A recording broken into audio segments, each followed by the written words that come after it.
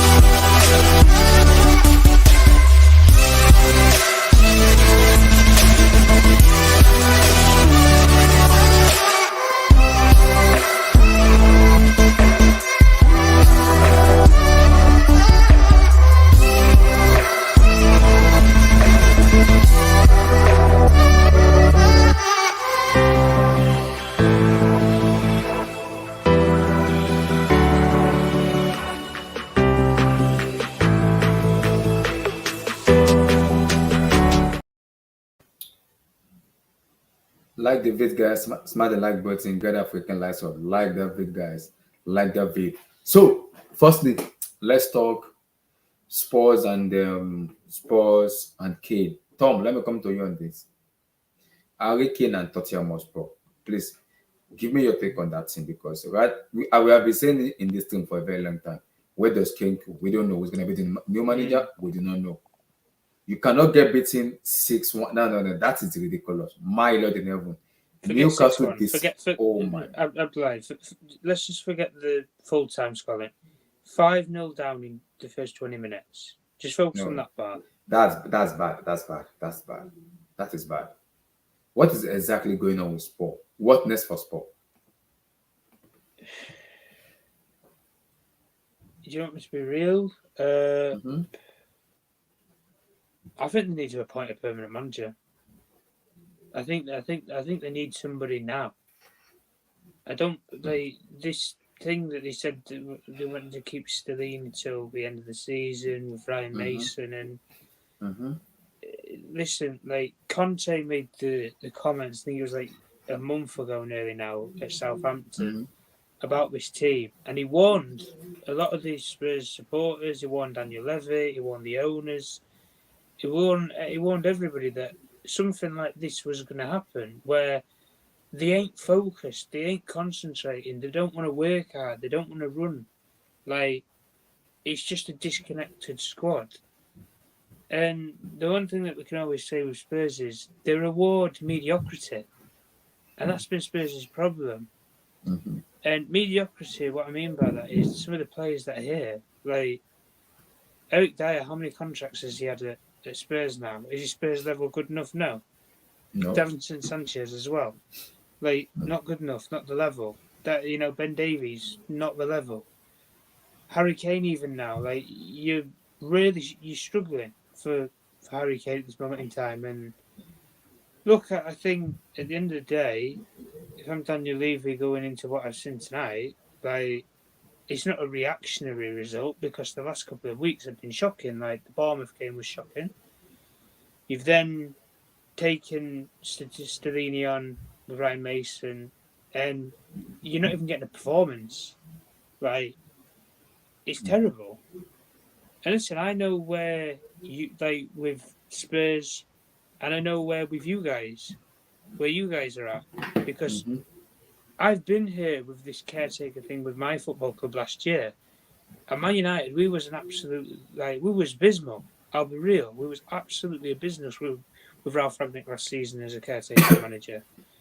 Because these guys, these players, they look at you as, your supply teacher at your college or your school. They know you're only here till the end of the season, then you're going, mate. So why would you try for somebody who's not going to be here long? You're not gonna at the end of the day. And this whole thing with Tottenham, and look, I really don't. With Tottenham searching for a new manager, if I'm being honest, I don't honestly think they know who they want, and that's the reason why they didn't go for a permanent appointment straight away, because I don't really think they know who they want. Because for me, I look at all the coaches that are out there right now. The last thing Spurs need right now is to go for a coach who's out of work. And what I mean by that is, you want somebody who's in a job, who's been successful this season, or has at least done something. And out of all the coaches that I can think of anyway, who's improved players, even though they might be mediocre players at that club, I would say someone like Roberto De Zerbi for me, personally. I think what we saw today, for the people who watched the Brighton game versus Man United, I thought tactically brilliant. A lot of those players, especially in the midfield areas, Moses Caicedo and Alexis McAllister, brilliant. Technical players who you can drive with, and he knows the formations. He can play the way that Spurs want to play if they want to play the back three. He does it at Brighton.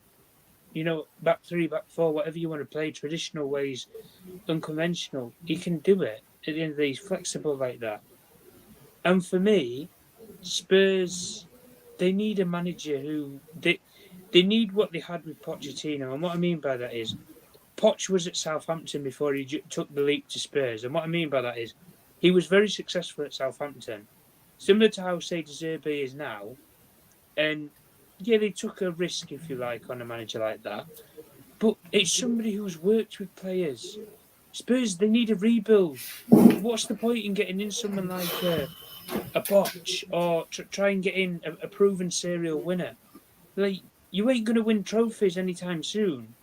And that might hurt a few Spurs fans, but it's the harsh reality. Yeah, we can banter aside and everything about winning. They've not won trophies for years.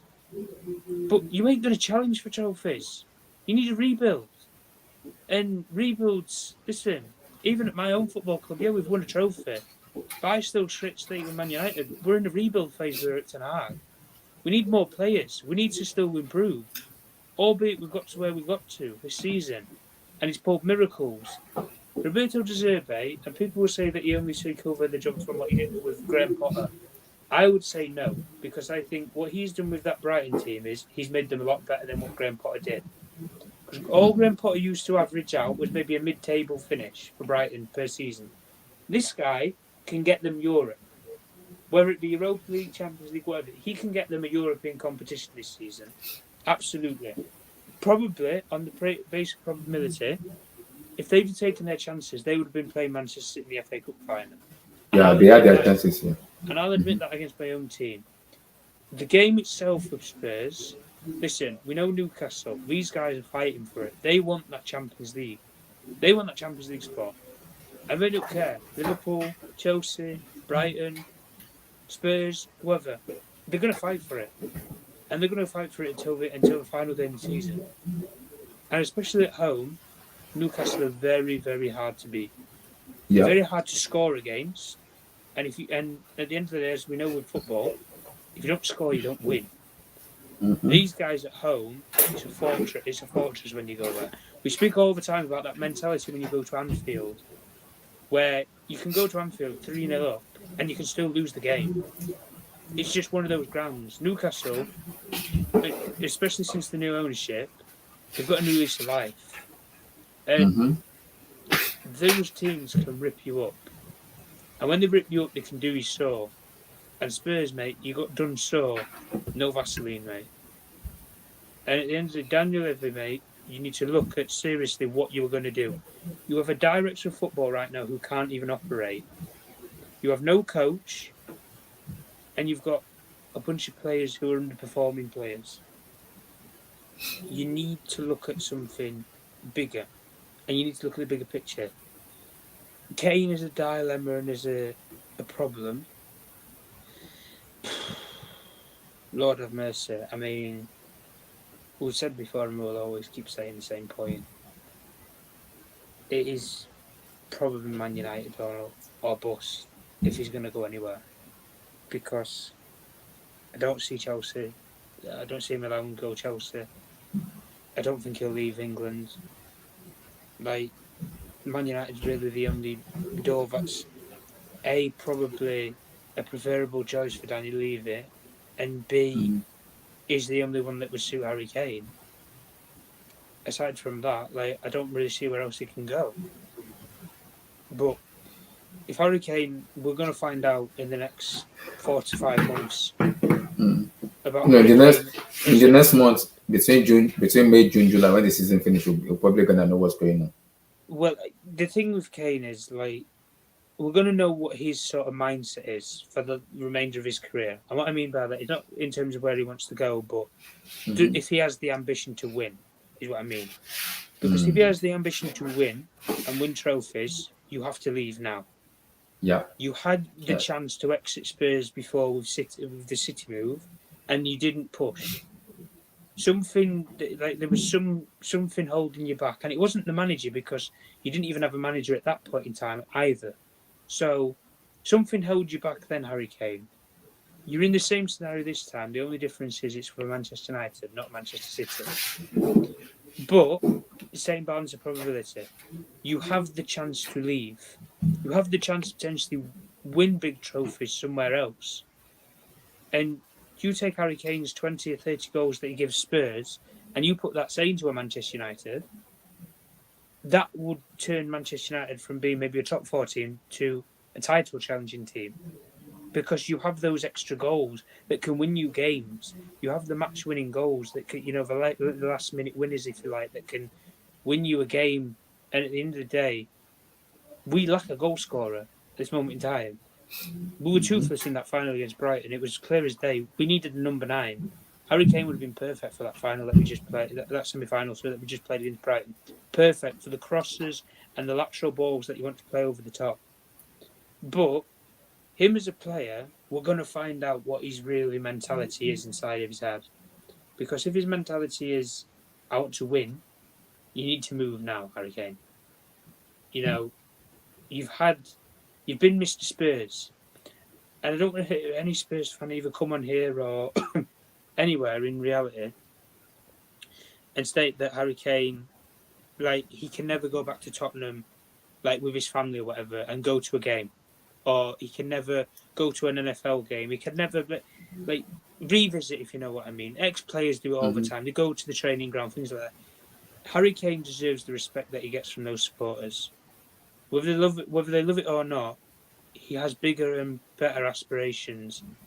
He's done all that he can for Tottenham. He's been literally millimetres away from winning a Champions League with Spurs in the UCL final. He's been in a title chase with Spurs in that season where you guys won the title for Leicester City. So he's had the chance to win the Premier League. He's had the chance to win the Champions League.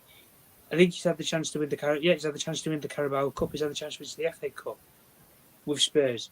He's had the chance to win everything, every single trophy that there is to win with Spurs. And it's just not worked. It's just not pulled off.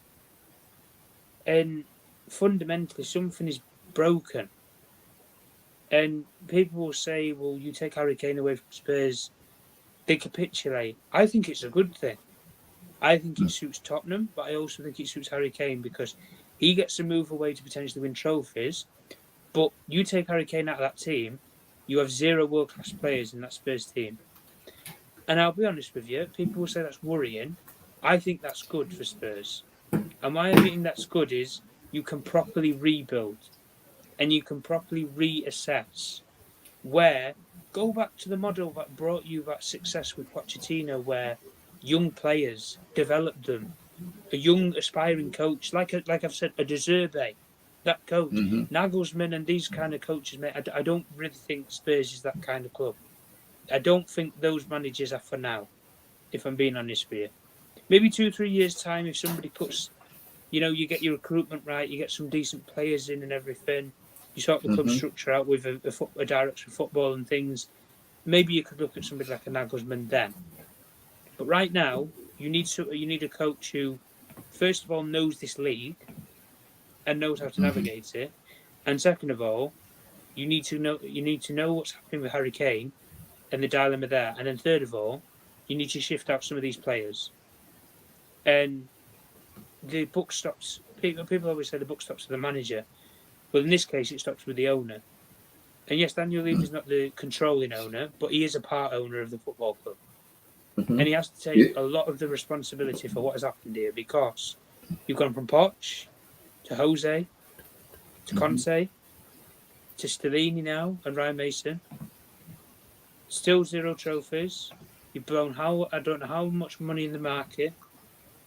And you're worse off than you were when you actually sacked Poch. And that was you were supposed to take off. Supposed to win all the trophies with Mourinho and Conte.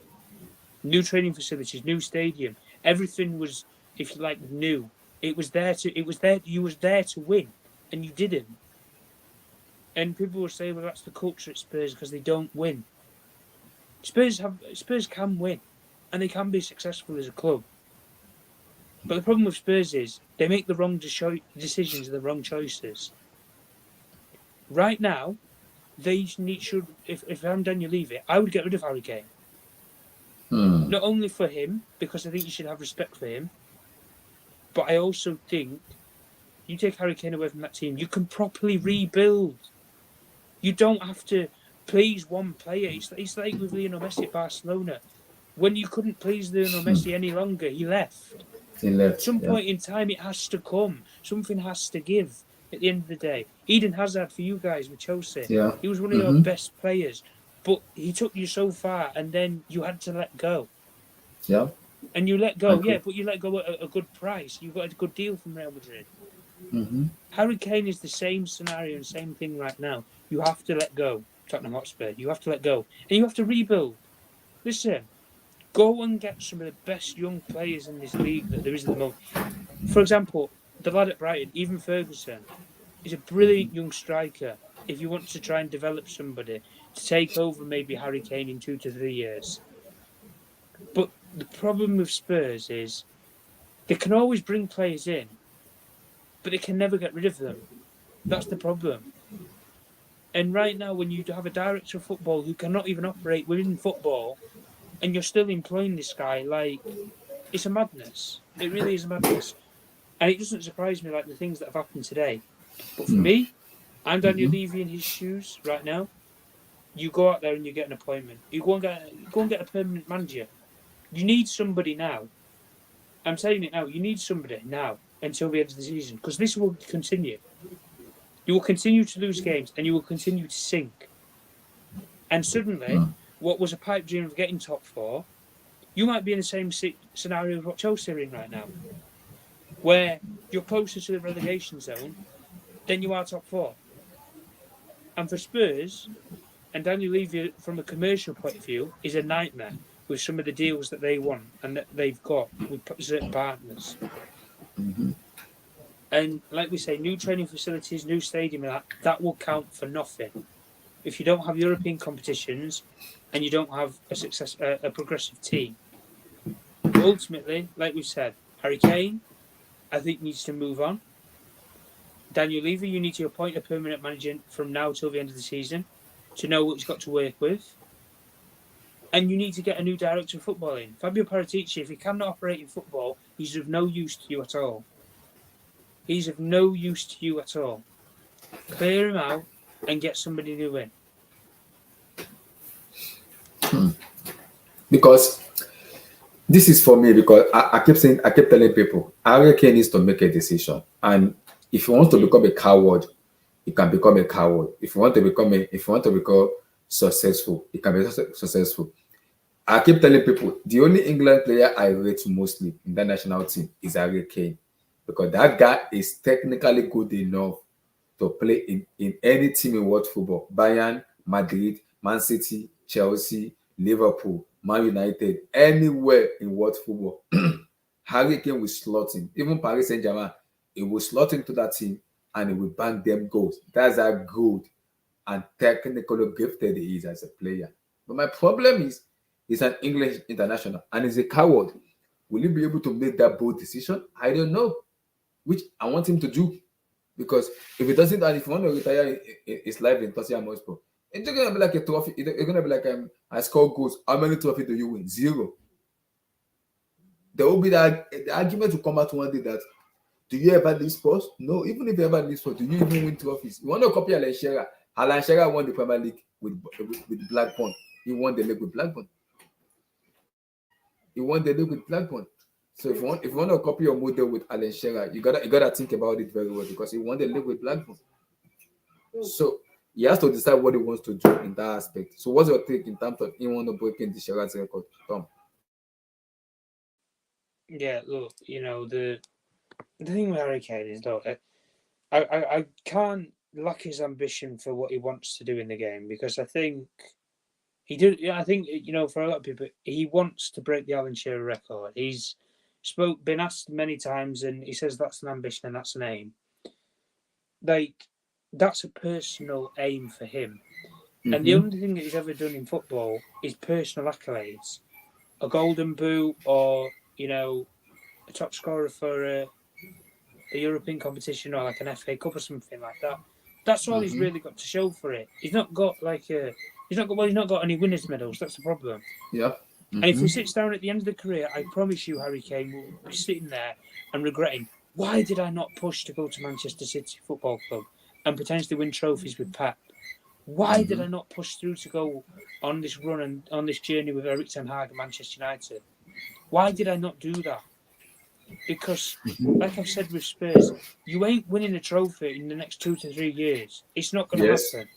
Yep. So, are you willing to forfeit 2 to 3 years to be part of a rebuild that might still, at the end of it all, not be successful, and you're still tied down to a long-term contract? The problem with Harry Kane, like you've just said with Alan Shearer when he left Newcastle to go Blackburn, and then he ended up winning the league. Sometimes you have to leave your boyhood club or the club that it's almost as if you leave what you know to go and learn elsewhere, and then you can come back later. And that's why I said with Harry Kane, he will not lose. I don't think he should lose any loyalty to Tottenham Hotspur if he does leave, because he's done all that he can for that football club. And if he went there and he got booed and he got jeered by his own supporters after everything that he's put in for that football club, it would be an absolute disgrace from Tottenham Hotspur fans. An absolute disgrace. And at the end of the day, with Harry Kane, him as a person and him personally, if he has the ambition to win big trophies, move on, Harry Kane. Because you ain't doing it at Spurs. It's not going to happen. So, if you want to go elsewhere, Manchester United in the Premier League is your big vacancy. That's the one that's open right now. Yep. If you not as lenient on the record for Alan Shearer's record and things like that. Listen, Bayern Munich are looking for a striker, so Yeah. but we'll wait and see that. But it's been said that he wants to break Alan Shearer's record. And I'm like, if you want to break Shearer's record, you have to be in the EPL for me. Because my question to Harry Kane is, what is his personal vendetta as a player? Do you want to just win Golden Boot without no trophies, or because if you're gonna tell me you want to win Golden Boot without a trophy, that's a failure for me. Because the people you are older than are winning trophy, they're celebrating for their club. They are building a dynasty. While you are saying you want to win a Golden Boot, you can't win a Golden Boot to build a dynasty. It does not work in football. You have to win trophies, regardless of the club. You gotta win. Robin van Persie left from Arsenal to United. He won the Premier League title with them. He won it with United because he believed no. I can't keep staying in this club again. I want to go to a club that can guarantee something to my legacy. And it's in his legacy and it's in his career. Van Persie went to United and won a Premier League title. It's in his name. True. So Harry Kane must do the same thing too if he wants to have a successful career. Take that bold step. Don't be a coward. Leave Spurs and go to a club that can guarantee you trophies. Just go somewhere. A club this club I go to will grant me trophies. United are there. You can go to Man City because Man City had Alan and Alvarez. Chelsea is 50-50 because potentially we might get Pochetino. Will he be able to convince Harry Kane? I'm not sure. Maybe. But will Levy be able to sell? I don't think so because of the European. Because it does. Out of Champions League, yes. But still, he's still gonna play the Premier League with us, and he will score goals. There's an FA Cup, there's a Carabao Cup. He will score goals. Those are the trophies that Harry Kane needs to win first to help to build his confidence. I don't think Harry Kane would be bothered if he stayed in the Premier League. I don't think he'd be bothered where he'd go to, so long as he's challenging for trophies, and B he can still break Alan Shearer's record. He wouldn't be bothered.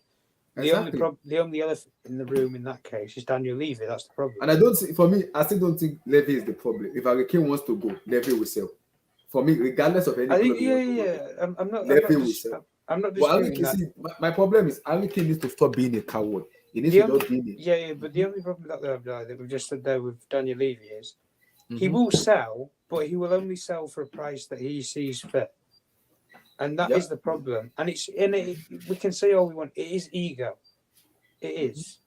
Because he says that Harry Kane is a £100 million player. Yeah. With 3 or 4 years on your contract, we can sit here and say yes, potentially. 1 year left on your contract when you get to the summer, he is not a £100 million player. Yeah, but they want to make money with him. That's what the problem is. And I keep telling people. But I don't understand. You want to make money with him, but he came through your academy, so you're making money on whatever you're selling for anyway. This is where you can force Daniel Levy to sell. Harry Kane himself needs to stop being a coward and push for the He needs to force something through. God bless you. He needs to do something ridiculous. Force that move. Force the hand of Daniel Levy and say, F you. I want to go. I want to live for my career to win trophies. I just want to go.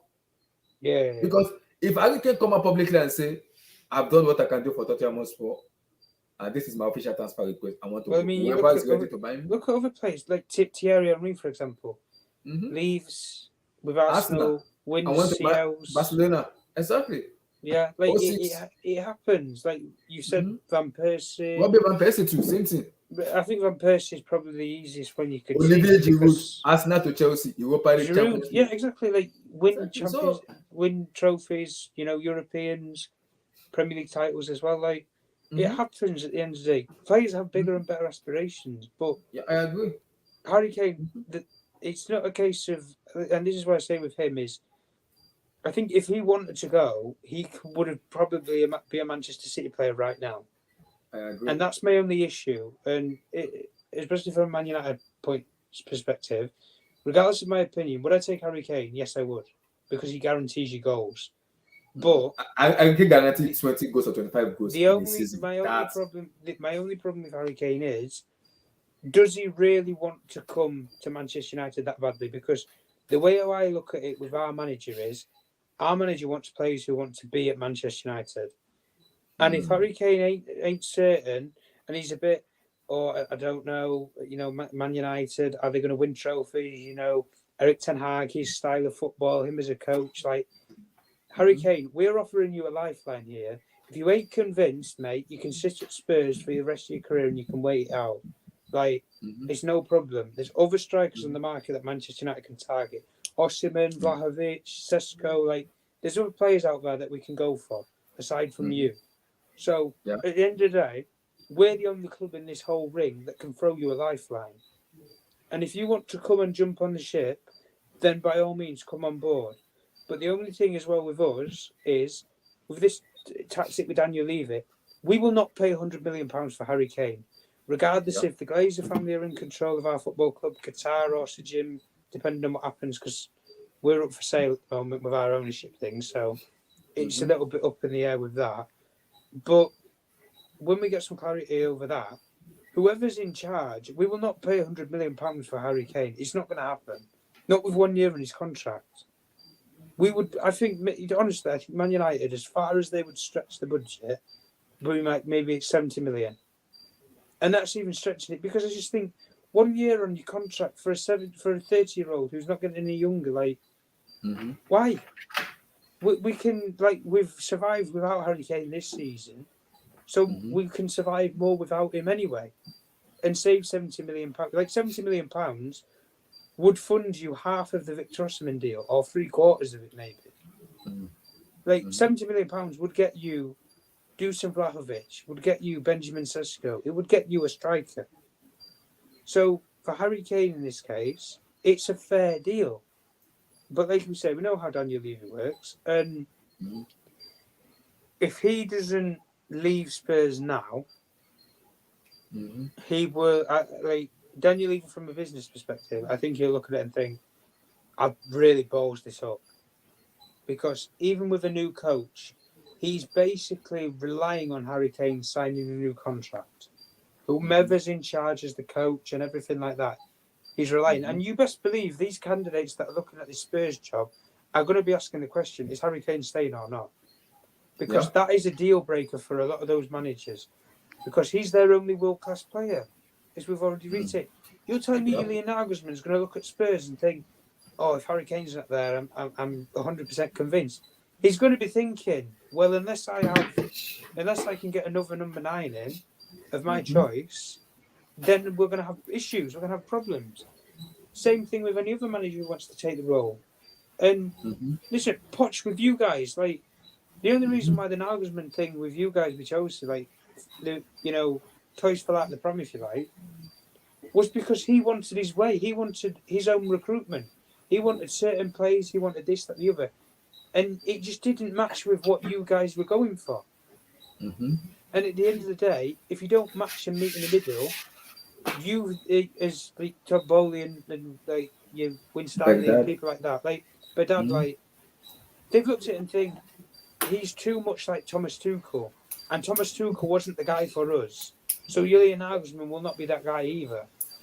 And now you're looking at such as Pochettino, of whom we've said before, Pochettino, under a club structure, with proper directors of football, so sporting people around him, which he didn't have at Spurs at the time that he was actually there, and people who have the financial backing to back the players that he wants to get in to the football club.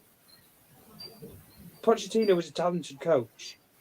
Yeah, he's a damn good coach. He's a good coach. People will dismay him just because he's never won anything in the game. He never won anything because those Spurs players that were at the time, he couldn't shift and he had to make do with them. And the problem with when you have to make do with certain players is they're mediocre. You went to a Champions League final with a back four, right? And I'll tell you the back four. Serge Aurier, Danny Rose, Jan Vertonghen and Toby Alderweireld, along with Hugo Lloris in goal. That was, if you like, a back five, including the goalkeeper. That was your defence for a Champions League final. A Champions League final, Abdullahi. That was what he had to take there. Whereas you look at with Chelsea, you have serial winners, Thiago Silva, serial winner. You have Reece James, brilliant young progressive player. That's Pochettino's dream right back right there. Someone like a Reece James. Cucurella, I'm not 100% sure. I think he prefers someone like Ben Chilwell, me personally. Chilwell and like Ben Davies, they're kind of a similar kind of model player in many cases. Koulibaly or whoever, like Wesley Fofana, I think is a brilliant centre back for a Pochettino system. Brilliant. But the only thing that I think with Poch that he would look at as soon as coming through the door is that midfield. Yeah, he's already looking at the midfield already. I think, especially with Pochettino, the one thing that he's always had is, like, for example, the brilliant profile that you can take with him is Dele Alli. Yeah, Dele Alli. Who was it? Like the Dele Alli that was at Spurs, when he had that brilliant success with Pochettino, right? Mm-hmm. What sort of a player, like a similar to model of the Dele Alli that was at Spurs? Because we'll touch on we'll get to Pochettino. We'll get to him, but this is me because Tom, I've been saying it from day one since last year, and I've been saying it again. Harry Kane needs to stop being a coward, because the more you become a coward, the more you get abused. He's 20. He will be 20. He will be 30 years of age in July. Yeah, he needs to make a bold decision now. Yeah, and not even now. Come out publicly and make it official. So I'll point the question to you, Abdullah, right? Mm-hmm. You're Daniel Lever. Well, it's a two-part question anyway. Mm-hmm. Who do you appoint? And with your appointment as a manager, do you think they will want Harry Kane to stay at the age that he's at? And if he's not happy, okay, two things for me. Who do I get? It's two things. You just pick any manager out there. That's okay. Like because before as a manager, before I can pick someone, what is the manager? The question the manager asks me is, what is the direction of Tottenham Hotspur? Am I building, or am I winning to? Well, they're saying rebuild, aren't they? That's the sort so of word if you're gonna make me rebuild, if you want to make me rebuild, you have to give me a direction, because Tottenham Hotspur does not have a direction. You have to give me direction where I am heading to, because I'm not signing a contract if I don't know any direction I'm going to. I have to know where exactly I'm heading to, because if it fall apart, I have something to fall back to. So if you're gonna tell me I'm gonna rebuild, I will have to sell. I will sell Romero, Ben Davies, the right back. I will say the entire defense. I'm selling them out. I need to buy. That, yeah. Exactly. That midfielder, I will keep Bentancur and Oibeg. I'm selling the rest of them. In the wing, I'm keeping Ungmeson, Kulusevski, and I'll keep Richarlison too, because sometimes it might be useful. And then Juma, what about some of the young players like Tanganga and Spence? What about them? Yeah, I will look at them in the training and I will say, okay, if you can sell me this place and this place and this place, I will come. And this is my issue with Harry Kane. I will have a conversation with him. They need a new goalkeeper as well, Hugo Lloris. And a goalkeeper too. Harry, what do you want? Are you part of this project or not? Because I need to understand his mentality as a human being. You have to know the mentality of your player. Okay, so you say that you'll do all that, Ablaze. So who do you get now? Who do you get to do this rebuild that you're saying? The Sporting Lisbon manager. Ruben Amorim. Yes. It's not bad choice, to be fair, actually. Because for me, De Zerbi needs to go to a big club, not Tottenham Hotspur. They will go his legacy. They will go his career. Amorim is the guy that needs to come in and do the rebuild for them. And someone like Amorim, it will be difficult for Harry Kane to stay, because he wants to leave. Because no matter what the manager said, Harry Kane will look at the structure. Where am I heading to? Am I going to put my life and my career in this? Because if Harry Kane sees his former teammates in England national team winning trophies, he will feel sad. That's why I say, if Mauricio Pochettino take over at Chelsea, that could change Harry Kane's mindset, because Poch can convince him to come. Regardless of what Daniel Levy wants to say, Poch can convince Harry Kane. He has that connection, doesn't he? Yeah, he can convince him and tell him, this is Chelsea. You will win something here. We are going into a bad situation right now. We'll be fine. It's an anomaly of the season. We'll be fine. Come join me as a soldier. Oh yeah, let's work together. Yeah, absolutely. Let's work together. And once we can work together, let's build the connection we build together in sport. Now let's add the trophies to it and celebrate together. Harry Kane will go to Chelsea regardless of what happens. He will leave because he knows he has a manager who trusts him, who can get the best out of him, who will make him a winner. Who will make him a winner regardless of Tottenham Hotspur. He will leave. Now, so it depends on the manager because I believe Spurs will go for either Nagelsmann or Amorim. That's who they're going to go for me. And if you're going to go those kind of people, you have to make sure you have to guarantee Harry Kane situation, his future. What is his future? Yeah. If that cannot be guaranteed, I'm not taking over the job. I'm sorry. I'm not. I think the problem with Nagelsmann, though, is he wasn't convinced by Chelsea. And for me, that concerns me if I'm Spurs, because right now, Chelsea, albeit they're lower in the table, Chelsea are more ambitious than Spurs. Yeah, I agree. So it depends on what does he want. That's what I'm saying. What does Harry Kane want? What does he want? So what does he want? We have to know what he wants in his mindset and his mental and his brain. What does he want? If Harry Kane can come out and tell us what he wants from me, I think everybody all the pictures will be clear to us in terms of where he's heading. I don't know what Kane wants. He has to come out and say, and it's someone I admire so much. I don't rate England player, but the only England player I rate so much is Harry Kane, because I know how good he play. That guy is a technical baller. He is a world class. When it comes to world class, it's Kane. He has all the attributes of a striker and everything in him. But how would you want someone like that to be rotten in Tottenham Hotspur? No trophies, no nothing. It annoys me. It annoys the heck out of me because I want him to win something. Yeah. So I can have because I want to have a certain discussion which I'm holding on to. I don't want to have it yet because I need Kane to win the trophy. Once I win that trophy, I will have that conversation, and I need him to show up in finals. He needs to. That's why I don't want to have that conversation yet. So what does he want? That's the decision he has to make. What does he want? Yeah, well, we're going to see how we can anyway. But let's move on to Bayern. Let's move on. We'll see though. Spurs fans and people conversation to Spurs. Oh, that was a reconstruction. Congratulations to Newcastle, though. Oh, what a team! That team with Eddie Howe. Wow, I'm impressed. I am very impressed with them. What they are building, I'm impressed. But the problem is, will they stay long? Because another manager wants to do it. We'll see. It depends on where they are going to, but we'll see. I'm impressed with Eddie Howe and Newcastle. They are literally doing some bit. I'm impressed with what I saw. I'm impressed with what I saw. So, let's talk. Tom, let's talk. Mauricio Pochetino to Chelsea. Your head, what you feel? Because me, I know I rate him as a good coach, but my problem with Poch is because of the Tottenham Hotspur legacy he had. That mentality is putting me off a little bit. I don't want that. Yeah. But in terms of coaching, I rate Poch very well because I know he is a damn good coach and he can coach. He can coach. But my fear is because of the Tottenham Hotspur connection and everything, I'm a little bit skeptical because everybody used PSG. Every manager has gone to PSG, they failed. Unai Emery failed. Laurent Blanc failed. Carlo Ancelotti went to PSG. He failed.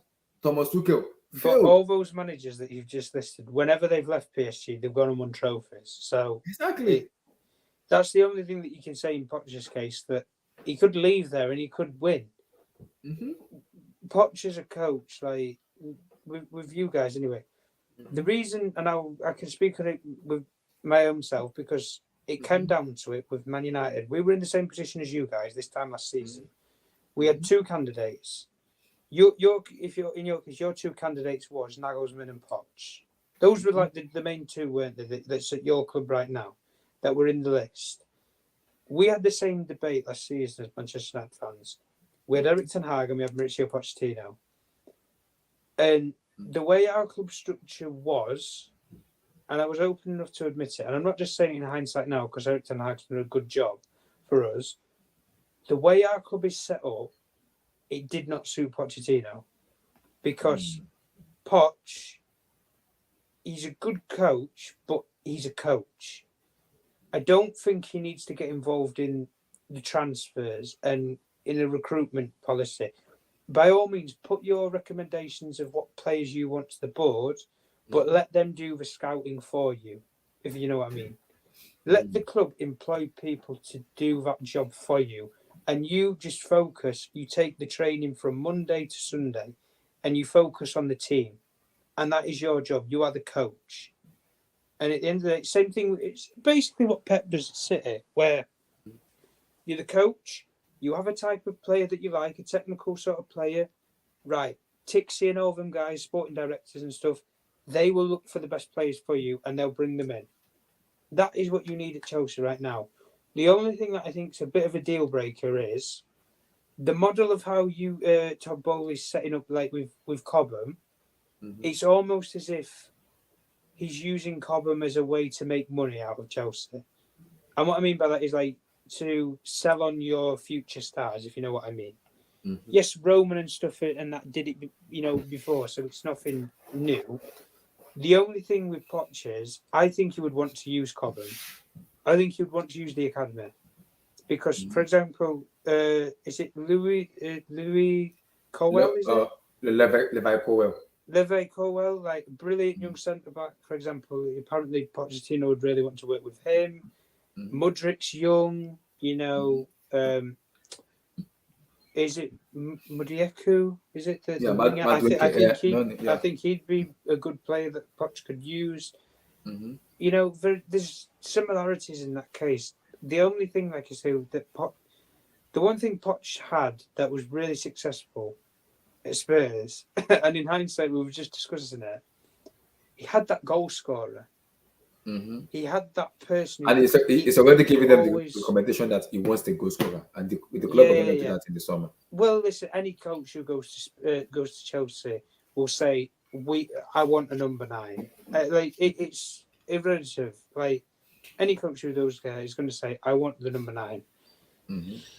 With Pochettino, though, I think it is good. I think for what the market is right now out there, I think Enrique was demanding a lot. He wanted everything his own way. Yeah. And at Chelsea, when you have Todd Bowley, who's involved with the club, you have Bedard, you have Winstanley, you have all the different. You basically have 5 or 6 people, and Enrique just wants it to be him. That was never going to work. And it was a similar thing with Nagelsmann, where he wanted a lot of influence on what can be done. Poch, I'm not saying this to be disrespectful.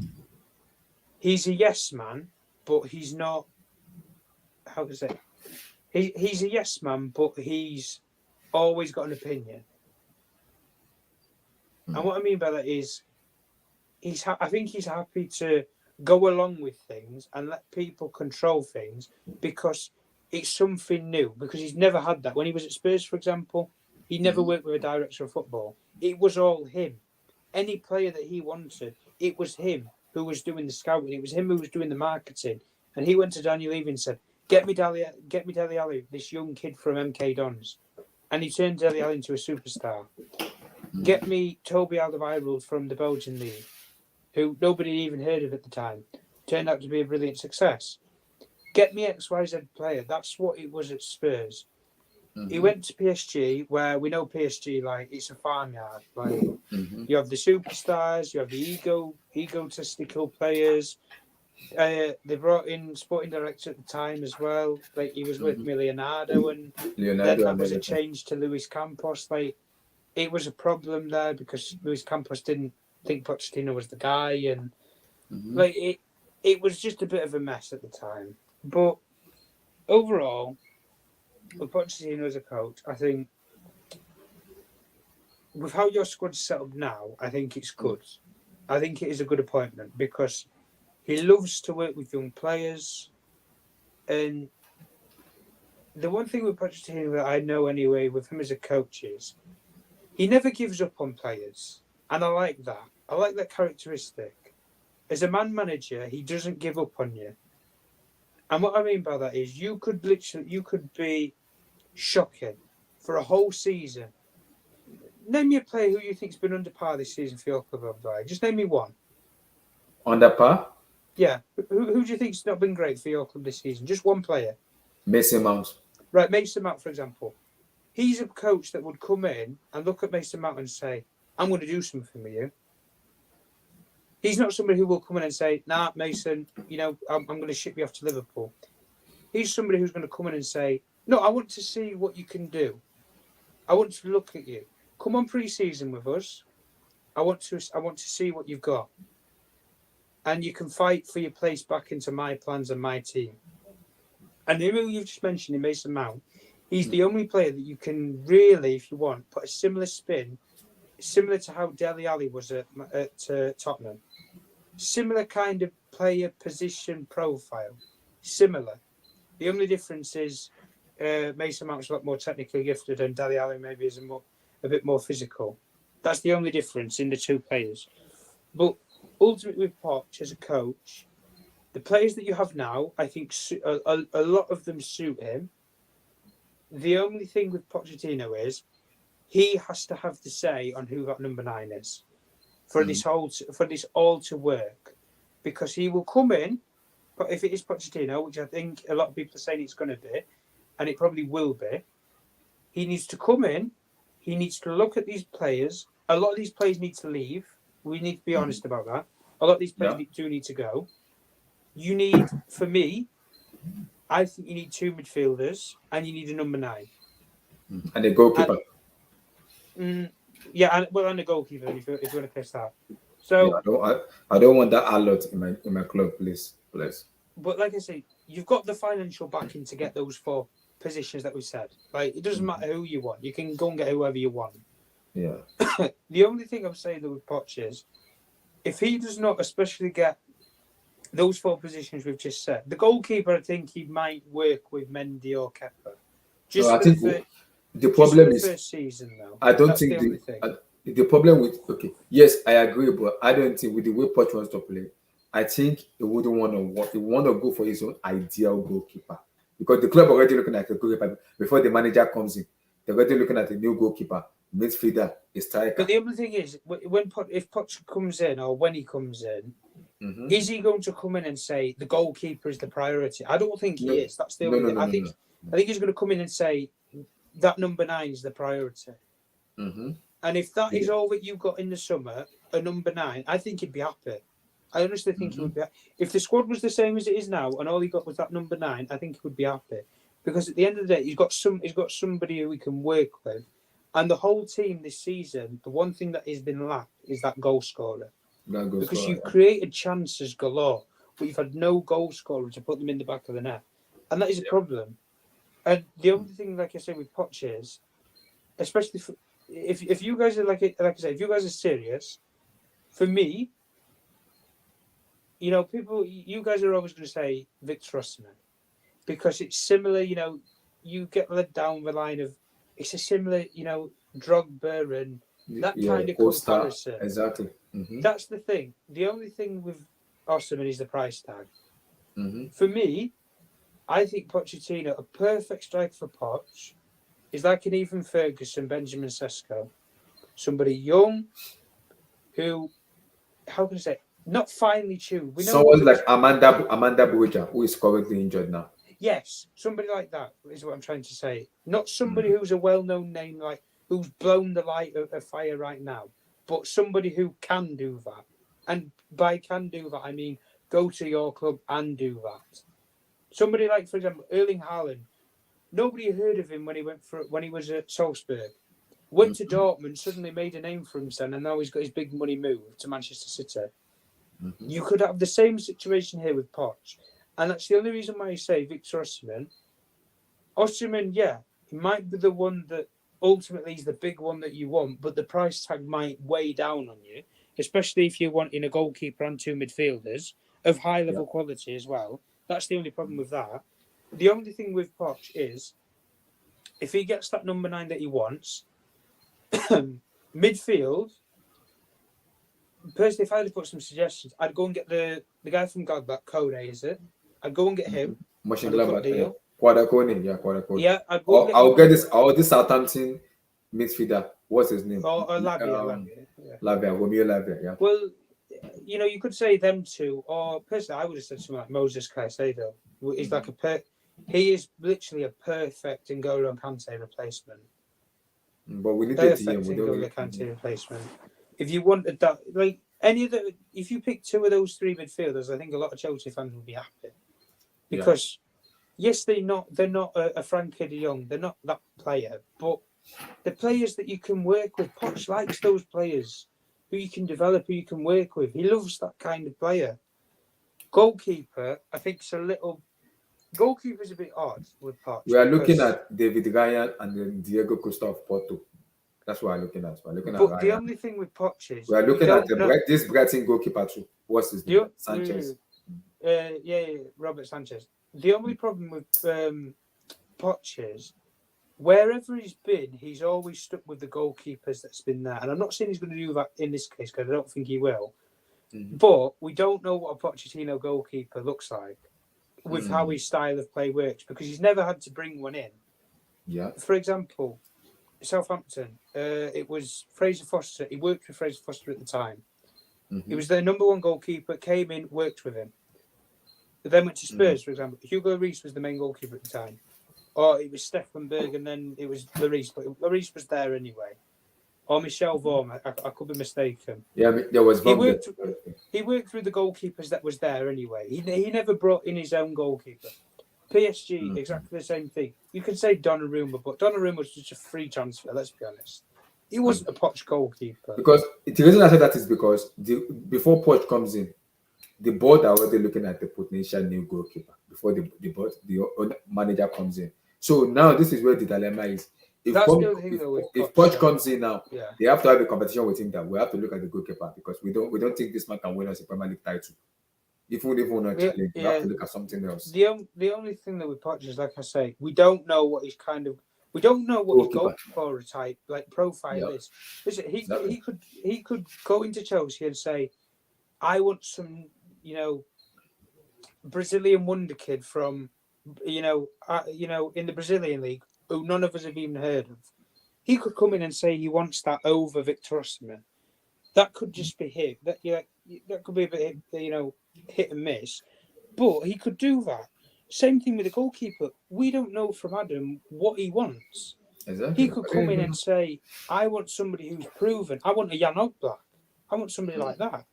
Or he could come in and say, no, I want somebody who's young and you can develop. Like Robert Sanchez, for example, you said about with Brighton. Yeah. He's younger than Raya and Diego Costa is even another option if you want to go for somebody. Costa is 23. Ryan is 27. That's what I mean. But Sanchez is 25.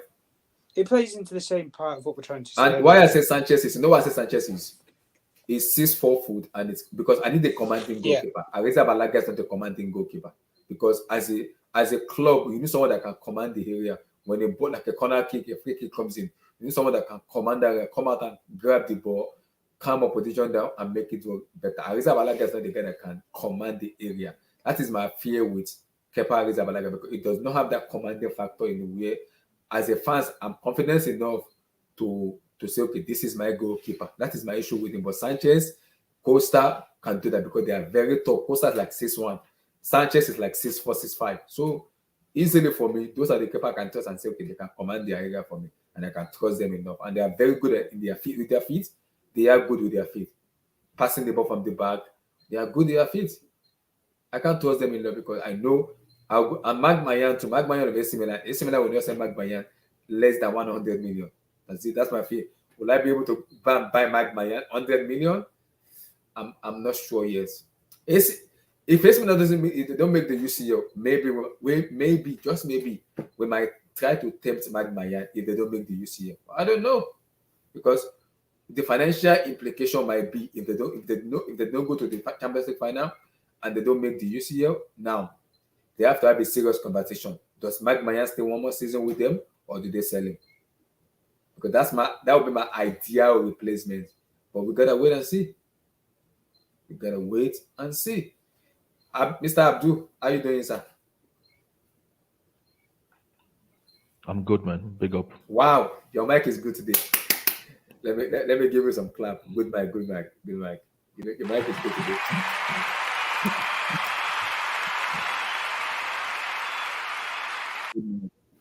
So Abdul, your take on Mauricio, potentially what is just remaining is the final details about the contract, the player that's gonna go, the player that's staying, potential transfer in terms of goalkeeper, midfielder, strikers, and what they want. Once that is being talked together, they will make it official. Fabricio said possibly they're looking towards next week or upper week, towards early May or towards the middle of May. It will be official. It will be a Chelsea manager. So your take on Mauricio Pochettino? Listen, um, can you hear me, Abdullah? Sure, 100% loud and clear. Yeah, Eddie wants the Yeah, like. Eddie, I will send you a DM now. I'll send it to your DM now. Go ahead, Abdul. So, do we trust the news? Yeah, it's Fabricio Romano on his YouTube account. Yeah, but he's got it wrong sometimes as well. Yeah, but it's always very reliable. Yeah, I know it's getting wrong sometimes, It's but it's very reliable. reliable. Okay. Yeah, I know. That's Romano is true. reliable. Hmm. So, So like I Romano said said earlier next week on, or upper week it will be official. It will be official. like I said earlier on Twitter, Hmm. is Pochettino the best hand we can get at the moment? At this moment, is he the best Maybe, coach we can get? maybe. I have a Yeah, feeling no. I have a feeling we can get somebody more capable than Pochettino.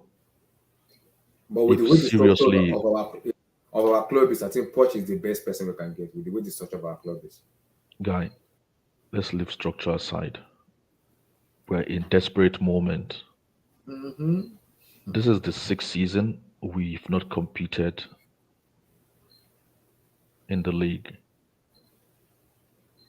So for desperate moments, we need desperate actions. We need somebody that is going to give us a win as soon as possible. You see that Champions League, it just Yeah. flattered us. We're practically become a cup team. Is this what we want? Maybe this is what we want, but is this the best we can be? You think that's the best we can be, Abdullah? You think the best we can be is actually just to be a cup team? No, we need to challenge you. But like Exactly. what Mr. Carl said, Pochettino is the right man for us. He's a good coach. No, Now no, the question is, can you put win? Pochettino aside Mhm. because our objective has to align with whoever we bring in. Hmm. Hmm. Vote So for every. I what's agree the though. Madrid always want to win the UCL, but the La Liga has been somehow with them though. When you look at their record, the La Liga has been somehow with them in terms of the La Liga. look? I Yeah, don't care about Madrid. Madrid is Madrid. I'm not a Madrid fan. Why should I care? but Abdul, for me, yes, Enrique is out. Another manager is apart from Enrique. No one that can pinpoint and say this man is a world class manager or a world class player can bring him to take over. For me, So what apart we are from Enrique. doing is what I'm trying to say is we are begging Boli and his boys to come out and tell us what the objective is. Exactly. If it's just to be okay, Champions League, a few cups here and there, then as fans we either accept it or we don't. Hmm. But people are not just going to be sailing us on a cruise just because they've spent 600 million and we don't know anything. We don't know where we're heading to. I mean, you can just take us for a ride. Some people commit their life to this thing. Yeah, to Chelsea. Some people their football is their life. Yeah, some people football Exactly. is their life. Man. And then their children's life will become about Chelsea. Yeah, I agree. And you just want to be cruising around without allowing people to know where you're heading to. So, what's the objective? I still believe, heart in heart, that Pochettino is not the best coach we can get for Chelsea. It's not the best coach Chelsea as an organization can lay their hands on. You know what I mean? Yeah, but at this moment right now, for me, he's the best in the market you can get right now. Apart from Enrique, no one I for don't me. understand what you mean by the best in the market. Okay, what I mean I is thought the I best thought we were available one of club. the I thought we were one of the biggest teams in the world. Yeah, Why can't yeah, well, we see? I believe we can. It's not even I believe. I know that we can get any coach we want, with the exception of maybe like two or three. We can always negotiate somebody out of their contract. Yeah, I Did we agree. negotiate Potter out of Brighton? So this is not the first time Chelsea Football Club is negotiating a manager out of their current contract. Contrast. Yeah, I agree. So I mean, if we look at the world and we look at some of the best managers, is he who we can get? Is it the best we can get? Maybe They not. work so hard that the best they can get is Pochettino. You know that's not the truth. But the problem is maybe no. We don't know what is in the head of the ownership and the boardroom. We don't know. They have to come out and tell us. I don't know. I'm Exactly. only That's what I'm I'm saying. only going I'm only going based on the reports. So I can't even say because E- I don't e- know what is in their brain. Exactly. So that's what I'm saying. They're just taking us on a cruise. We don't know where we're going to. So we have to wait and see if they bring a petition. What is the ambition going for? Is it going to be just for because no European League for us?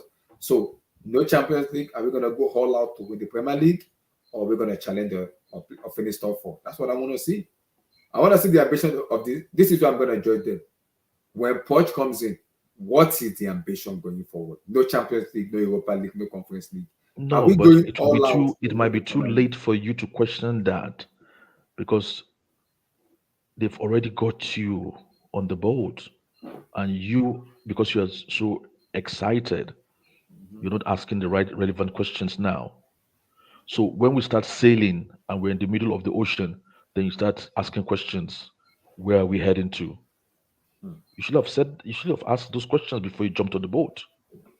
For this ownership, it's not about short term bet, it's about mentality. They don't want a made man. They want a manager that can mold and as a winger type. They want the structure to be the star. So vote. What you are telling me is, are you telling me they are looking into long time? Because I'm a little bit confused with the way you word your word. Maybe I need more explanation to that in terms of He's so saying, if you look at the last sentence, he says they they want the want the structure to structure be the to star, be the star, not the manager. not the manager. They don't want a star manager. In baseball, the franchise is the show, not the individual. That is what Boli is used to. My number one question I have is, does Boli own Chelsea Football Club 100%? No, he only hold 10%. Ekbali holds 65% of it. But So why do we have to be followers to Todd Bowley? If he's used to certain things and it's worked for him in the past, well, this is not baseball, is it? no, Exactly. I understand the structure thing and not the manager, but you cannot be more structured than Bayern Munich. And Bayern Munich still hire top managers and they still change top managers when they are not meeting their expectation. So what's all this? This is what he's used to. This is what he wants to do. This is what they've used before. This is football. You can't be more structured than Bayern Munich. So what's the how will I mean we've already seen. I mean Jose told said this to us 20 years ago, but we've already seen that, as Jose said, the most important signing is the manager. The most important signing is the manager. You have to get the manager right. that's true though. I'll be back. I want to go get my food upstairs so we can keep the conversation Oh, going. okay. Back. I want to get a drink as well. So two Okay, seconds. back. Yeah.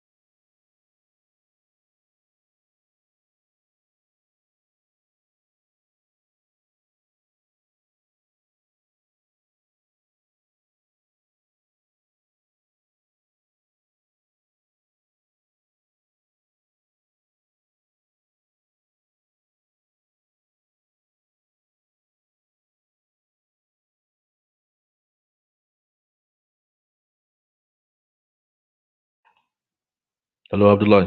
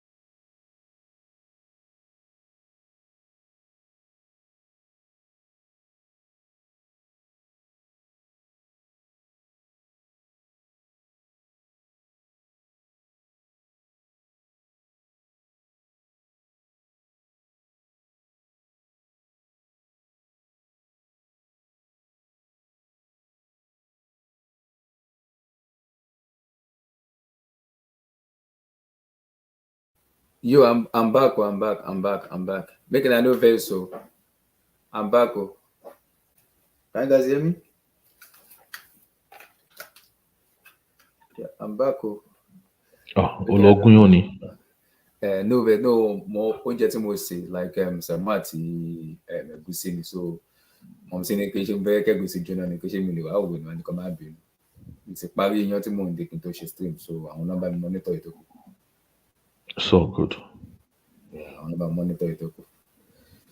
So, like what I was saying, this is me talking now because like last time we talked about it, the affiliation with Tottenham Hotspur. I don't like it, but I've sit down and kind of study Poch, listening to a lot of people talk, some podcasts and everything. Poch is a good school because he knows how to improve players. But this is like what you said. Now, is it the best we can get? Maybe not. Yeah, I'm still not 50 on day, but I'm not gonna neglect what he has done as a coach because he knows how to coach team and knows how to put him into position to make them much better.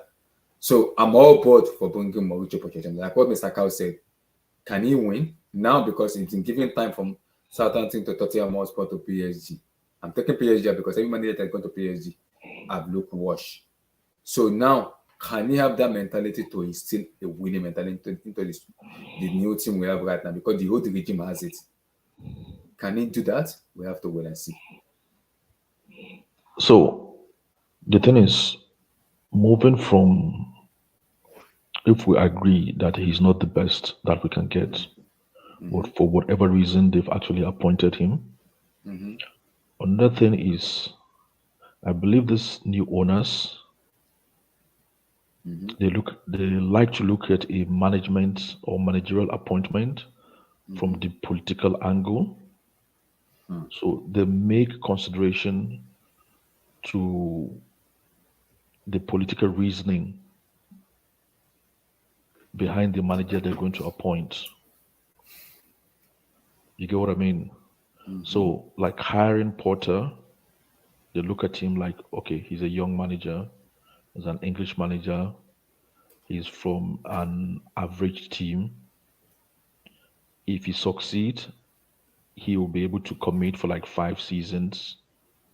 They will be able to have certain level of input to whatever he's doing. So they also look at it from the political angle, not just from the football angle. So in terms of how well does he suit their organization. So then it beckons that if you look at the 3 of them that we are aware of, Enrique, Nagelsmann, Pochettino, And Pochettino, yeah. you will see that from a political angle, Pochettino stands out because he's once Spurs manager, is a very likable figure. They will be able to have input. He can commit to a long term, and then he's a good manager. You get it? So if you look at the 3 of them available, he's the most politically correct amongst the 3 that we are aware of. So then that allows us to move to the 3rd step, which is he a good manager? He is a good manager for me. He's a good manager. He is. He's a good But manager. is he an elite? That is my question because I'm a little bit skeptical with that. Even Carl even said that to be an elite manager, you have to dominate, win on a consistent. I have that and show that level of winning. That is his, okay. Now that it's coming to Chelsea now, he wants to see maybe he can be that elite manager. That he is a good manager, and he has that credentials. But can he be an elite where he go to a club like Chelsea? Maybe his first season, boom, he won the FA Cup, he won the Premier League, and he won the Carabao Cup. People like, hold on, okay, this man is becoming something, and there's like an actual consistency over consistency. That's where people are like, well, this is an elite manager who knows what he's doing. He take a team who finish in this position and he brought them to a winning title and he won this. Antonio Conte is an elite manager because he's won it for Juventus, Inter Milan, and Chelsea. He knows how to win the league. That's an elite manager. Conte has done it before. He knows how to do it. So Poch now has to show it coming to Chelsea that I am an elite manager, not just a good coach, an elite manager that can win trophies for club and dominate. He has to show it. Because anybody that go to PSG will win the PSG league for them. When Henry won the Ligue 1, Ancelotti won the Ligue 1, Laurent Blanc won the Ligue 1, Thomas Tuchel won the Ligue 1, Pochetino won the Ligue 1. Everybody will win the league. Even same thing with Bundesliga. So the other PSG are facing is the UCL.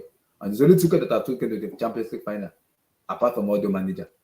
So if Poch is coming in, will he be able to show the whole entire fan base and the world that I came to Chelsea, I want to win and dominate and put Chelsea on the map with a new era? Yeah. If he can do that, that's an elite manager for me. So, but the thing is, if we say is he an elite manager, it's very obvious, it's very visible that to me he's not an elite manager. And going forward, no matter what he can do, I have a question mark, because if you're 50 years of age and you are yet to demonstrate that you are an elite manager,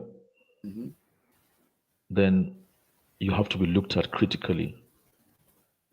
So it means we don't have an elite manager on our hands.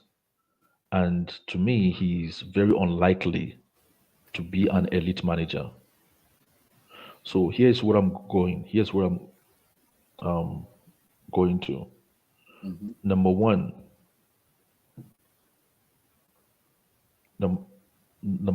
is it the best we can get out there?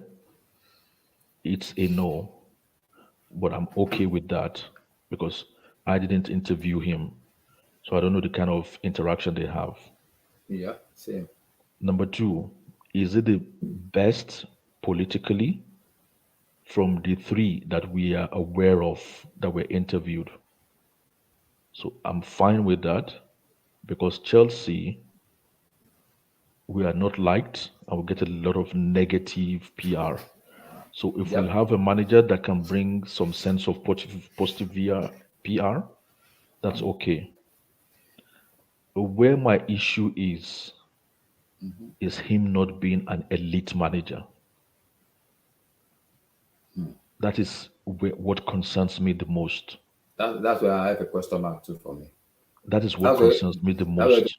Tottenham Hotspur and Pochetino works for Pochetino Chelsea because of the Tottenham Hotspur mentality. I was like, I don't want that. I'm not too overly I'm like I don't go well with that. It's a little bit complicated. Exactly. That mentality, thought sports. That was what I was fighting for Nagelsmann, because I've seen Nagelsmann from Offenham, RB Leipzig, and the Bayern. So if Nagelsmann comes, he doesn't give an F. Nagelsmann will talk. Nagelsmann will tell you, Chelsea is a big club. We have to dominate and compete. I don't care. That's German manager. They have madness in their head. That's why I was all going for Nagelsmann. Same thing with Enrique. Enrique doesn't care. Enrique will come in. He wants to win. He has madness. It thinks like Pep. Enrique thinks like Pep. That's someone that has brain. So my problem with Poch is they bringing the mentality of PSG in terms of bottling, mentality of sport, who always want to finish top, or as they involved as a manager after taking a sabbatical from PSG. That I want to see. I'm in the middle with Poch. Yeah. I'm in the middle. So if he's not an elite manager, which I have a problem with. Same. Because I see no reason as Chelsea Football Club why we should put somebody in place that is not elite. If he's not an elite manager, then I hope we're not planning to give him a 5-year contract. I won't be surprised. I can tolerate, or I can handle him not being an elite, but a very good manager if he's going to come around and be around for maybe like 2 seasons. I don't think so. How they will give me 5 years with the way I'm seeing things. So it's getting a 5 years.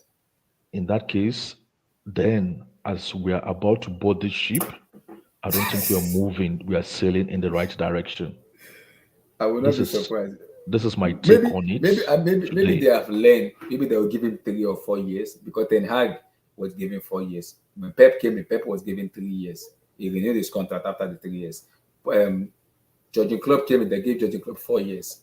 So it's a little All bit I'm saying, complicated. We have to wait Abdullah, and see. all I'm saying, Abdullah, is if they give him 5 years, So vote say 3 years. 3 years is not bad. Three no, years is not bad. no, Abdullah, hold on. So if they give him 5 years, know that this ship Boli has got us on is just cruising in a wrong direction. It's That's a cruising in a wrong direction. We're just cruising to Banana Island to have a big party. We're not Yeah. serious. But we'll see though. We'll see. We'll have to wait and see. And that's my position. Mr. I'll just allow Eddie to talk. Eddie, pray for CFC. Mauricio Pochettino potentially might be the new Chelsea manager. Yo, guys, how we doing? I'm good. I've been sick over the last week. That's why I wasn't in any streams. Hope you are fine. Me too. I've been. Yeah, I'm good. I'm good now. I have some. Do you have flask with you? Like you take hot water or tea? Because I usually take flask when I go to work. If that cold today, the cold enter me. I quickly carry my flask. It's not really cold down here, but yeah, I've been working from home, which is good. So I wish I can be like you. I work as a cybersecurity, so I can't work at home. They need me at my office place. As much as I'm studying engineering, they want to enjoy me at work. That's right. Look, I hate to say I told you also, but I told you also. Coach, baby. I don't even know where you want me to start with all of this. I don't know where you want me to start with all hold of on, this. Eddie, hold on. Hold on, Eddie. You said you don't have business with Chelsea. You're not even watching any of their games. You're on holiday. You're already on the beach, and then you fell ill. Yeah. And then you fell ill. It means Chelsea is part of your system. And when you try to take it out of your system, your mechanism breaks down as a human being. So you're part and parcel. You've got the Chelsea gene. It's not easy. Course. And then Arsenal and Tottenham were the drug this weekend. Relax. Oh, look. Guys, okay, let me start with a few things. I said this before when I think it was around when Lampard got hired. I said Nagelsmann's not coming Chelsea. Yeah, you did say right? that, yeah. Because at the time, and it's simple. I said the reason why you sacked Potter when you did is because of one man and one man only. There is no PR that can spin that. Poch has been available from the start of the season. Yep. It wasn't supposed to be hired. It was supposed to be hired after when Abramovich sacked Antonio Conte. Yeah, and Enrique has been available since when? The World Cup. The World Cup, yeah. Since World Cup ended. So if you really wanted any of those guys, if you really, really wanted to hire them, Potter has had bad results since December, January. Sackable results. So you did what you did then because you wanted Nagelsmann, but people wanted to believe, Nagelsmann wants to start in the summer. No, it was all PR. Read between the lines, people. This is something people are not talking about a lot. But how is it that the day after Anthony Barry joins Bayern, Nagelsmann pulls out of the Chelsea race?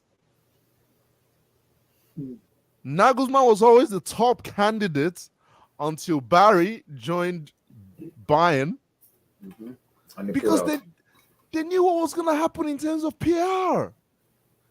These people are smart. So either Bowley got fleeced or everybody played the media. No, Fabrizio said because he said Nagelsmann was the favorite, but Nagelsmann possibly pulled out himself. It wasn't because of the board. Everything was ready for him to take over. But they said Nagelsmann didn't like the interview they were doing because after him, they were like, we have to do other interviews for other managers, so not just only you, because we have to be sure before giving you the job. So Nagelsmann said he wasn't like that. He wanted to do that. So Abdullahi, I know bullshit when I see one, and that's a whole lot of bullshit.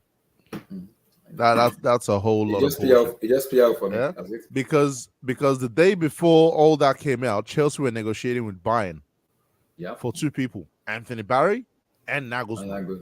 Yeah. Right? Everybody was in negotiations. So how are we in negotiations if we haven't agreed anything? Yep. Make that make sense, right? So Nagelsmann was never coming Chelsea. That's the thing. But Bowley had to look strong in the media. He had to look like he had, because his pants been pulled down in the media in European football. Because here's the thing, Barry had to go for cheap. Yeah. But this is a Bowley who just paid 21 mil to Brighton to get Potter and his stuff or something. Yeah. Now, you let Barry go for less than 1 mil, and that deal was supposed to look like, okay, cool. Well, if Nagelsmann's going the other way, compensation, yeah, it looks all fine, right? Mm-hmm.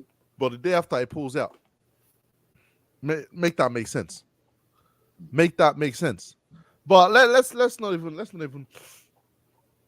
get it. So I'm not buying up here about Nagelsmann was more like Tuchel or whatever and piss off. Yeah. It was never gonna happen from the start. So let's just move on. Now, Poch, I mean, I said a few months ago that this was before Potter left. I said, look, if you're gonna sack Potter, I think Pochetino is the way to go. Right? But Chelsea fans just need to prepare for years of pain. That's just the best way I can bring that to you. They just need to prepare for years of pain, and it's gonna be a long process. It's gonna be a long process. He is a developmental manager, right? He can come into that dressing room, the young players, put his arms around them, develop them, right? He's got a good track record of that. But I am skeptical about him taking them from competitors to now elite mentality winners. Yeah, that's my fear too. Even Mr. Cow said the same thing, that can they do it in Chelsea? He can improve player. Can he do it? Win? Can you win in Chelsea? Can you win? Which is why I'll give him a 3-year deal. It's ideally it's a 2-year deal, but you give him 3 years. After that second year, we're looking at 2020. What? That's 2024, 5. That's 2026. We're looking at 2026 or 7. Yeah, because look, let me tell you something. The goal for the next 2 seasons is top 4. Just everyone behave themselves. The goal for the next 2 seasons is top 4. If Chelsea if you want to be wild, you say top 6. Right? I say top 4 next season because it's 1 game a week. But I say for me top 2 because no Champions League, no Europa League. Yeah, but Abdullahi, that's when you have a team of winners. Let's be realistic here. Arsenal just did the same last season. Where did they end up? I think 5th. Yeah, 5th. Yeah. Yeah. So let's not act like we have a squad of winners here. Yeah, but I still believe Pochettino is a better manager than Arteta for me. Yeah, but you're looking at the squad that's a mess though. That's the problem. I believe the squad can be saved. Don't get me wrong, right? But we're looking at 1 game a week. Right, you're gonna give him time to embed his tactics in, improve players, and all that. Yeah, good. I think it's a stretch to say top 2, right? Because the reason I say that is because we don't have a UCL and everything. So yeah, but City are the clear standout. I'm not gonna disrespect Liverpool and say they don't come back next season. Liverpool will come back. Liverpool will come back next season. United might improve. I'm not saying they will. They might improve. Arsenal, as much as I don't buy a lot of what they're doing right now, because I honestly don't. Yeah, I want to see how they handle the Champions League next year. They will be thereabouts in the top 4. So I already named 3 teams that will battle you for top 4. So second is a stretch in my opinion. We can go for me right now. If we get Pochetino, we can go above Arsenal. Liverpool, no, because I rate club highly. United, I'm not sure. I'm in the middle with United. That I can guarantee you, we can go above Arsenal, regardless of UCL and UCL. What if Tottenham get Enrique? It's possible, and there's a problem there because I don't know where Tottenham will finish. We don't know where they're gonna finish. So Exactly. they finish. So that's why I if say they get Enrique will live 1 or 2 seasons because Enrique will have to sell all that defender and all those midfielder he has in his team. Yeah, and the same thing he wanted for Chelsea, which I don't think Daniel Levy will give him. Chelsea did not give him what they want. I don't see Levy doing the same thing. Daniel Levy will not do it because Boli is not doing it. Eddie, Yeah. let me just remind you one thing. Yeah. This season is Eddie Howe's first full season. Yeah. See where he's carried Newcastle to. Mhm. They haven't spent 600 million. So to say stretching top 2 or top 4 is too much, I think we are giving him too much space. If Pochettino, with his experience, cannot deliver top 4 next season, he has to be reevaluated. No. I said top 4. I said top 2. Saying okay, you expect. okay. No, I said top 4. Abdullahi said he expects top 2. said top 2. And I said top 2 is a stretch. I said top 2 is a stretch. It's not a stretch if you put it into context. Top 2 doesn't mean they have to be top 2. But even if they cannot meet top 2, it doesn't mean they will be third and there will be 20 points gap between third and second. That's too much. That's too much. Mm-hmm. Maybe 3, 4, 5. I'm okay with that. What Abdullah is trying to say, we should compete for top 2. Yeah. Not necessarily we end top 2, but we're very close to top 2. Because I'm skeptical with Poch when it comes to winning. Yes, he can develop player. Now they are coming to a football club who has a DNA of winning. No, Abdullah. No, okay, let's stop this. Let me get to this right now. Let me get to this right now. Yeah, when you speak of DNA, Chelsea ain't got no DNA right now. Let's be honest. Let's be honest right now. We don't know what the DNA of Chelsea is right now. Agreed. As Drogba said, I do not recognize my club. Same with me too. Ignore Drogba. Because no. Drogba, as much as people don't like that he said it, he's right. He's a legend. He's a guy. And did he try to put together or attempt to put together a consortium to save the club that made him? What do you mean save the club that made him? We made him. We made Drogba. And he's allowed to voice his opinions. Yeah, well, his opinion is no different from my opinion now. So what's your beef with him? He didn't come forward to rescue the club, to buy the club. He doesn't have the money. The hell? No, you put John Terry tried. Oh please! Oh please! Abdul. John Terry. Nah, Abdul, you're smarter than this, man. Come on. No. But John Terry tried. John Terry tried what? Abdul, bro, that was all political bullshit, man. That was all oh my god. No, he tried to put together a consortium. Man. I'm not saying buying it with your raw cash, but put together a consortium. Abdul, the Drogba is a legend.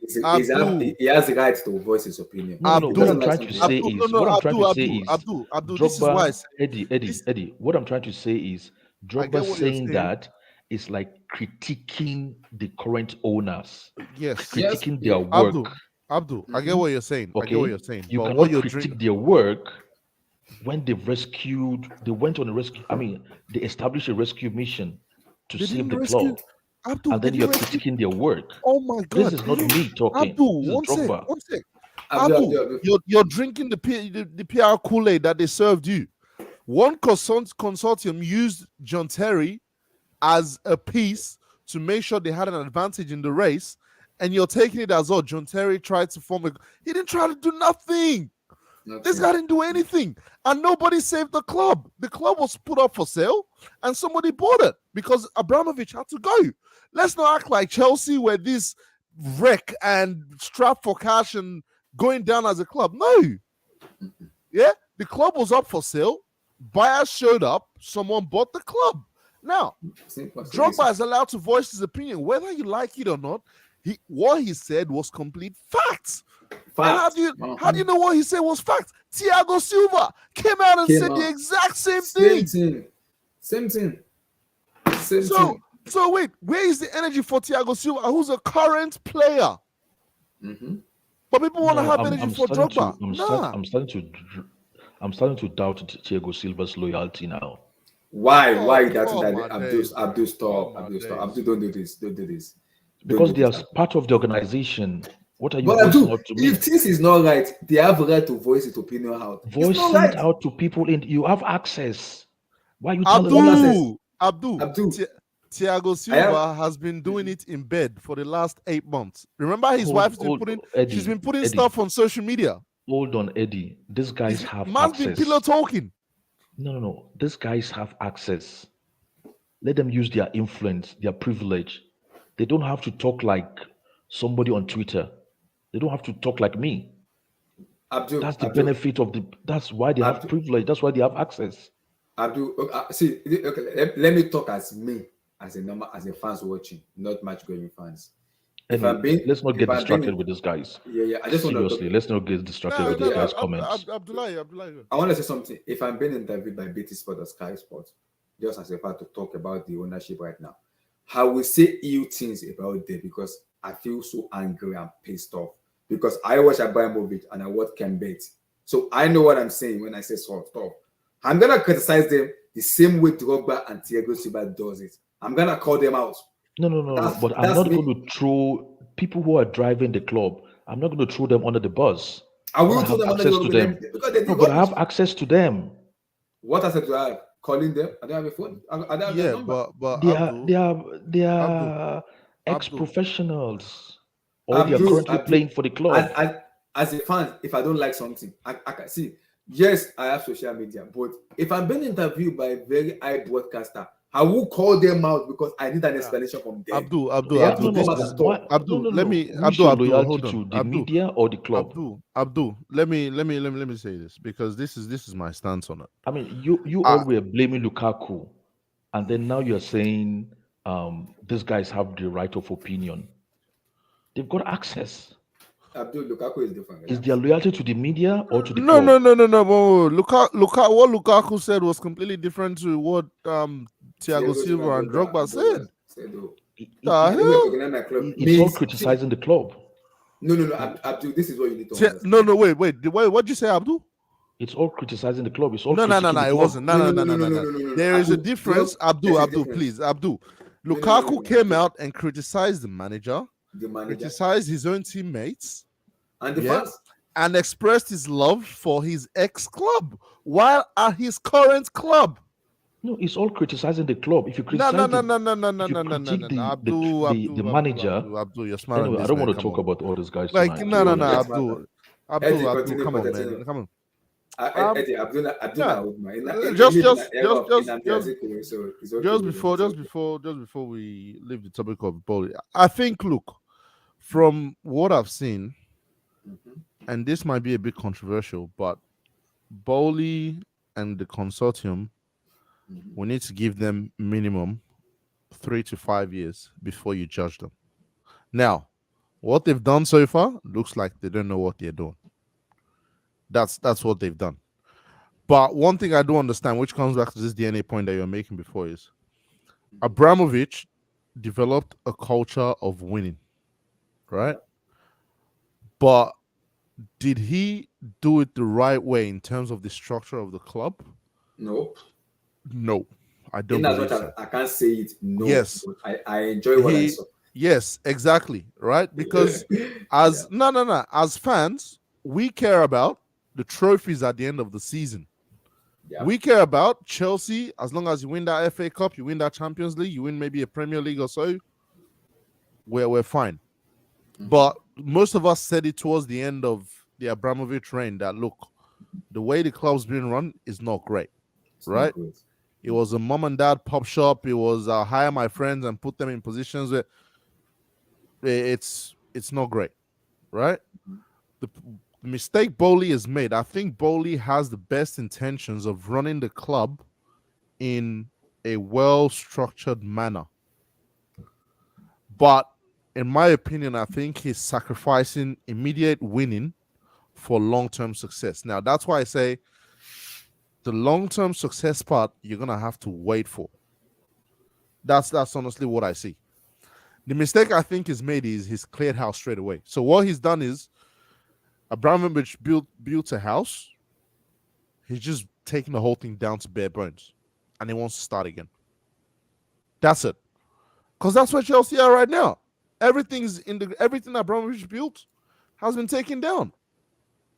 So you're gonna have to wait a couple of years to see what Bowley is actually doing. But based on the evidence of what you've seen so far, if you're not liking what you're seeing, like Vert is saying right now, is gonna judge him right now. It's not looking good, bro. It's not looking good. The club's going. The club's not going. It's not going in a good direction. Eddie, this is what my question, because first time you were in the complicated show where I almost broke my head with Lampard. I broke 2 Samsung brand new 54-inch TV because of Lampard. He's a legend of Chelsea. So first time when Lampard came in as a manager, my head was hot because I know for a fact that is not a good manager. But I ride with it. We finished top 4. He bounced. Gold. Then Abramovich brought, I was like, okay, I understand why Abramovich transfer ban, blah, blah. I can let that slide. Okay. Bowley have come in and made a mistake in bringing in Potter. I'm like, hold on. Tuchel doesn't work for bringing Potter. Hold on. What is the idea here? Okay. We're going to back Potter. In as much as I'm not 100% on go with that Potter because he looked like a mannequin to me, like a baby kiss way. That's what he looked like me too. He does not have the charisma or the fighting stuff I've seen other managers. He doesn't have in Chelsea.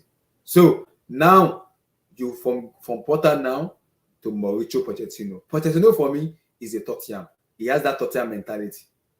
That is why I am very skeptical. Look. Okay, let me. Chelsea fans need to stop this. Fans need to stop this, because why is it that when Poch name comes out, the only thing you remember is Tottenham? It's Tottenham. That's it. Why is that though? Yes, that's where he's managed the longest. Not for me though. Not for me though. That's where he's managed the longest. Okay, cool. Yeah, but this guy has other places. He saved Espanyol from relegation when he took.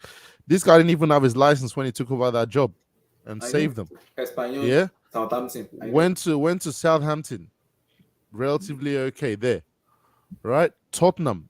You all forget when he took over Tottenham, it was a mess down there. They spent a lot of. Wasn't that the Gareth Bale era where Gareth Bale left, and they'd wasted all the money from those sales?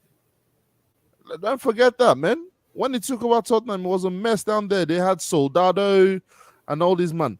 He brought Kane into that team. I don't know if it was one that bought some. It was the one that bought Kane, Dele Alli, so many. Yeah, there was Pavlyuchenko. He improved those players, which is why I said this is a stopgap appointment, because he was able to get those players to a world-class, most of those players at least, to a world-class level. Yeah. But he then, from that point onwards, where they'd reached world-class, he failed. We've got to be honest about it. Eddie, let me just say something quickly before Eric Blue and go. Okay. One thing I will say is nothing should stop a big club's winning if you have the resources, irrespective of the changes you're making at the background. So all this that we have to wait for the product in 3 seasons, 4 seasons, I believe is giving them too much space. It's a massive excuse that should not actually be accepted. It's too much of a mistake. Sorry, an excuse. If we don't have the resources, it's a different thing.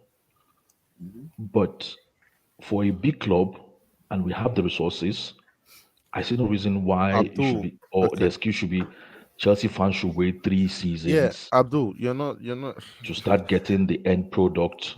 Abdul, they've not waited before they were getting the product before the winnings before.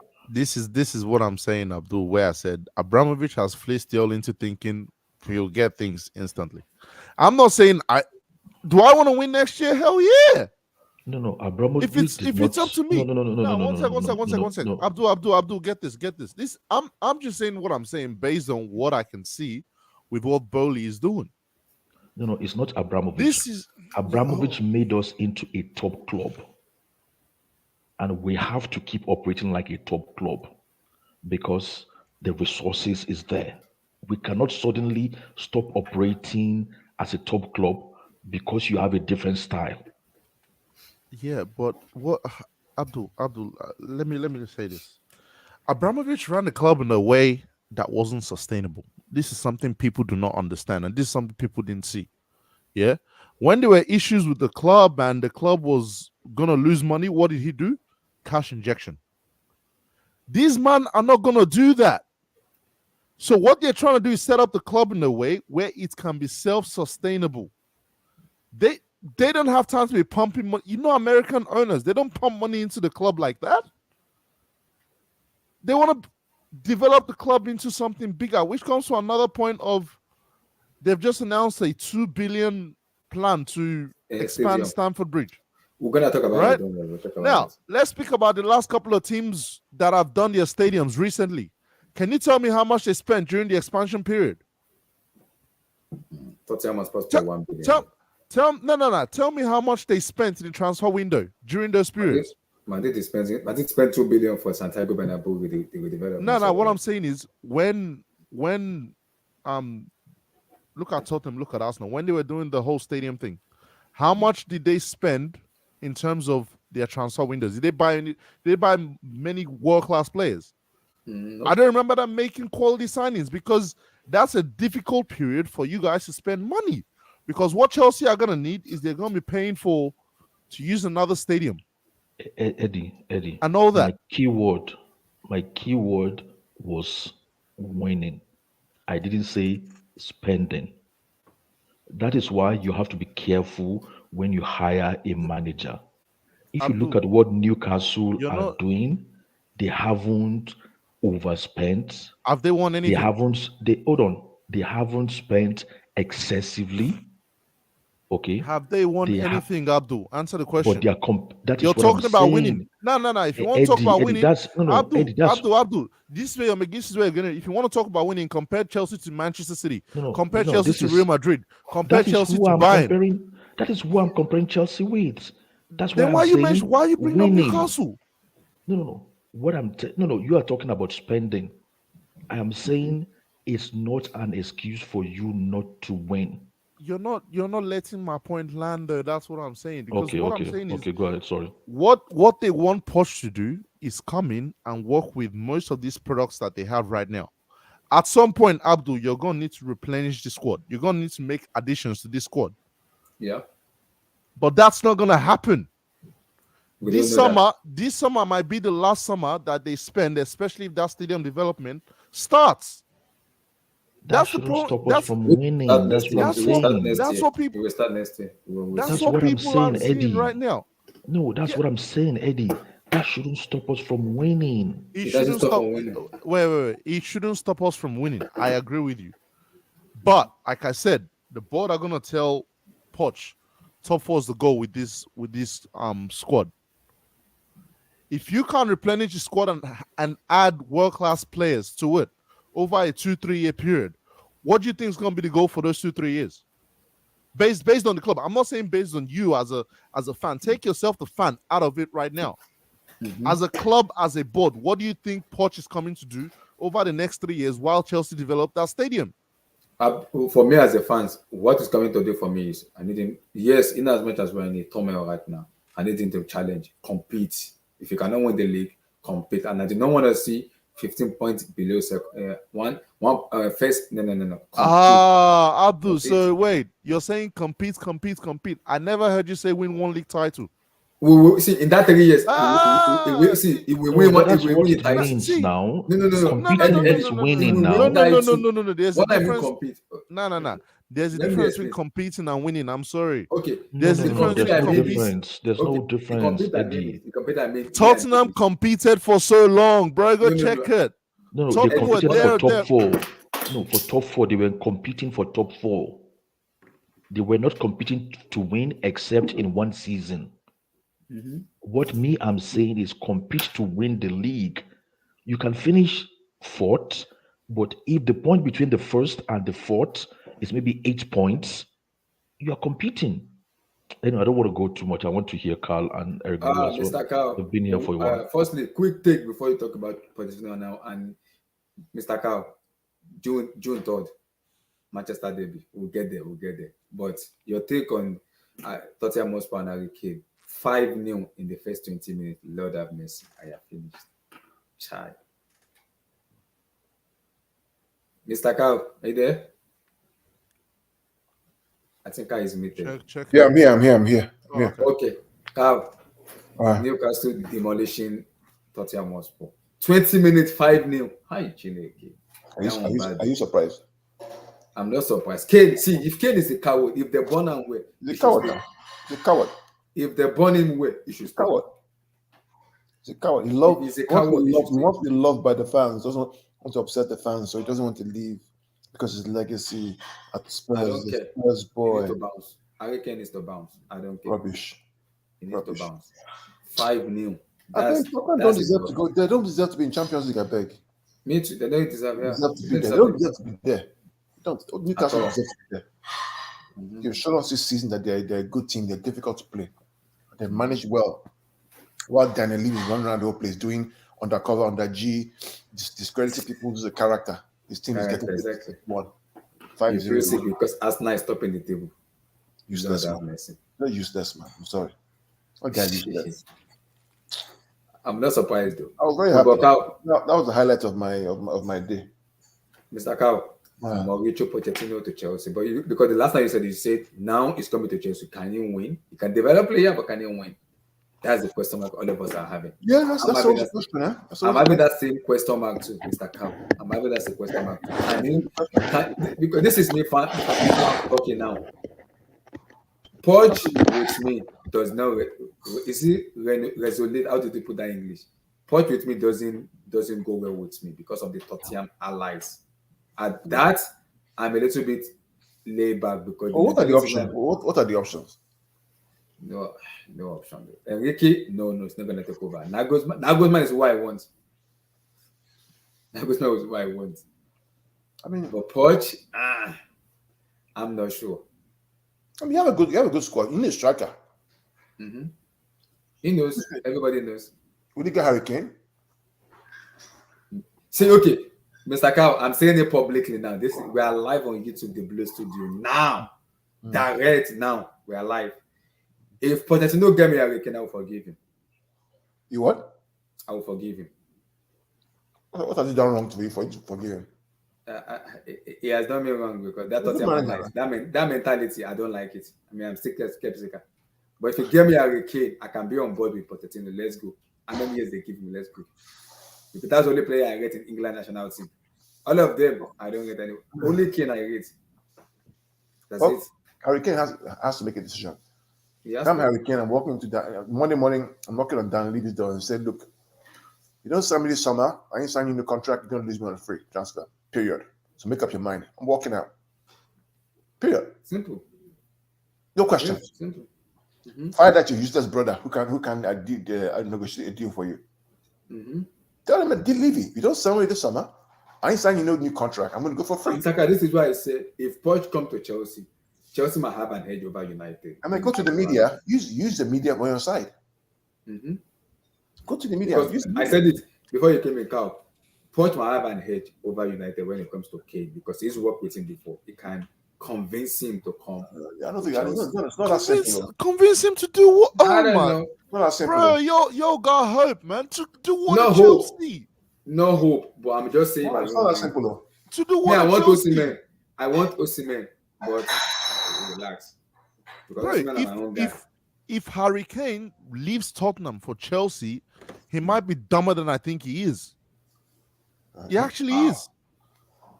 The Chelsea squad is not ready for nothing. What is he coming to? Why? Who told you that? Relax. Harry Kane is a world-class player. I know. But we need someone that can put it on the Abdullahi, what is this Chelsea squad ready to do? To compete. You can't tell me we're a striker away from winning the Premier League. That's absolute rubbish. I need a goalkeeper. So why is it? I Why is he coming then? Go to United, go to Bayern, go to Real Madrid or something. Not Chelsea. For the sake of for Chelsea, I'll take him. But for the sake of Harry Kane's career, go somewhere else, man. Okay, I don't want to do this just because Bless is here. I don't. I hate to do it, but I'm gonna do it, and I'll say it live right now. If I have to pick between Osimhen and Kane, I'm gonna pick another of Osimhen. I'm sorry, I will. Osimhen, I'm my guy. It's an African boy that's my guy. But I'm picking Harry Kane ahead of Victor Osimhen. Stop dreaming, man. Let it. I'm not dreaming. I'm telling you the facts. I'm taking Harry Kane ahead of Victor Osimhen.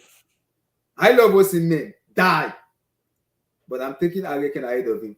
I'm not joking. Imagine Harry Kane leaving Kulusevski and Son to come play with Chukwuemeka and Modric. The hell? The hell? Oh, please. So yeah, okay. What of Osimhen? Osimhen leaving Kvaratskhelia and Politano come play for Chukwuemeka and Modric. So what's the difference? I already told you none of them are coming in the first place. So I don't know why you're all dreaming. That's it. So you never can tell. It's football. Anything can happen in football. You never can tell. Anything is possible as long as it's football. Anything is possible. Who is that winger you just got? That new winger boy, some winger. It's from Benfica. Winger? Who's buying all these players? Oh God! I don't even know, Mr. Cow. Carl, this is what Chelsea are doing. I keep trying to tell y'all. What's gonna happen is a lot of these players will go on loan next season. Poch is gonna start developing players. When it's time to buy players, Chelsea don't have the money. They'll be like, "Hey, look, we've got all these players we bought 2-3 years ago. You've got your Caceres, your Andre Santos is who are now 22 years old. Yeah, they're next in line because we don't have the money. Why don't we have the money? Stadium development. Because this is what Arsenal done. This is what Tottenham done. I'm trying to tell people, but they're stuck in this. Oh, Chelsea are gonna win league titles. You're not. Wait for it. When it happens, I'll be like, I told you so. Hold on, it's coming. Ooh, I understand what you said, Mr. Eric. Long time no see. You took a sabbatical. Why you are back finally, right? Okay. You took a sabbatical. Oga Abdullahi. Yes, it's been a while, but let me welcome you. Oh, thank you. You took a sabbatical. Welcome back. Yeah, I mean, can you blame me? I can't believe the way this. I can't take a sabbatical. I'm a YouTuber. I cannot take a sabbatical. Oh my goodness! I was already calling Mr. Carr. I wanted to take a loan to Man City or Madrid. Carr already gave me a welcome back. I can't take a sabbatical. No, you can't take a loan. It's not possible. Sorry. Look, this team, man. What do you say about this club? So Mauricio Pochetino, Eric. Yeah, Poch. Look, no. Poch is if you want to talk about reasons why Poch shouldn't be the Chelsea coach, I have plenty of reasons. And I don't have to even mention the Spurs thing, to be honest. I don't have to mention the Spurs thing. But let's not talk about that because we're assuming that this is the same Chelsea. But we know that Chelsea is different now, right? Exactly. We're now in the era of being a mid-table club and being a big club in name only. So based on the way we are now, yeah, of course, Poch is a good option. He's going to coach the team, and maybe we'll win the trophy. Maybe we can win a trophy in 5 years. Who knows? Because I can't see the next time we're going to win a trophy. I don't see us winning a trophy anytime soon. And I didn't say the league. I said any trophy. I don't see it. So, in the words of Todd Bowley himself, this is a very long-term project, which means top 4 next season. Wishful thinking. I don't expect top 4 next season. I don't know why anyone I expect thinks top 4 we'll next get season. I don't care. No Champions League, no Europa League. So I don't. I would say right now, if we don't make top for Todd Bowley he needs to sell the club. I'm not joking. He needs to sell the club. No UCL, no Europa League, and you're telling me I'm not making top 4. I don't see Poch. You have coached in EPL before. You're gonna have experience. We're gonna have a serious conversation. We have to have a conversation. No UCL. No talk. Excuse me. No. The bare minimum of Chelsea Football Club is top 4. And if you cannot get me that, get out of my club. Very simple. Period. That's it. I agree with Abdullahi. If you Period. cannot make top 4 next season, then you should please just find somebody else. No. Get them minimum. to sell the club. Get out. Look, guys, I'm saying it right now. Chelsea will miss out on top 4. If that happens, you can blame who you want. They need to sell the club. They need to sell the Okay, yeah. So fair enough. They need to F out. Because All of them. yeah. So all of them. Excuse me. We know who to blame. I can take one season off UCL. So you telling me no UCL, no Europa League? I'm gonna just sit on. Excuse me. Nah. The bare minimum I demand for Mauricio Pochettino. Abdullahi, calm down. Next year is top 5. Champions League is now top 5. They need to send the club. Champions League is now top 5 from next year, so there's a chance. Eddie, are you sure? No, it is. Because from 23, wasn't it? There's 24? no conditions. There's 20. No. There's 2024 is when the new competition kicks in, isn't it? So there's no condition. Yeah, so it's top 5. It's top 5 for Champions League. Then he has to Automatic make top 5 entry. minimum. So top 5. He has to make top 5 minimum then. Top 5, okay. So top 5 is the target. See? Sorry, you missed out on 4th, you get 5th. Eddie, you are sick. Yes. No. It's all about our Champions League money. That's all we need.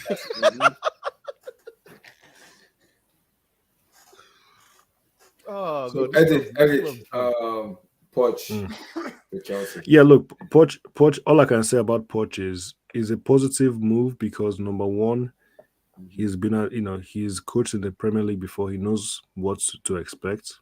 And number two, yeah, that's sorry to cut you. That's what Eddie is saying. David Farr, shout out to you, brother. So he's moving from 5 instead of 4. Yes, that's what Eddie is saying. So Eddie is right. I mean, how do you know we'll get? How do you know we'll get 5th? But okay, look, no problem. Poch is experienced. He's been in this league before, yeah. Okay, so he also he's a good coach, right? So and he has a history with young players, so we know he can develop young players. So those are the only 2 things that make this a signing that is worth our time, because we don't want another nonsense scenario to happen with some kind of the last appointment was data driven, so God knows who the next guy will be. If it's Poch, okay, I'm willing to go with it, even though none of the guys that we've been linked to so far are very exciting. I have to be honest. None of them are interesting to me at all. Poch, even Pochetino, even Enrique. I don't think any of these guys are really what I would have liked. They're not none of them really excite me at all. But it is where Who do you want? Me? We can't talk about who I want. There's no point. Who do you want? Don't say Jose Mourinho. If you dare say Jose Mourinho here, Eric. I love Mourinho. I absolutely love Mourinho, which is why I wanted Tuchel to basically replace him as our greatest ever manager. I have a lot of love for him. No, I don't.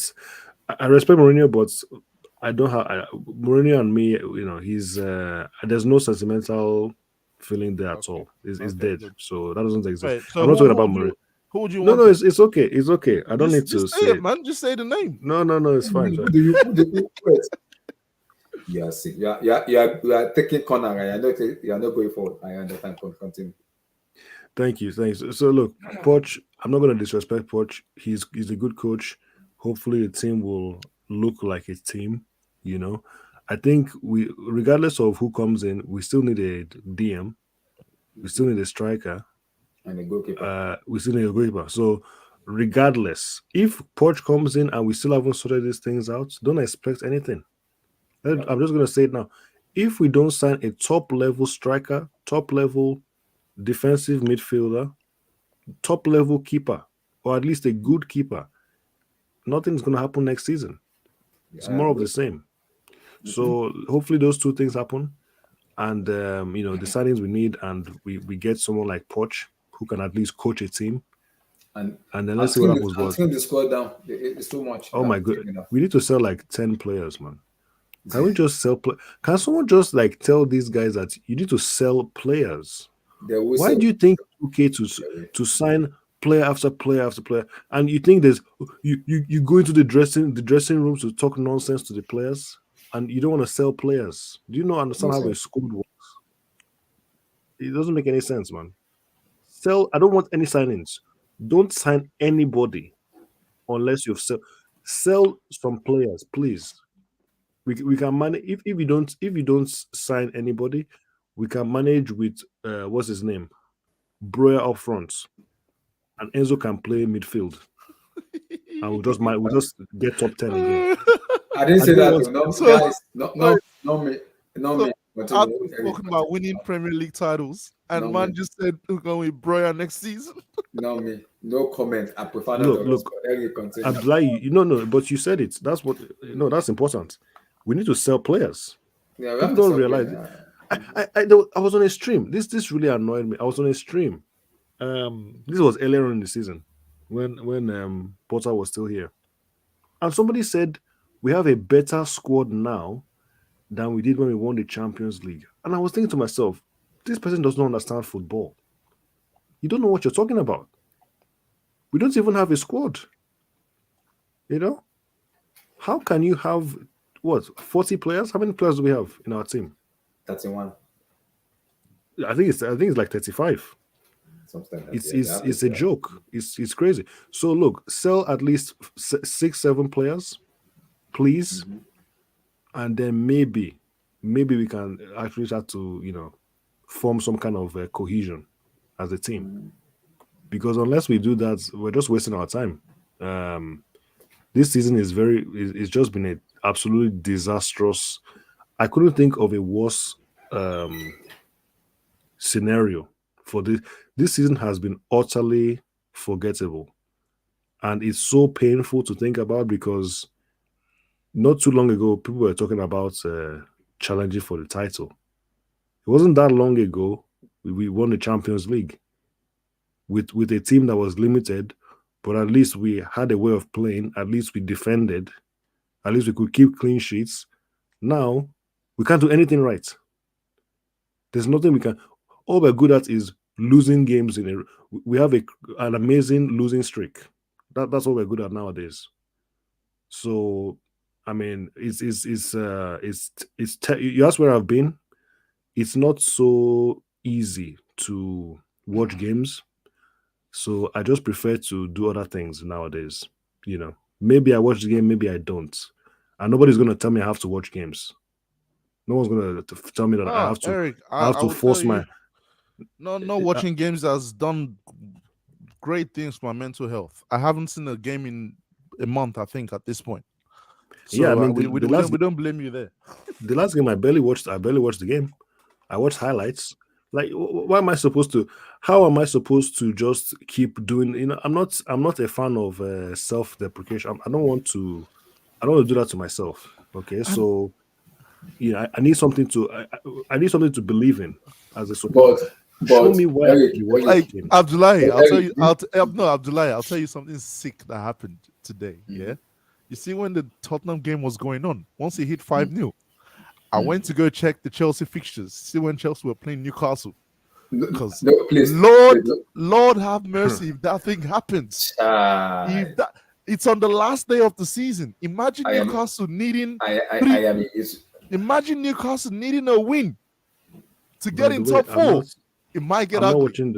I'm not watching the next game, by the way. It might get ugly. I already know. I have plans, so I'm not watching the next game. So just know you're the one laughing at Tottenham today. If you get clipped. Mr. Eddie, the funny part about it, I'm a YouTuber. There's nowhere to run away to. Lord have mercy on me. I'm a YouTuber. I can't run away. I can't switch club. I can't go on loan. Ha! Chideke. I have finished. I've suffered. Chelsea, you have finished me. Lord have mercy. Okay, continue. Look, like I said, I have plans for the next game, so I'm not watching that. It is what it is. Who knows? Maybe the game after that, I might watch it. I might not. The season is over. What am I wasting my time for? We are just waiting So for the new manager and yeah. So just like I said it before, start from scratch. Honestly, just sell half the squad, start from scratch, and let's see what we can. Because this is terrible. This is beyond. I was complaining. I was complaining before. I was complaining under Roman, and saying that we can't sustain success. We can't be consistent with it. And what you want me to? This is beyond anything that I would have ever imagined.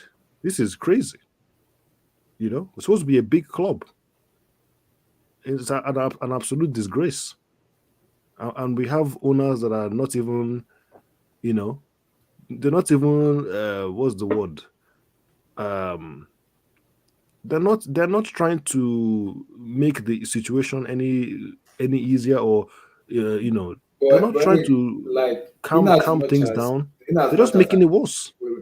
In as much as I'm pissed off, I'm annoyed, I still want to be defensive with the ownership because they want to win as much as we the fans want to win. You cannot spend 600 million without having an ambition to win. They want to win like us too. Yes, the direction they are going to might be wrong, but Ekbalik, Baghdad, and Todd Bowley wants to win. So, do I believe in the process? No, because my head and my brain does not understand project. All I want is one to win. But in another way, I can understand why the kind of way they're spending the money, what they are doing. I can understand that because this club, under Abramovich, we don't have a sustainability. We just want to win. That's it. So I can understand what they are doing. It will take time, yes. Can we survive 70-30? I'm not sure yet. No, but the problem is not what they're trying. We know that they want to do well. That's not the point. The point is that how could you get it so bad early on? I can't even say. Maybe I can talk about one or two good players, even in the January window. Yes, the signings in January were better than the summer, but how many of our January signings were actually good? How many of them are actually good? Apanka is good. Okay. Bro, I mute your mic. Do not respond. No, so look, for me, I don't want to, because I was on the same boat. I was saying, you know, don't give respond. them time, give these owners time. They've not even been here for 1 year yet. But I mean, this is terrible. I'm not trying to be negative, but I mean, come on. Yeah, see, Eric, I get what you say. Eric, I'm as peace. See, anyway, I'm as peace as you. I'm as the ownership, fans, angry, pissed. Like I said, I'm still not gonna put too much stuff on it because I know that they are ambitious as well as the fan. They want to win, and they are spending money. So I understand. Yeah, the direction they are taking is wrong. Bringing the manager, blah blah blah blah. Yes, but like I said, they have to come out and talk. You are bringing in Mauricio Pochettino. I want to know: is he coming to bring project or to win? Guys, this is. I want to know. One second. This all started when Chelsea sold the club because you all need to smell the coffee here, man.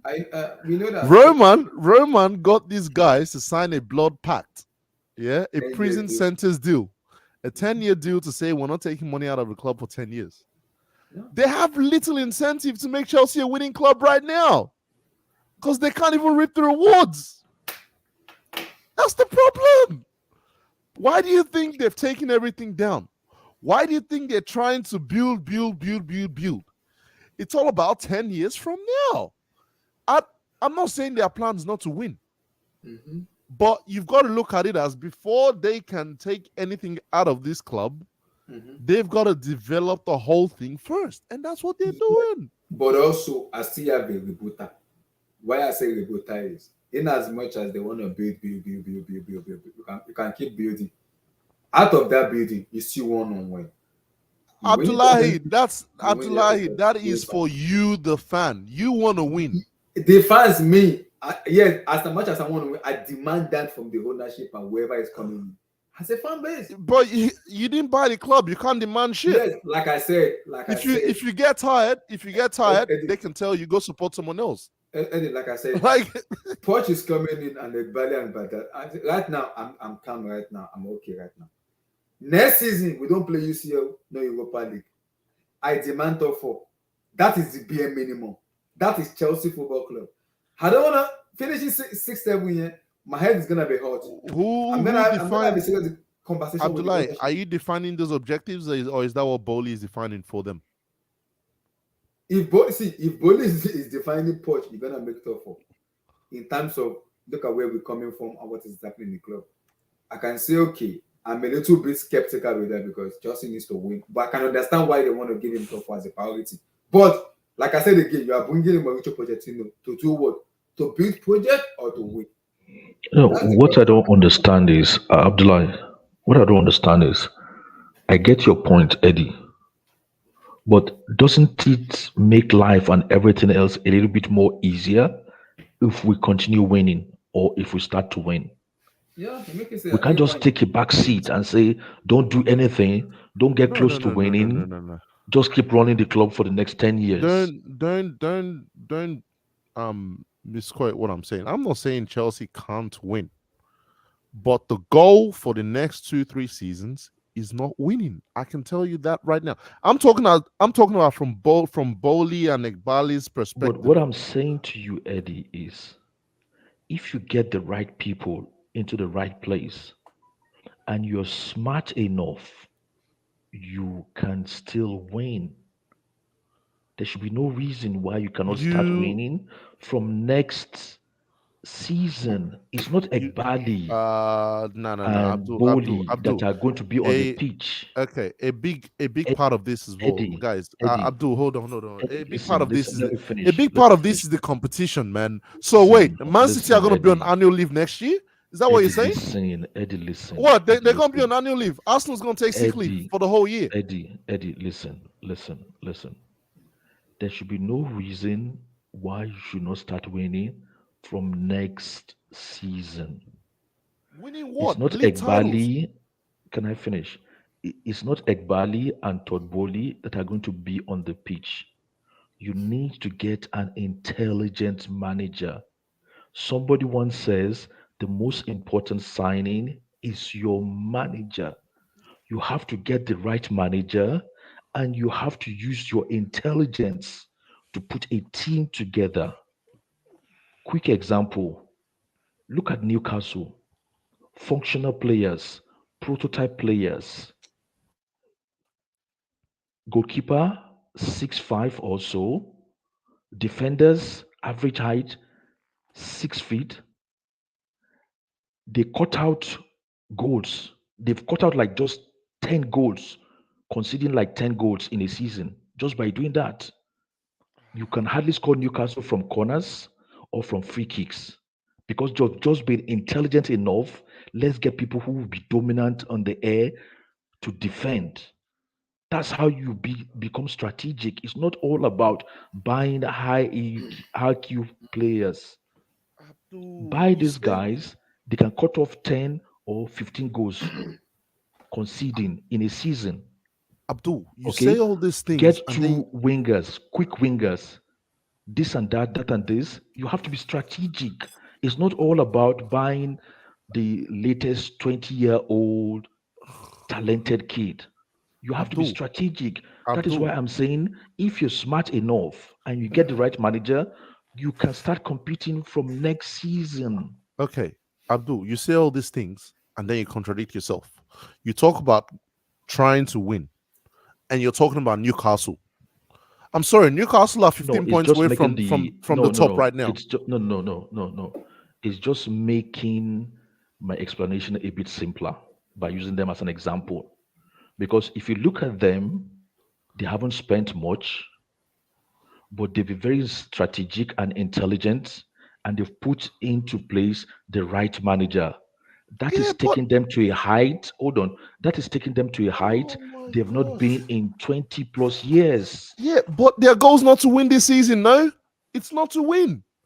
they're making progress better than they've done in 20 years. So That's don't what I'm compare saying. Chelsea to them.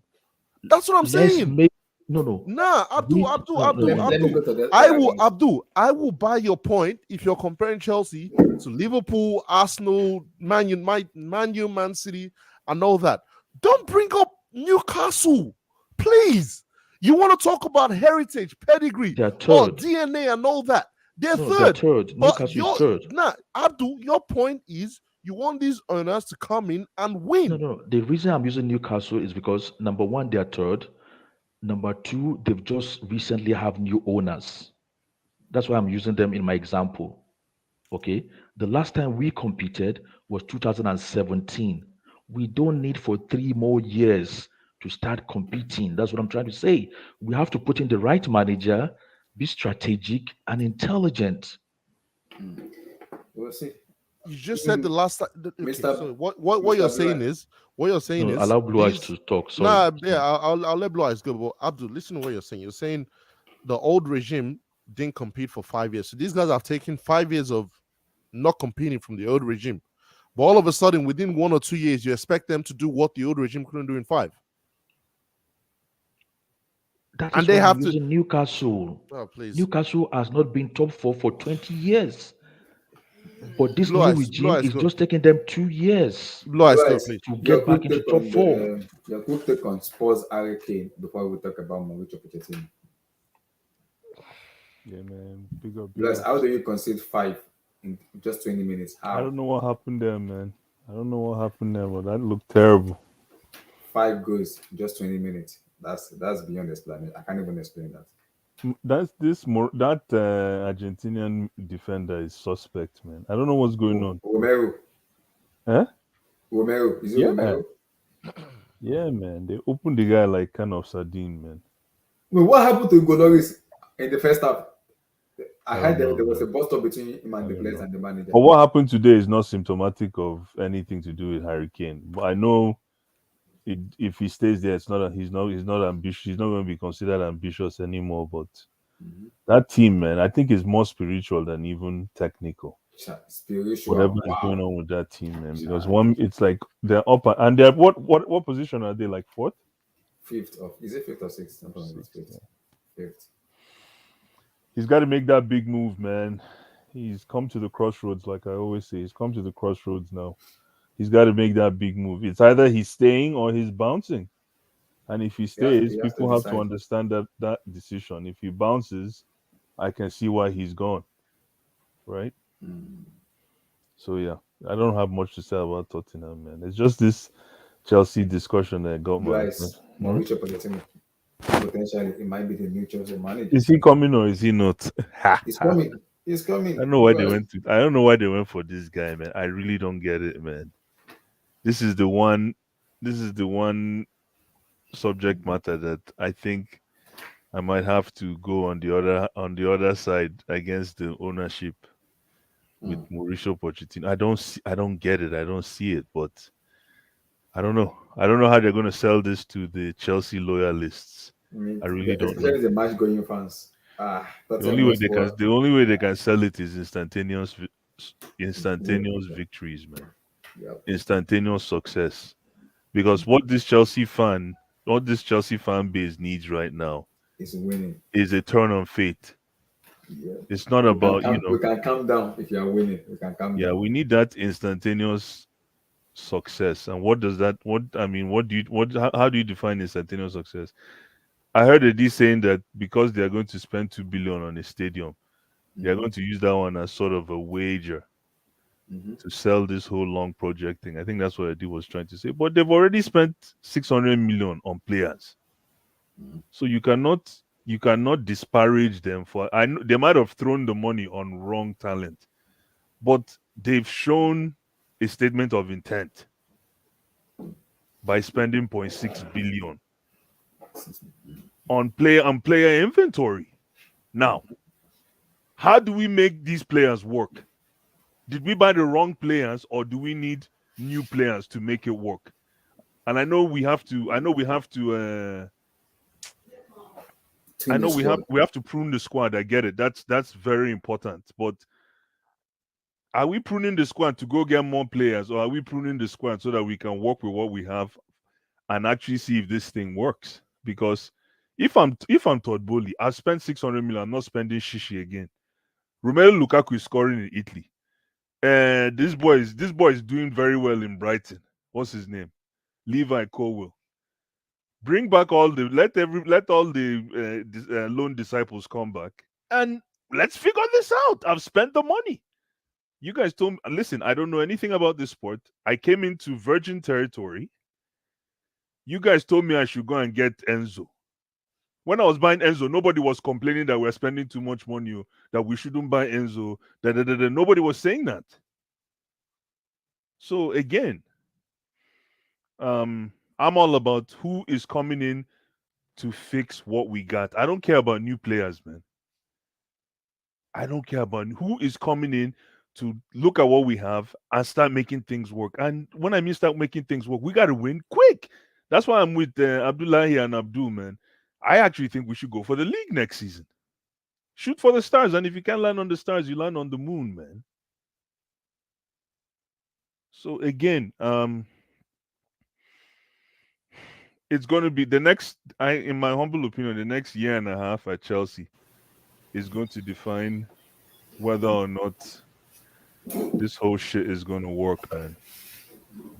I'm telling you, like, we can do this project thing. They can sell this project thing, but the intrinsic value should be instantaneous success. So like I always say, we should be able to ride a bike and chew bubble gum at the same time. We should be able to do two things at the same time. And that's the definition, like what I always say, of a big club. Because sorry to cut the show, because no Eddie and that was how I was telling Eddie. You are not in the UCL or Europa League. The maximum, the minimum I guarantee and I want as a fan, finish top 4. Be in the UCL squad. Because no distraction, just one game in a week. Premier League, Carabao Cup, FA Cup. That's it. So you're not gonna give me an excuse and tell me because I'm playing UCL, I'm gonna get distracted. No.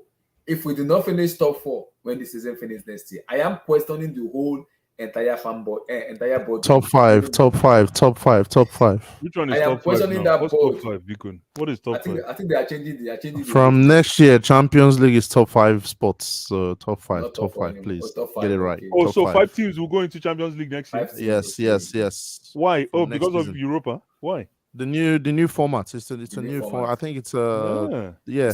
32 teams you play. It's weird. Why are they but trying to it's top dilute 5. the whole thing? Mr. Cow, can you give more explanation with that kind of stuff with the 5 teams in the UCL for next season?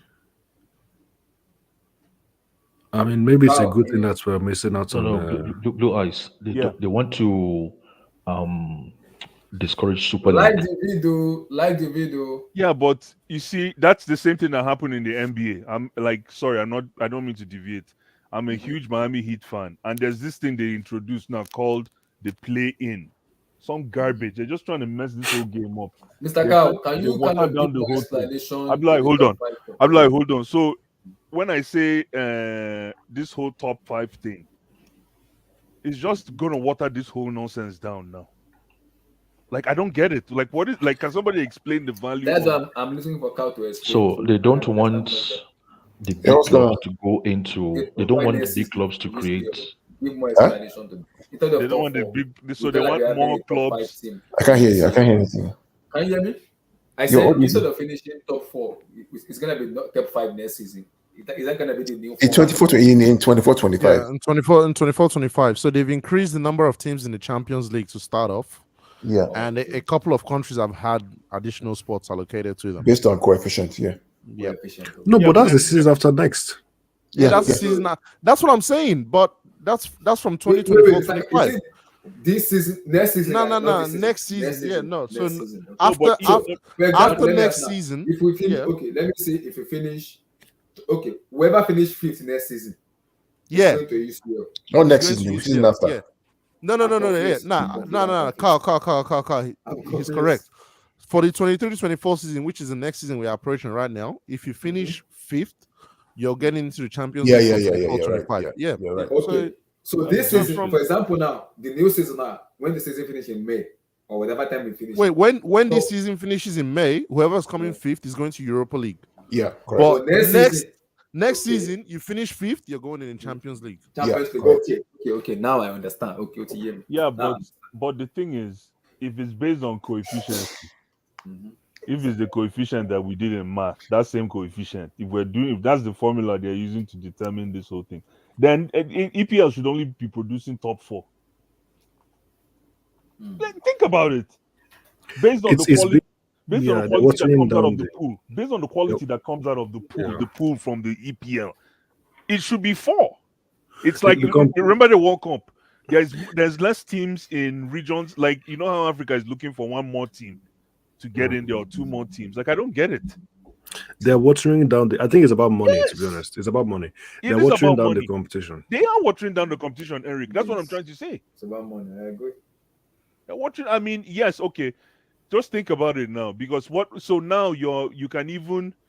I don't get it, man. I don't get it. That top 4, it used to be many are called and a few are chosen. That's what makes it sweet. Yes. Now they're gonna add one more sport, making it. That's what makes it sweet, man. It's gonna be a bit weird, though. It's gonna be a bit weird. Top 5. It's gonna be weird, man. But we'll see. Okay, they want to increase the team from 32 to 36. Yeah, team. the teams are increased already. There you go. The teams are increased. Everything's all about money at the end of the day. So it's money and entertainment. Here comes the money. Which is why I don't understand why you're going about this whole winning. This man don't want to win. They want to make money. Yeah, but at the same time, no, I know. Of course, they want to make money. You Eddie, want to win. Eddie, There's I don't nothing wrong understand. with that. I don't understand. Does winning not guarantees more money? Like I don't get it. No, I really You don't win, get it. then you get more. Abdul, Not Why are you necessarily. moving away from winning? Abdul, not necessarily. Look. The difference between, let's say, first and second in the EPL, how much is it? How much? It's probably like 10, 20 mil. That's chicken change to these people. No, But as no, long as no, you no, can no. The wait, hold on. return Abdul, for wait, you. I heard hold on. I heard something the other day. Apparently, winning the FA Cup or winning both FA Cup and Carabao Cup combined only gets you 7 or 8 mil. That explains why nobody values those cups anymore. What are you trying to earn from that competition? No, but listen, it's not about. I get it. It's listen. If we're talking but about Eddie, it this you are way, talking about let Eddie. me You just are say talking something about here. the You're prize talking about money. earnings. Listen, I'm Eddie. not talking about the prize money. I'm talking about the commercial returns for you. Eddie, look, this is the problem. See, Wait, Abdul, sorry, before Blue Eyes goes, I don't understand your point about commercial return. If there are 5 teams that are going to make the Champions League, so commercial return, 5th, basically is the same as 1st because we're going to be in the same competition. So where's the commercial return there apart from the prize money? No. But the share of the market by a Man City that is winning is different from you that is coming 4th or 5th. More people would know you. More fans will come to your stadium. More people would know you when you go on commercial trips. Look, really. Most of the money is from just before Blue. I don't have cutting in, but most of this money is it's the sponsors, it's the thank you. It's the way you sell it, man. But you are able to negotiate for a higher percentage if you're winning. You're not negotiating. Not really. Abdul, there are companies. No. No, Abdul. There are companies willing to put their money into clubs. Man City actually have a small pool of people that invest in them because they have a consortium or whatever, the Etihad Group and all that sponsored that club. Okay, hold on a minute though. But only others will have their guys as No, well. hold on. I'm confused. So we're saying this because all of a sudden Todd Bowley has. I didn't even hear this £2 billion pound plan. So because he mentioned that now it's a money grab, right? Now the spin has changed. It's now a money grab. Wait, or is it because we've spent 600 million and none of the players have worked? We're calling Todd Bowley that is not interested in winning. No one's saying he's not interested in winning. Right? He might be interested in winning for all we know. But I don't know if you heard this point I made before where I said he signed a 10-year deal. Similar to how this guy is giving 8-9, similar to how he's giving everyone 8-9 year deals. Yeah. He signed a 10-year deal not to take money out of this club. Exactly. Right? That's already a statement of intent that he wants to win. No, because if you're winning, in the but- span of that 10 years, if you're winning, then the penance is not as painful. Exactly. But my thing is Blue Eyes. He's trying to create what in his mind, he's trying to create long-term sustained success. Right? No, but see, the So- thing is, Wait, no. So as a fan, we care about the short term. But what if he's saying, look, we're going to have a 3-4 year plan to win the Premier League and the Champions League and trying to sustain that? Have that. Listen, even Abramovich, I don't know when you started watching Chelsea, but when Abramovich came in, remember, he had his plan. He had his master plan, if you guys remember. And guess what he did to achieve that master plan? He didn't achieve it right away. But it's those mini battles, those victories. You understand? And I'm not saying Todd Bowley is the same as Roman Abramovich. So Todd Bowley can have this big master plan to have a project. But Blue Eyes. Listen. Let me Abramovich just say bought something. Hold on. Let me just say something. There's one thing to want muscles, right? Everybody wants, or it's one thing to want muscles, but it's another thing to go to the gym to maintain it. You gotta go get a gym membership. You can't have muscles naturally. Exactly. Gotta go to the gym. You gotta go to the gym. It's only between the ages of maybe 11 and 16 that you have that high metabolism that you can cut up. Maybe up to 22, 23. But afterwards, you gotta go to the gym. And guess what? Guess how you apply that analogy to what we're saying now. You gotta win to get to that big picture, Eddie, that you're talking about. In 10 years. You gotta go to the gym. Blue Eyes, you're saying exactly the same thing as me. I'm not saying Chelsea cannot win next year, but if you ask Bowley right now, there's no way Bowley is telling you our plans to win the Premier League next season. No, but that's okay. But that's what I'm saying. That's okay. Listen, it's about exactly. We're saying the same thing. But Bowley, Bowley's responsibility is to have a pitch for the fans, have a pitch for investors. Bowley is a billionaire. He has a pitch for every audience. You understand? So if I were to meet Bowley at a bar right now and sit down with him, Bowley's gonna want me. He was gonna want to make fans feel good. So he's gonna say, "Yo, we want." Of course, exactly, and that is all part of. Listen, Eddie, that's why it's called juggling chainsaws. That's why it's called sitting on landmines. You gotta manage all those different pressure points. So again, like we were saying, he can have the master plan. He's never going to want to say that we're going to win right now. But I bet you, if you tell me that his main intention is to win the league next year, but he's hiding it, like he's hiding it, instead of coming and saying the truth, he's buttressing it by saying we're going on a project, then I can understand that because it's an easier landing if you don't get there. You understand? But some coaches and some owners will put their head on the line and say we're going to win right away.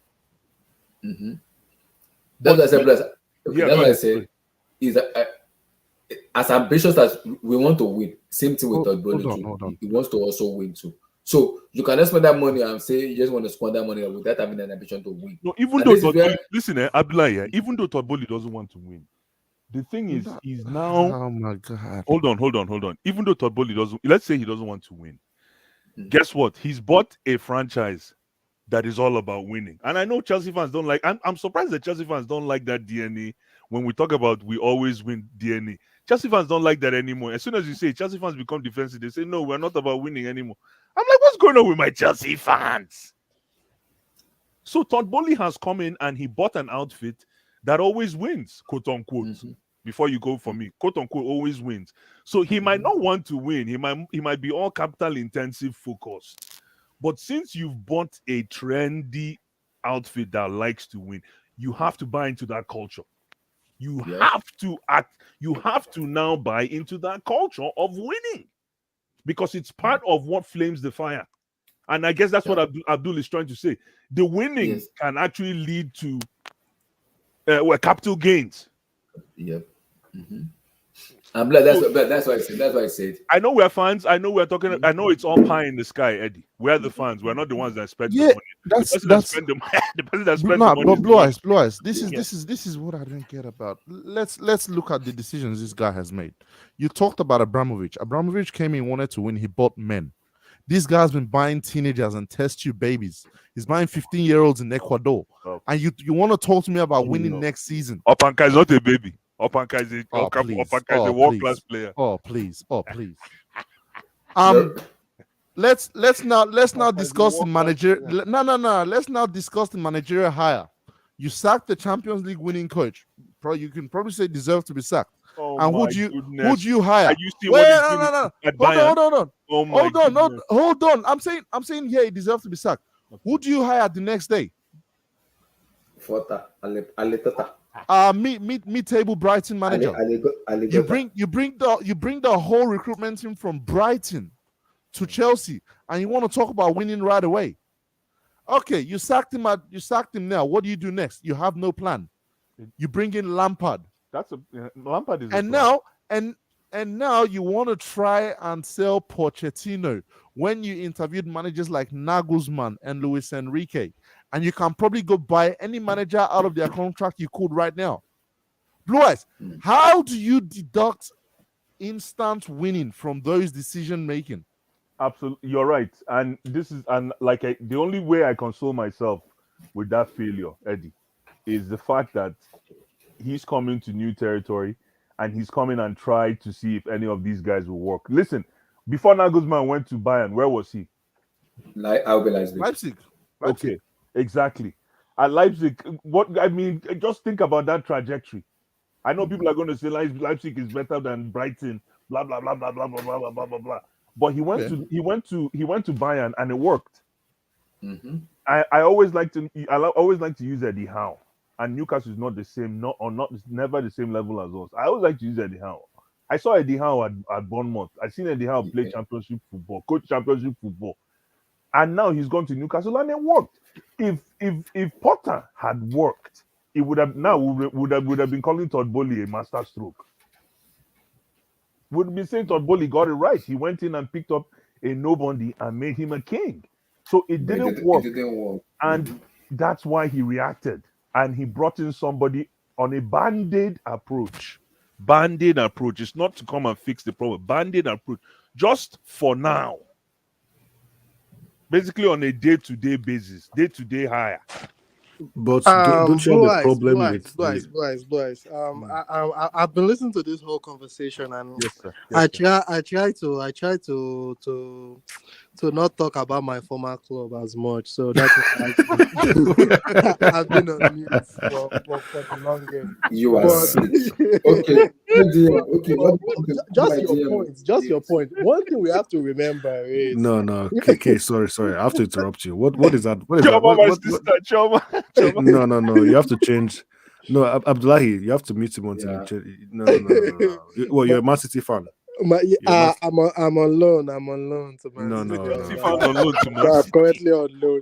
I'm actually thinking about signing a permanent transfer right now. But with the chaos going on at this club, it's not good for my mental health. Guys, Blue Eyes. Let it go.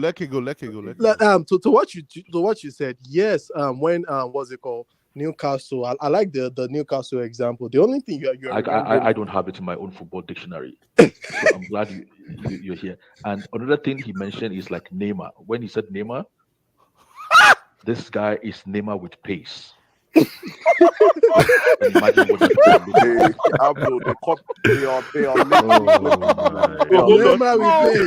Is this a receipt? Oh my God! Hold on, is this a receipt? it's a receipt, guys. Hold on, play. Yo! Oh wow! No! That's rude. No. That's Abdu on this guy Modric. I played this thing again. I wasn't paying attention. I don't have it in my own football dictionary, so I'm glad you're here. And another thing he mentioned is like Neymar. When he said Neymar, this guy is Neymar with pace.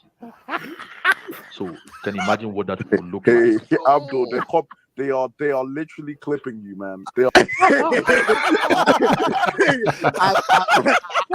Abdul, my guy, please be careful, my guy. I want you, bro. Abdul, my guy, be careful. Abdul, blue eyes, this too should be careful because all this analogy you guys are giving all this optimistic what's it called views. Chelsea can go for league. You need to be careful. I'm telling you. They are clipping it. They are clipping it. So blue eyes. So what I was saying is Newcastle were struggling for relegation when the new owner came. So the expectation for Newcastle is different for Chelsea. When these people took over, Chelsea literally just won the Champions League and the World Cup club or whatever they call that. So the expectation will be different from someone struggling, buying a team that's struggling relegation and buying a team that just won the biggest what's it called? The club. A team that just got sanctioned. Yeah. No. I like how you don't bring that up.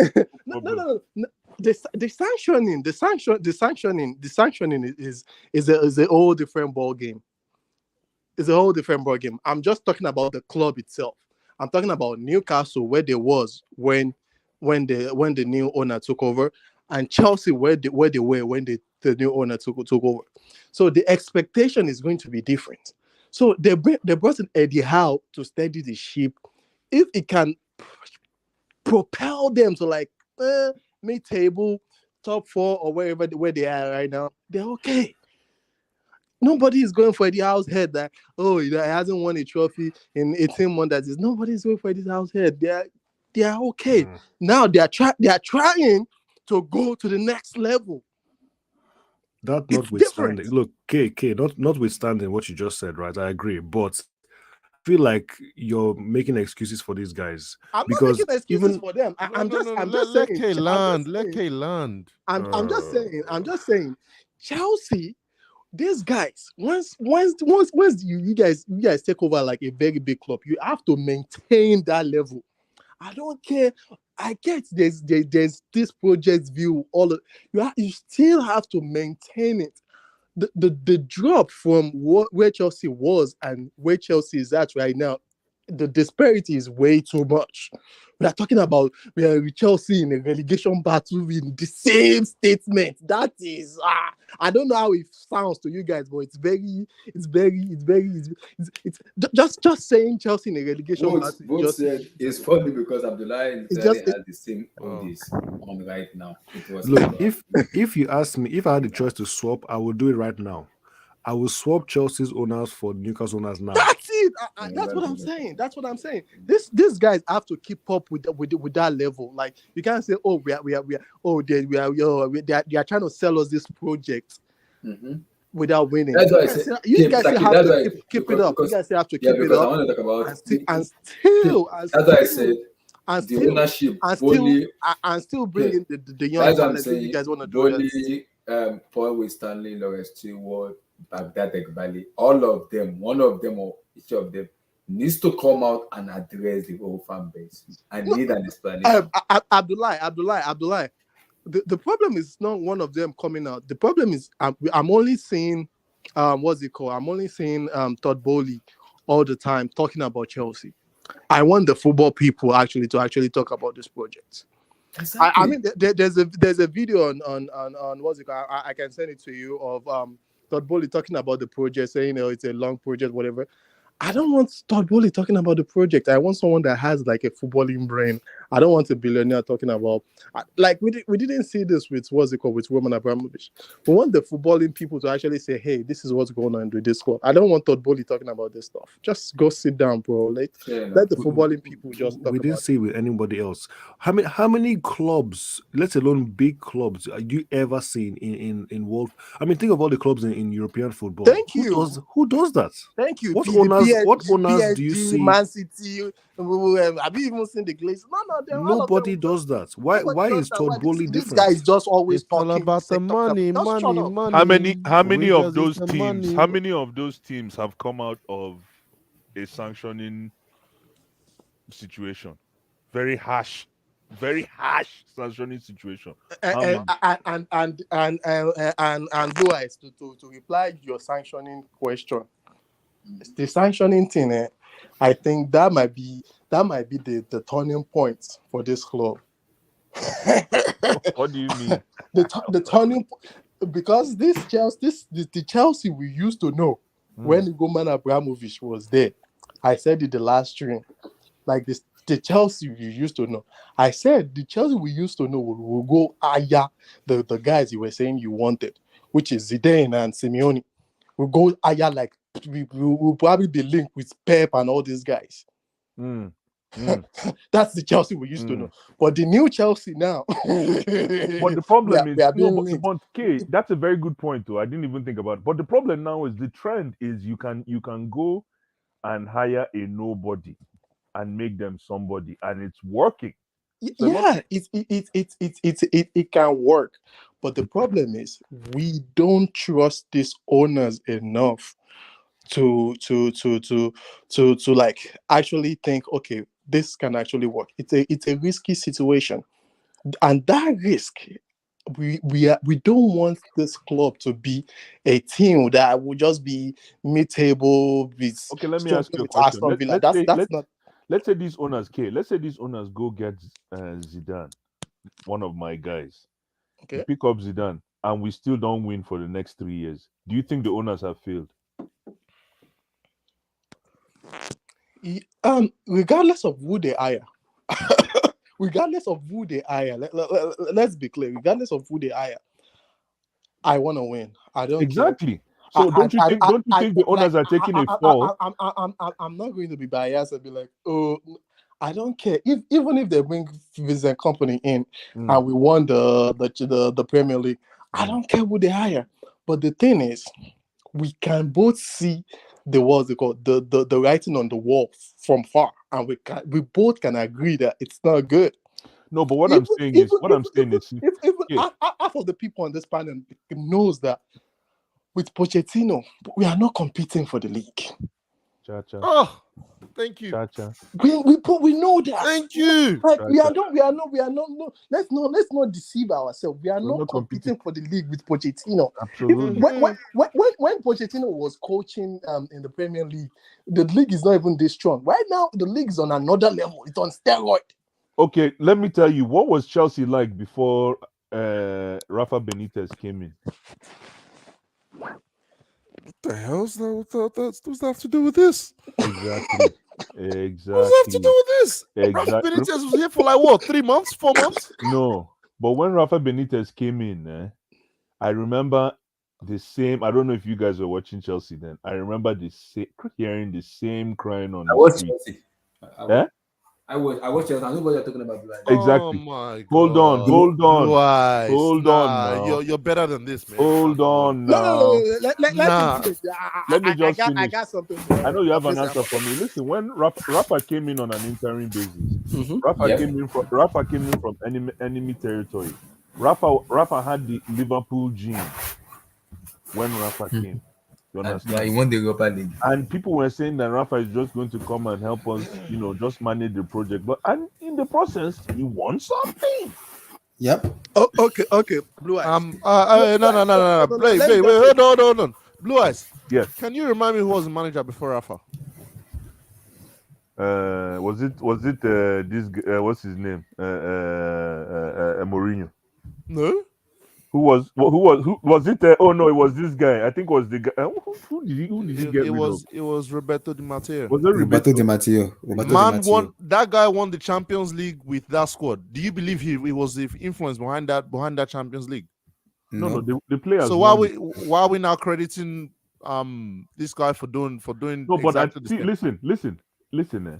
We need coaches that can, even if you're not doing anything, steady. Right. We don't want to hear the Rafa thing. A man came here. No, hold on. No. We got to talk about Rafa. I'll tell you why.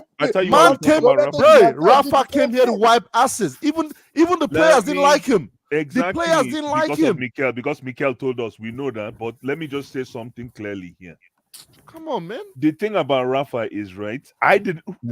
Listen. I don't know where you were when Rafa came. I was basically, if I was in London, I would be with a placard saying Rafa should go back to Anfield. Merseyside, yeah. Yeah, go back to Merseyside. Thank you. I've been lying. Yeah, but the thing is, no. What I'm saying is, even in Rafa's very what do you call it?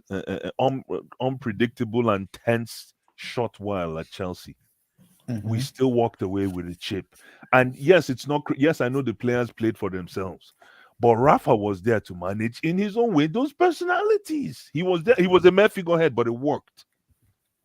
Listen, if we get a coach that can be a mere figurehead and we're winning Champions Leagues and we're winning trophies, you think we'll be having this stream today? But Blue Eyes. Blue Eyes. Hold on. Okay. Blue Eyes, I can't believe you're making this point. You're way too smart for this, man. Because I want you're talking of a Chelsea squad in 13-14 made of grown ass men. With Lampard forget in about the players. This is a big point. But how do you say forget about the players when we credited these same players for winning the Champions League the year before? Forget about the players. What we're trying to say here is simple, right? Nobody's here for. I'm not here to talk about. Blue Eyes. I'm just going to say this. You said, Eddie, you always can't. You always can't when other people talk, but we can when you talk. No problem. Only when you talk that we can. I just want to say this. When everybody's talking, you can't. No. It's not when everybody's talking. You literally just contradicted yourself, and you can't see the point. Blue Eyes. Let me say this. You said he came in. Yes. Interim. Keyword interim. Yes. He was only there for like a short period of time. Exactly. The next manager Chelsea are trying to get is not coming in for 2 months. Exactly. We already that ship already sailed. That is no, when, but what you're forgetting. This is when let's say when we wanted to hire Lampard. Let's say Pochetino was being discussed as an interim manager. You know what? I'll be like, you know what? Let's give it a try. It happened. I mean, it worked with what's it called? With Rafa Benitez. Then that conversation makes sense. Rafa Benitez, Pochettino coming in as an interim, that makes sense. But Poch is coming in right now to manage and oversee these projects. I don't want Poch.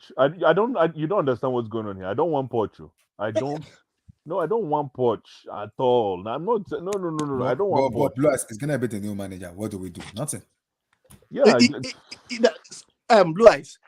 And what I'm saying is, if these guys keep making all these mistakes, I'm telling you, I don't even want them at the club. I want them to pack their bag and sell the club. But the problem is, pack their money. The money still sitting at the bank. Return the money. Hold on a minute though. But so when you say mistakes, are we talking about mistakes in the management's office, or are we talking about mistakes on the pitch? Because every single department. Okay. Let me ask you a question. Let me ask you a question. Can you list 4 players that are a mistake right now that we have? You want me to list the whole entire. It's I'll make it quick. Signing Noni, Madeke, and Modric. Let me just start from there. Did we really need that? Needed that those 2 signings at that time when we signed them? Yeah. Now we can have a discussion. A lot of mistakes these guys have made. Okay, fair enough. Okay, you guys are fair. I will list at least 10 mistakes these guys have made since they've been in. Okay, so fair enough. You guys are fair. I thought you were gonna high jump. I have to be fair because Blaise, this is me talking, Blaise. Because I thought you were going to high jump that one. Because like before we go to the stadium stuff, this is me talking now. When Lampard came in first time, I was having a problem with resonating with him in terms of having a connection. Pochetino for me is a good coach. I am not disputing his credentials and CV because Abdullah Brown. Wait. No. It's not about this. No. What I mean is somebody don't. No. Let me finish up, Blaise. I'm finishing. I'm getting somewhere, Blaise. No problem. When it comes to improving young players, that is he knows how to do that from Southampton to Tottenham. He has that credentials to do it. But being a Tottenham Hotspur, that's it, that mentality, I'm not working with that. I don't want that in my club. I don't want a Tottenham Hotspur man in my club because he will have that same mentality of finishing top 4. Chelsea is not a top 4 club. We are a title contender team or a winning team. Top 4 is no. If Chelsea is finishing top 4, we have a serious discussion to have with the boardroom and the ownership. That is not Chelsea Football Club. Because you are bringing the Mauricio Pochettino not to win the league, finish in top 4. I have a problem with that. So that because Carl said it in the last stream that yes, Poch is a good coach, he can improve player. But he said my question mark and my question to Mauricio is can he win at Chelsea? Can he deliver Chelsea a Premier League title, a Champions League title? Can he do it at Stamford Bridge? That's a big question. Pochettino and the boardroom needs to come out and tell us. Can he do it? I'm skeptical because he's not elite. Exactly. So he's not a coach who can improve players, young players, make them better. Can he actually win a Premier League title or a Champions League? Let me ask a question to the panel. Mm-hmm. Sorry, somebody asked me a question in the comment. Blue Eyes, Okay. would you take Poch if you knew we were going to sign Kante? My brother or sister, Chelsea for life. The thing with me and Poch is it's agenda based. It's just the Tottenham thing. I just don't want. I have a Tottenham phobia thing, so it's not football based. So I'm sorry, I'm not being. No, but he's not an elite manager now. Exactly that too, but Chelsea for life. Unfortunately, I can't talk logical with you on Poch because of how I feel of the Tottenham agenda. Tottenham Hotspur, exactly. And yesterday, I don't know if you were listening on the stream the other day. I was asking how many loyalists does Poch have that will actually follow him to any team he goes to? Maybe and I asked Abdullah. I don't know how many. I think he said. Yes, I said maybe Harry Kane. That is one of his soldiers. Maybe Harry Kane is one of his soldiers. That's why I said. That was why I was telling Eddie that I am an Osimhen guy. If I have to pick between Osimhen and Harry Kane, I will pick Kane. I'm not joking. I'm an Osimhen guy. I don't understand. Listen, I don't have a problem with Poch's allegiance with Spurs.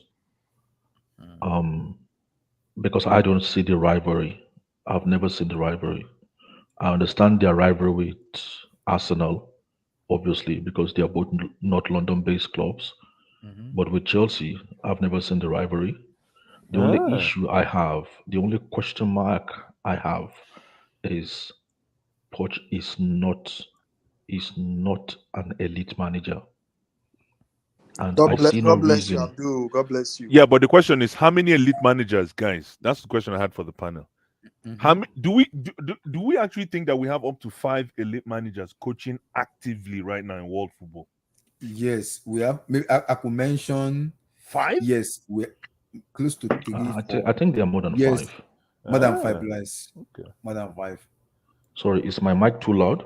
No, it's too loud. Yes, loud. It's okay. Not too loud. It's fine. It's fine, man. It's fine. No. Is it better now? Is it No, lower it's now? okay. Because Mr.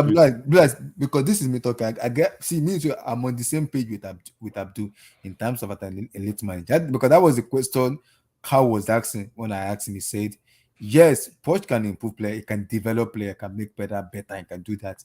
But now you are moving from Tottenham Hotspur to Paris Saint-Germain, now to Chelsea, who has the DNA of winning. Can you actually deliver a Premier League title to Stamford Bridge or champion?" He said, "I'm gonna be watching him far away and questioning him. Can he do it?" I don't think so. That's my fear. Abdul. I mean, what's my own problem is the caliber of coaches that they're actually interviewing. Yeah, how would you go from Enrique to Nagelsmann to company? You might as well get this guy now, Stellini. Go get Stellini as well while you're at it. Go get Stellini. Go interview Stellini. He's a very good coach. Or go interview the former guy that was our interim coach before Lampard. Why can't you go for the top guys to handle this project? Like who? Who are the top guys? Go for Pep.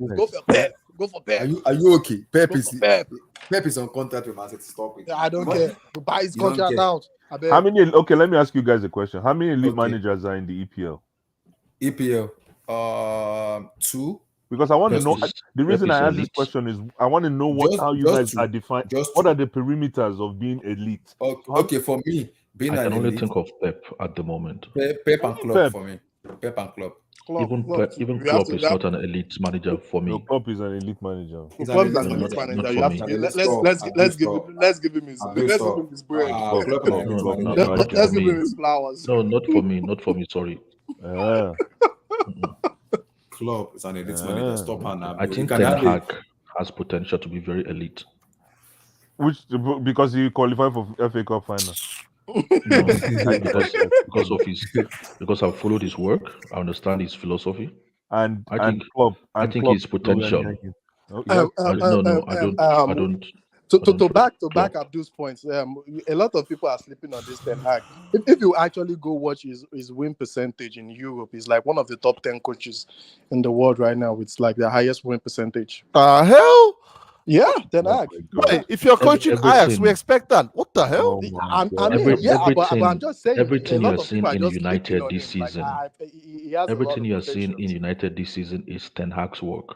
I'm just saying he has He has potential. actually I'm not not brought saying in- I'm not saying he's elite. I said he has potential that a lot of people are Yeah, I think he has sleeping on him. potential to be elite. That's what I'm saying. I don't think he's elite yet. It's not. But It's he's not. He's very close Yeah, to but being that's not the elite. question I asked. The question I ask is how many elite managers do we have in the EPL? I've already said I think Pep and Klopp. And then you guys have the nerve to tell me that you think we have more than 5 elite managers in world football. In the No, world, No, we have more than 5 in the okay, world. let's try. Let's Come on now. You know let's the try. elites now. They are just there. That are active or that actually have a job. Yeah, they can be more than 5. Story. That's why the reason I say this is that's why this whole notion of elite I think is murky. Like, how do you define elite? Because right now, you know who is close to elite right now is what Eddie Howe is doing. That's the new. You know how they say orange is the new black. What do you call it? Average is the new elite. If you can make it work. Look, Abdul just said it. One elite manager in the EPL, and rightfully so, because if you think about it, it's debatable. Probably one. And then how many elite managers are in active roles right now that are actually on the touchline live? Let's go to Spain. How many? I don't see any. Can somebody list one in Spain right now, La Liga? Hello, Ancelotti. So Ancelotti is not elite to you. Well, exactly. But Ancelotti, it depends on your definition of elite. Man. Exactly. That's because why it's murky. I'm sorry, this guy Simeone, you might not agree with his philosophy. Okay, there you go. That's but based on the body of work, you've got to give it to that guy, man. You've got to give it to Klopp. I don't know who said Klopp is not elite, but I don't know what you're smoking. I do not know what you're smoking. No, I said to me, he's not elite. What's his name? Ancelotti. You've got to give it to Ancelotti as well. Yeah, but Ancelotti is elite. That's 5 already. No, Simone is elite in my own opinion. Simeone, Ancelotti, Pep, Klopp. Who else did we mention just now? Simeone, Ancelotti, Pep, Klopp. You see the reason why I say I don't think you can count up to 10. Mourinho, you won't get 10. Mourinho, come on, man. Mourinho is not. Mourinho is retired, man. It's past his prime. Mourinho is elite, man. Mourinho is elite. Yeah, no, not in. He's former elite. Watch him win the Europa Cup again this season with Roma. It's possible. So, would you consider him elite then? To me, Mourinho is elite. No. I'm just asking Blue Eyes. He said no, he's former elite. No, so I don't. No. I told you already yesterday, Kay. You were here, and I said it that Mourinho is everything about Mourinho right now is too mechanical for my liking. No. Blue Eyes, it's two different things. Because you don't like him or you don't like his style. I'd rather have him. Or you don't like his style. All of it. Doesn't mean hey, when was the last time you owned a CD? Now everything is MP3. Everything's online. When was the last time you owned a CD? No. I'd rather have Mourinho than Pochetino. Let's quickly talk about it. So wait, what I want to get, because I purposely did not interject a lot of the conversation that was happening before, because I'm sorry, you all contradict yourself so much. I don't even know where you all stand with this. If Poch is coming in, what do you think he's coming in to do? Build a team. It doesn't matter. No. He's got to No, win. no, no. Just answer me. the question. Sure. I'll tell you what he's coming to do. He might be coming in to represent this whole fallacy of project that the owners want to paint. But the truth is, the tea leaves, if you read the tea leaves, we got to win the next game. We have to win that EPL next season. Eddie's laughing. Blue eyes. I'm laughing because Blue Eyes, even you don't believe what you're saying. Even you don't. Even Blue Eyes knows he doesn't believe what he's saying. Eddie, let's be very fair. No. Blue Eyes. Blue Eyes, be honest with yourself. Do you really believe that? What just came out your mouth? Eddie, that's why I said. No Champions League, no Europa League. I'd see the minimum Chelsea Football Club, Mauricio Pochettino, and Egbal Baghdadi can get for me is Champions League sport. Maximum top 2. I'm not even going for 4. Top 2. Because for me, I don't count Arsenal as a big club. Arsenal is a medical club. Let up to go. Let money of the season. So the thing is, we have to be very fair because I don't know the memo Pochettino got. We were not part of the interview. But I don't think we should just totally throw it out that he's not been asked to win the league next season or at least compete. Okay? And I don't think it's beyond them or beyond anybody to ask Pochettino. Like I've said earlier on in the stream, I think these guys make consideration or consider other factors. And one of the other factors is for them to hire the manager is I believe they look at it from a political angle as well. Just like when they hired Porter, they went for somebody who's young, English, comes from a average club, somebody they can have input to his work and things like that. So I believe if we look at the 3 that been reported that they interviewed, Enrique, Nagelsmann, and Poch, I think politically the best appointment is Poch. So I believe they look at other factors as well. But that does not mean they don't want to win the league next season.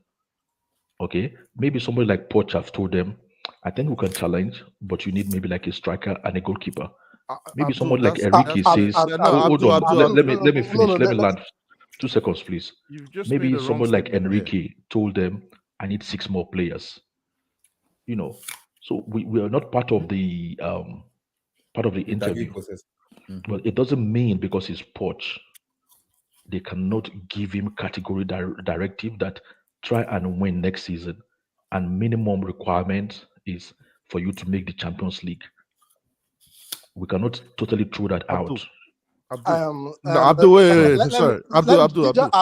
No one's gonna say. Okay, go. 30 seconds. I'm just gonna say this.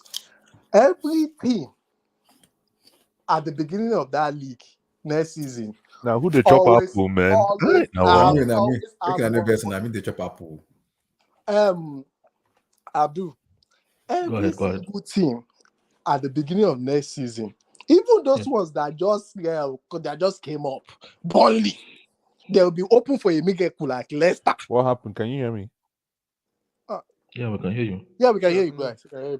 So even Burnley will be open for one miracle like Leicester. Every team wants to win the league.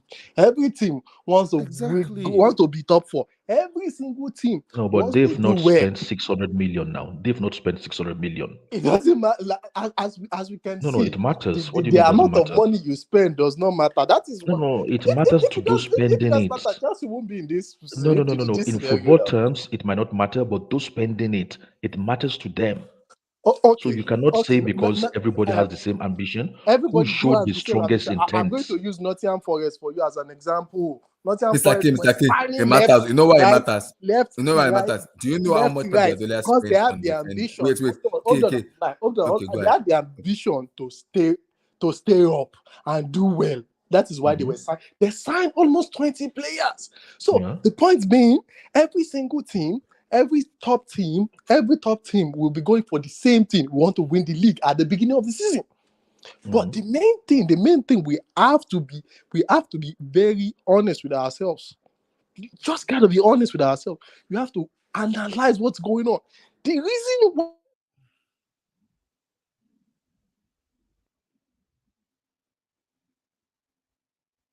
Right. Is that me? Okay, are you there? Okay, we can't hear you, man. Oh, I thought that was me. 10 Oh, games okay. consistently. Okay, we can't hear you. You We can't said hear the you, main Kane. reason why. Go out and come in. Go out and go out. Go out and No, come back. continue. We can hear you now. You Nah, said the if main reason why. is it there? Nah, it's gonna No, it's forget. gone again. Yeah. I So. think his Okay. mic is. Nah, Abdul, I don't know where Kay was going with that point, but what I was gonna say, I wanted is, to, I because I was wanted to about, give him a I rebuttal.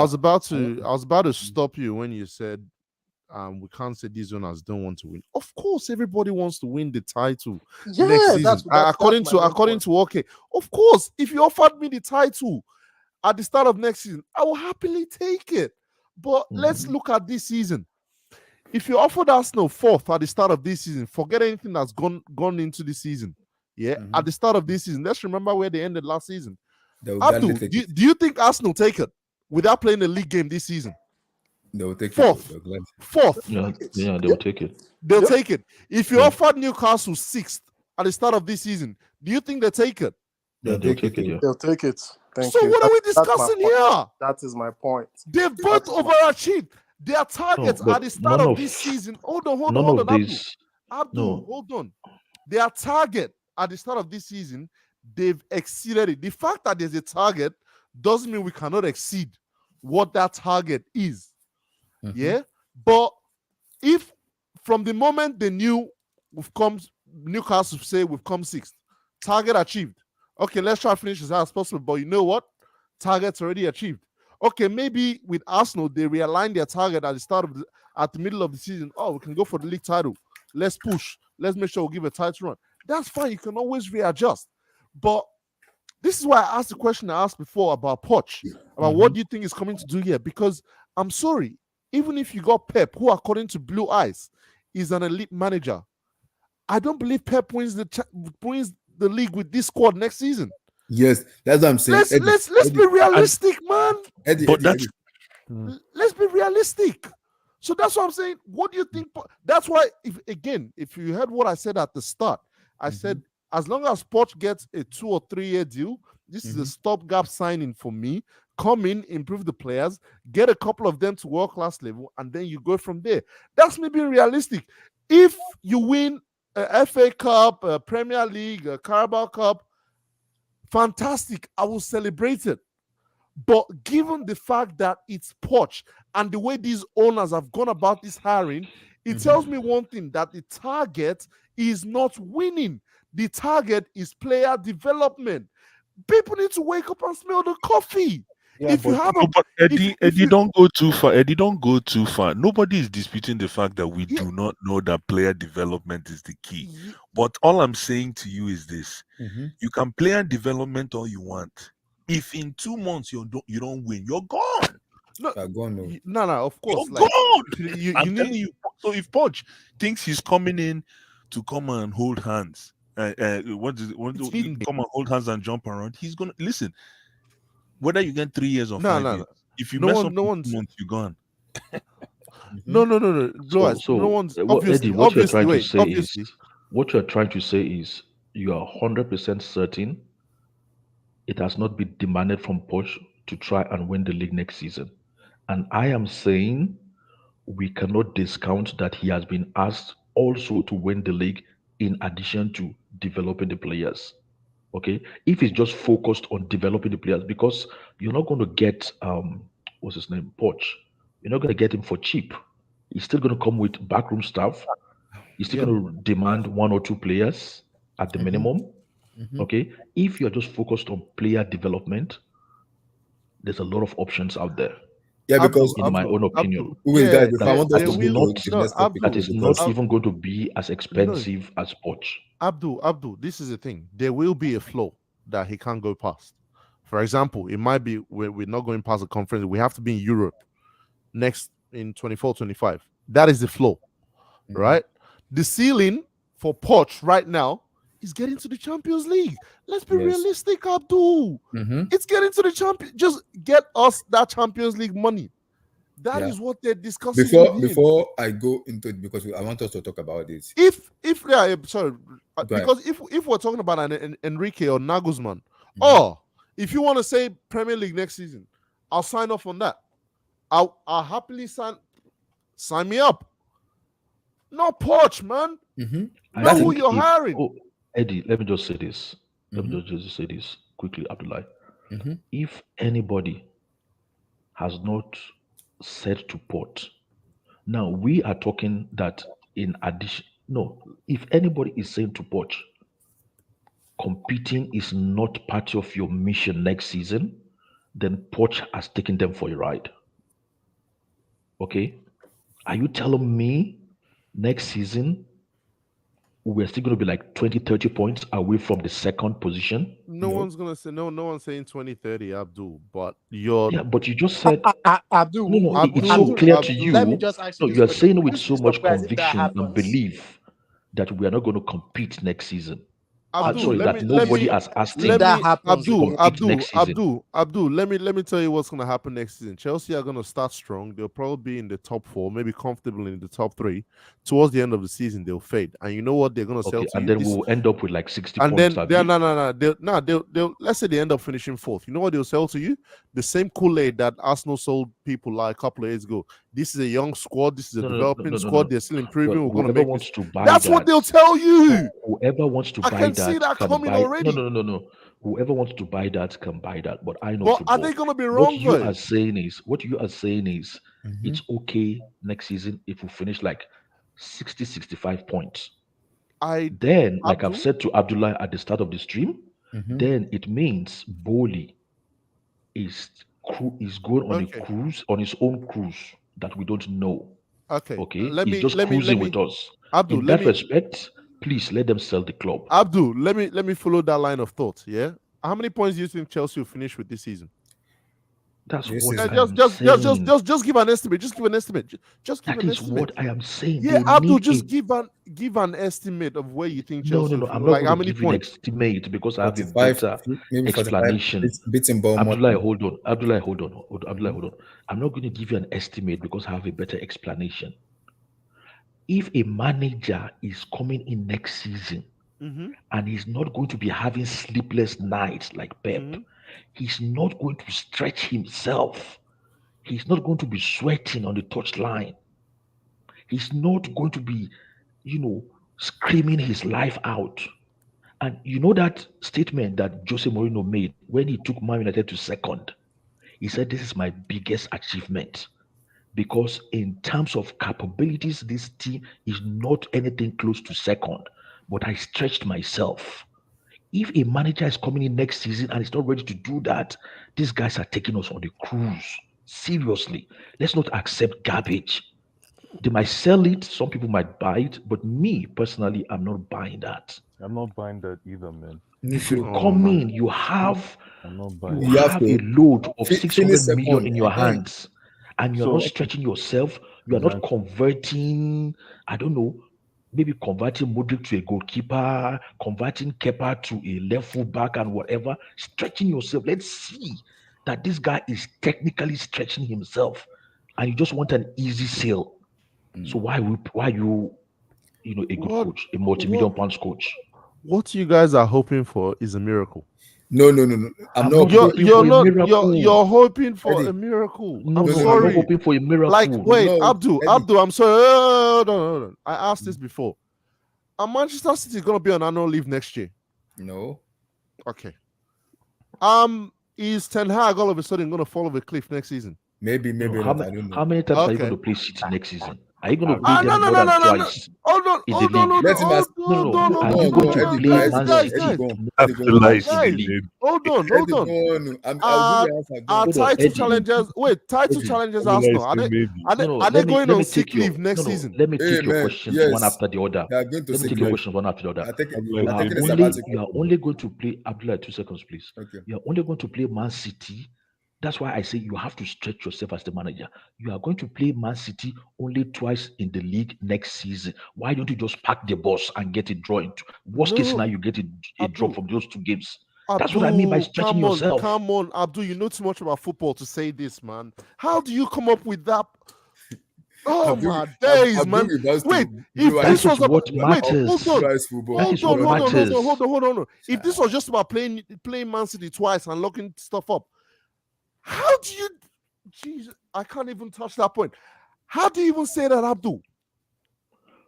If it's just about playing, that? Why are Arsenal? Why are Arsenal not winning the league this season?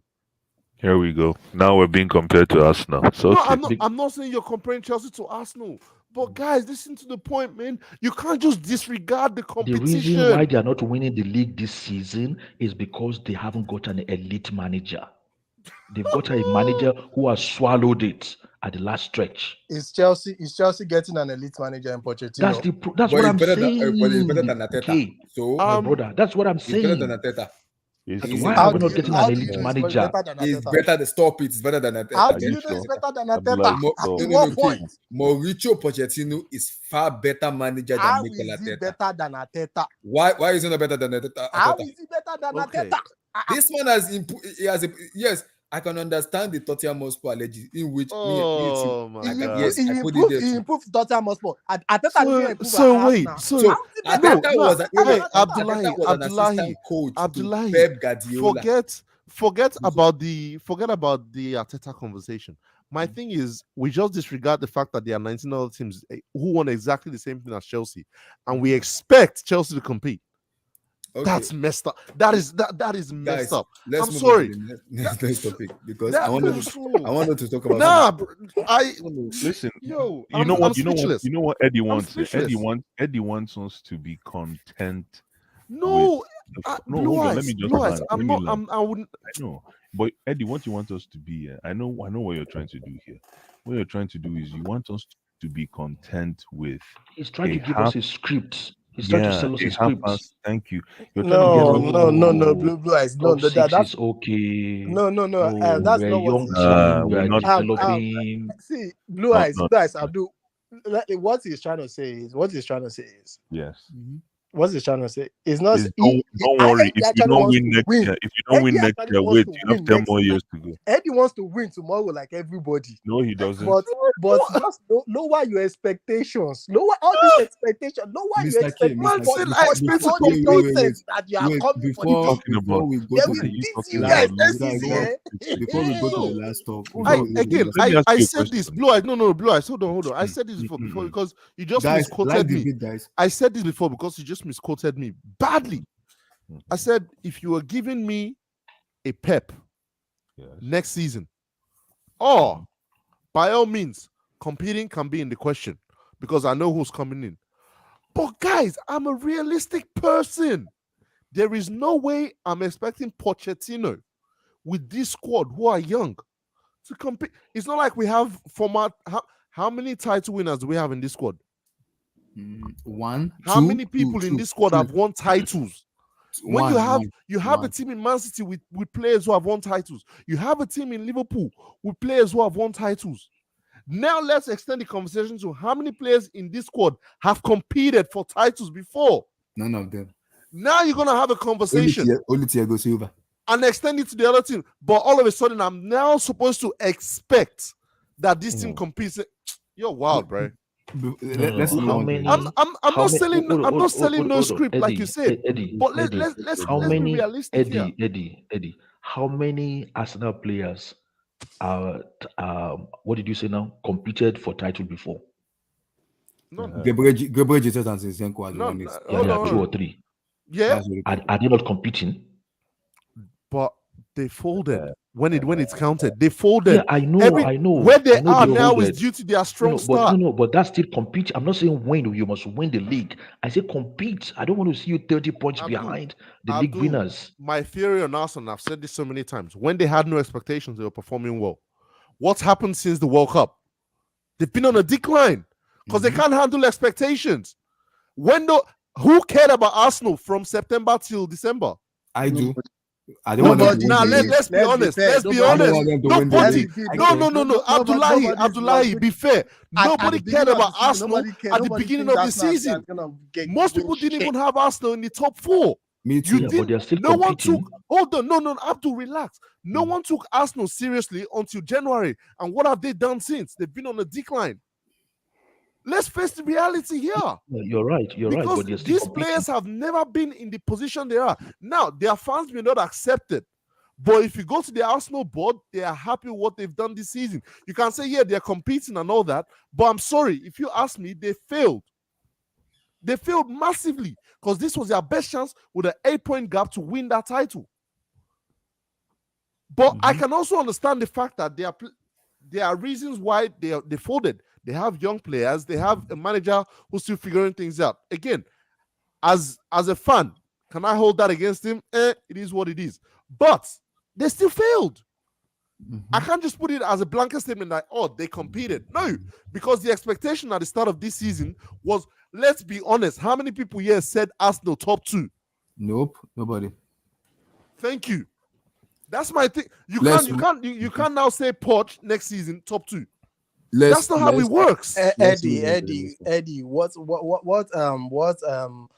Blue Eyes and Abdul Achano says they are just hoping for the same miracle that happened to Arsenal to happen to Chelsea next season. That's what I said. Y'all are hoping for a miracle. You're not looking at the squad we have and the manager coming in. Well, let me tell you one thing. Your expectation, Blue Eyes. Let me tell you one thing, guys. Deflate your spirits next season. It's okay. Listen, guys. Listen, whether it's miracle or whether it's not miracle, if Mauricio Pochettino gets the job, he better be hoping for that same miracle, because if not, he's gone in 2 months. Yes, so he's not going nowhere in 2 months. He's not getting the same miracle. No problem. Like I said, like Eddie, no, guys, hold on. Do not quote me like, oh, if he comes 14th, he's not going to be sacked. Nah, obviously there'll be a flaw that they don't accept that he will go. No, he has 10 years. He has 10 years. He has enough time to fix it. Don't worry. If this guy is around, let's say 6th or 7th next season, do you really think he's getting sacked? Oh, he's getting sacked in 6 months, in less than 2 months, 7. Okay.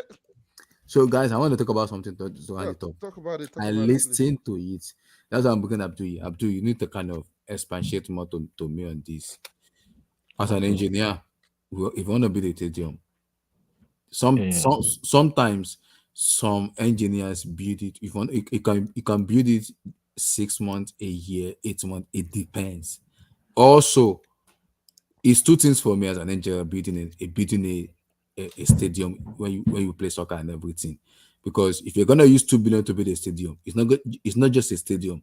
They have to be game center. So many stuff has to be there that entice, and there will be like an enticement to people to come in, apart from the national stadium you want to build. So as an engineer, it's 2 things for me. Either you completely overhaul that stadium and build it fresh from down, or you build this step by step by taking out the hotels, the restaurant, the streets, the houses there. You bring those houses down, you combine it with the stadium together, and you change it entire everything. Then that could work. That will only take maximum 6 months or 8 years, 6 to 8 months to finish, which will be ready by 2024-2025 season, which will be ready. But if you are building from scratch, it will take maximum a year. It will be 2025, 2026, and everything will be ready. So now it depends, because I don't know how Stamford Bridge. I'm only seeing it's 40-seater, and I'm hearing the board, the ownership wants to build 75, close to 80 seaters, because of the infrastructure they want to put in it. If that's the case, we need to move away from Stamford Bridge to build a new entire stadium. You cannot build a stadium in Stamford Bridge. It will not work, because you have to take the hotels, the restaurant, the people living, the houses there have to be broken from scratch and include it to Stamford Bridge, and you have to expand that stadium. It's too small. You gotta put an expansion to it for you to work. So I don't know, you kind of live in London, you know how Stamford Bridge is. But me, I'm just sitting here watching from afar. That has to be cut down, because for a national stadium to be built, it has to be from the scratch, and it has to be ready. So I don't know how because you live in London, you can easily say more about Bridge, Stamford Bridge. I don't kind of live there, so it's difficult. Are you saying are you arguing against the amount, the cost? No, I'm arguing or the time. I'm arguing with the time and the amount of cost, because 2 billion doesn't beat national stadium, it beat more than that. You're gonna have hotel, you're gonna have like swimming pool, recreational center, like the gaming center and everything. You're gonna have so many stuff with that 2 billion. 2 billion does not beat 80 seaters. You build stadium with it's not up to 2 billion. You don't beat 2 billion with 80 seaters. No, you have to have something to eat. Okay, so you're saying it looks expensive. Yeah, it looks expensive for me. That's number one. And number two is 2 billion does not beat Stamford Bridge only. You have to have something to eat.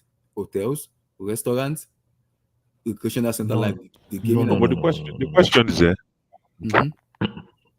Go ahead, Bryce. Go ahead, Bryce. The question, okay, really quick. Sorry, guys. The question is, they make a verbal commitment to invest 2 billion in a stadium. And Abdullah, you as an engineer, you don't think that they've done a feasibility study before he made that announcement? You don't think they've actually analyzed and done some research and looked at the blueprint? Because I bet you Roman had a blueprint for a stadium. They probably looked at all that. So for him to make a verbal commitment, I didn't hear it. You guys are the ones educating me now. For him to make a verbal commitment that there's 2 billion to be invested in a stadium, 9 times out of 10, a feasibility study has been conducted. Yes, this is not just pie in the sky. Yes, but or he made the declaration just as part of a, like this thing Eddie is saying, to buttress the fans so that fans can just believe that there's something coming. And the only time he will trigger this project is maybe if we start winning. But Blue Eyes, as an engineer, watch citizen, because I don't live in London. I don't have Stamford Bridge because people say it's too small. But I'm like, you know what a feasibility study is, right? Yeah, doing some assessment before you can have to do the groundwork and everything. Exactly. I know they've done that, but that's what I'm saying. 2 billion, you have to put recreational center. You have to put swimming pool. You have to put what you are forgetting is that they are not just going to build Stamford Bridge. Okay, they will build their training facility, because I think the training facility is different from Stamford Bridge. So that because the what they have at the current training facility, because I do watch it's not up to par if you compare it to the likes of Tottenham and other United. So their gym looks like Planet Fitness, to be fair. It looks like YMCA, man. Yeah, Planet Fitness, to be fair. Some of the equipment they have, like if you go to Lifetime Fitness out here, it's probably better than what Chelsea has. So they'll have to, like, what's it called? I would have suffered, man. They are having our gym. they have to revamp all those things and actually but like even that is not up to 2 billion. Abdullah, that was newly built for them by Abramovich. The training ground, that Cobham. It's Abramovich that built that. Before, I think they were using somewhere close to the airport. So Abramovich built that. But from what I can say is, I'm just using my own common sense because I'm not into construction. Is the thing is, if you want to do a redevelopment for Stamford Bridge, it's most likely going to be more expensive than building a brand new from scratch in a different location. The reason for that is you are going to be restricted in how you construct it. So I don't think you have the flexibility to just do anything you want. You have to build it in a certain way because it's surrounded by residential buildings. Okay, it's surrounded by roads. It's surrounded by recreational area. Is not too far from a train stop. So you cannot just say, okay, pull Stamford Bridge down and then we do anything. So you're going to have restrictions, limitations. Me personally, I believe the easiest option would have just been go to a new area and plant a stadium there. Simple. But in terms of tradition, football club especially, They don't like to move away from the area where they are based. So, for example, now Arsenal were based in Highbury before. Then they went to and built a new stadium, Emirates Emirates. Stadium. It's still not far from the Highbury, despite the fact that they moved to a different Location. location. Okay. But they would not leave the entire North London and go to maybe West London. So Okay. they don't do that. You get my point? So that's where the difficulty is, that if you want to go to a new location, it still has to be within that area. Yeah. Okay. Wait, how far is Because Elcourt to Stamford Bridge? How far is Elcourt to Stamford Bridge? it's not too far, but I don't know where they want to build it in Elscott. Maybe there's a spare land. Okay. But I think maybe that might be difficult for them. I'm just guessing The because of landowners and the landowners political don't want a issues. stadium there. The landowners don't want a stadium there. Exactly. Maybe they have to change the name of the club for them to do that. Maybe there are other political reasons why. Maybe they don't. It cannot be easy for them. But I think, for example, let's just say for theory purpose, if they move to an Elscott, they will be able to build a stadium less than the cost it will take them to redevelop Yes. this Stamford Bridge. Yeah, but you lose about 30% of your heritage in doing that. I'm just saying theoretically, if you Okay. just look at just the cost,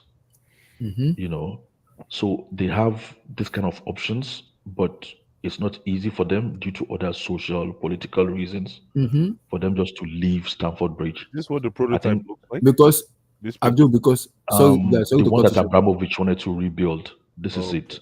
This is the prototype Abramovich. So I don't think these new owners, they might decide not to go ahead with this design. So they'll have to hire some other people to They already do hired. a No, they different- already hired someone. The lady, the woman that did because do you remember the Qatar Okay. World Cup we watched? the Qatar World Cup. Yeah. The final of the champion, the final of the Qatar World Cup, the stadium they Yeah. used, the woman that built it is the one that they hired to build the stadium, to build a new stuff, to redevelop the new Stamford Bridge. You mean this one or for a new one, the Bowley ones? The one Bowley wants to do. Okay. You see, that's gonna be that's going to Um, be challenging because then maybe they knew maybe Yeah, because they Bowley need a said new he wants permission. to build 75 to 80 No, seaters. Abdullah, this is where the tricks come in. If he brings his own design, because this one has already been approved. Abramovich just wanted to start work on it, but because they stopped him from coming to the country, then he stopped the work. Okay, so this one I've gone through all the protocols and all the processes. They just need to start putting bricks on ground. But then if Bowley comes with his own design, then he has to go through the whole process of permission, approvals, I think he's protocols, gone and things through like it. I that. think Abdul, I think he's gone through it. But the problem with No, is not if one of the he's pitch just owner. come now. He's not designed it now. No, he's not decided yet, but he's been speaking to the Exactly. pitch owner people here because they want to move to No, S4. not the pitch owner, not the pitch. I mean the construction. Like before you put a block and you build something, Yeah, okay, the local authority has to give you approval yeah. because there are residential places around here. You're not just going to hinder people. Maybe they can see the sun before. You cannot just put your own building there and then suddenly they are cut off from sunlight. You get my point? So the authorities have to approve the design. So if you change the design, and that will take another time again, it's not just what they do in 2 hours. Yeah, it takes They time. have their experts that will That's go what I'm through it saying. again. That's what I'm saying as an engineer looking at it, because if you want to do a redevelopment of a stadium, for me, it take maximum for me, because the maximum for me is 1 year. Minimum. Maximum? Yes. 1 year? Yes. Nah, it's gonna take For more, me, man. for me as an engineering student, It takes for more me, because the No, reason I say 1 Abdullah, year put is it this way. let me When give Tottenham redeveloped their own stadium, it's still the same stadium, but they just redeveloped it we developed it. Yeah, and rebuilt some parts. I think did Spurs not play like 2 seasons at 2 seasons. They Wembley? played the Wembley. Yeah, 2 seasons. Exactly. So it Why took I them more said than 1 year. Why I said 1 year, I'll give you a reason. Because engineer in our country, we know past each other in terms of building stuff and everything. So If you want to bring an engineer, the reason I say 1 year is the engineer they're gonna bring in. We look at the area, we look at everyone and say, okay, this is gonna take me 1 year, and he will finish it 1 year because he knows what the ownership want and the people want, and he's gonna do exactly what they want. And some will come in and say it will take me 2 years in terms of doing this and doing this. That's what I'm saying. The 2 billion Todd Bowley wants to use to do the redevelopment for me is more than just Stamford Bridge. Something is more than No. That is what I'm saying. You're That getting. they have to work to specifics. Yeah. Okay, it's not. They don't have free hand anymore because of it's in the middle of residential place. You get a point? So it's going to cost more than that. They have to work to a specific design, and the design is going to be so limited because the space is so small. You get my point? They can construct a new stadium if you want, even in 6 months. If you go and give them land in no man's land, where people are not close to the area, they can work 24 hours. Yeah. But here, they have to stop work at a certain time of the day, maybe by 6 p.m. because there'll be noise and things like that. And even if they're working at night, maybe they have to stop at a certain time of the morning because of pollution and things like that. Yeah. You get it? So that's why it will take them longer. Okay. And then the cost, okay, because of you want to put a construction that contain more people, you have to use certain materials. Yes. You have to use certain design. Because it's not in the middle of nowhere where you just have, free hand just to do whatever. Okay, so that's where the cost. The problem I say you have to look at it because there's an hotel there, there's a restaurant, and people say there's an hotel and restaurant beside Stamford Bridge. There's an hotel and restaurant, and people are also living there too. So if you want to redevelop there, you have to speak to the government, and you also have to speak to the people living there. That's the tenants, the landlord. All those ones have been done by Abramovich for this design. But Bowley needs to do that. He needs to do that. Exactly. Bowley needs to do his own if he wants to change everything. Yes, he needs to do that because you have to speak to the landlord, the tenant. You guys are not hearing what I'm saying. When I said the feasibility study covers all what you're saying right now. What you're saying right now is transactional. That's the tiny stuff. For Todd Bowley to come out and make this statement, if it's true. I'm guessing that feasibility. If Todd Bowley comes out to make this statement, it means he's done the feasibility study and they found out that it's a go. They can go ahead and erect this thing. They've gotten all the approvals needed. You just don't make a verbal commitment without making sure that all your T's are crossed and your I's are dotted. So again, like I'm saying, unless he went ahead just to pacify the fans, to make us happy, he made this statement to make us happy. And in the meantime, he has something else that he's working on. Then that's politics. Now we're talking about politics. That's not we're not talking about development, we're talking about politics, which is also part of the game, because you have to be able to give people what they want to hear. Tell people what they want to hear. If you tell us that we're building stadium, when we are losing, at least we know there's a stadium coming. There's a political inclination to what that statement could be, but if it is based on facts, then there is no way Todd Bowley will come out and make a statement like this without doing feasibility study. If feasibility study is not done, you can't do it. You cannot. That's a failure. Yeah, it's a failure. So for you to go ahead, it means that it's a go. He's done all that. Now the venue is where is it going to be in the same spot or is it going to move? That's my problem because they said they're not going to use Elscott. They have already rejected Elscott. So I don't know. It's going to be the same spot from the current news that we have. They said it's the same place. But then it might take them. It's even easier if it's the same place. It's easier because Abramovich got approvals before. Now they are doing a redevelopment, so they probably already got the approval superimposed. They got more approvals because it's just a redevelopment. So they're basically adding to what is already existing. They're not. There's an hotel. No. It's not just adding. They might need to demolish and rebuild. Yeah, exactly. That's what I'm going to. Exactly. But you're not, like Abdul said, you're not planting a new stadium. It's not like you're planting. No. Exactly. So there's already a prototype in place that you can walk around. That's what I'm saying. The lady that did them the Walk of Finer and the 85 setup woman, that's who they are calling to do this stuff, to do the development. But you know why? You know what I don't like about redevelopment? It's going to take long, man. Yeah. It might take like 4 years. Really? It's gonna take long, man. For It's gonna real? take redevelopment. It's take Yeah. long. Yeah, of It's course. it's The not hard part, just it's the hard part is not building; it's taking the old down.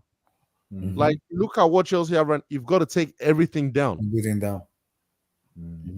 So you that part alone is going to be one of the longest periods of the No, whole. so you guys are saying you can't modify what we have now and just Nah, build you it. can't. No, You plus can't. you can't. no. No, you can't. No. I mean, if you compared what Abdullah is showing now to our old stadium, you will see that they are totally different designs.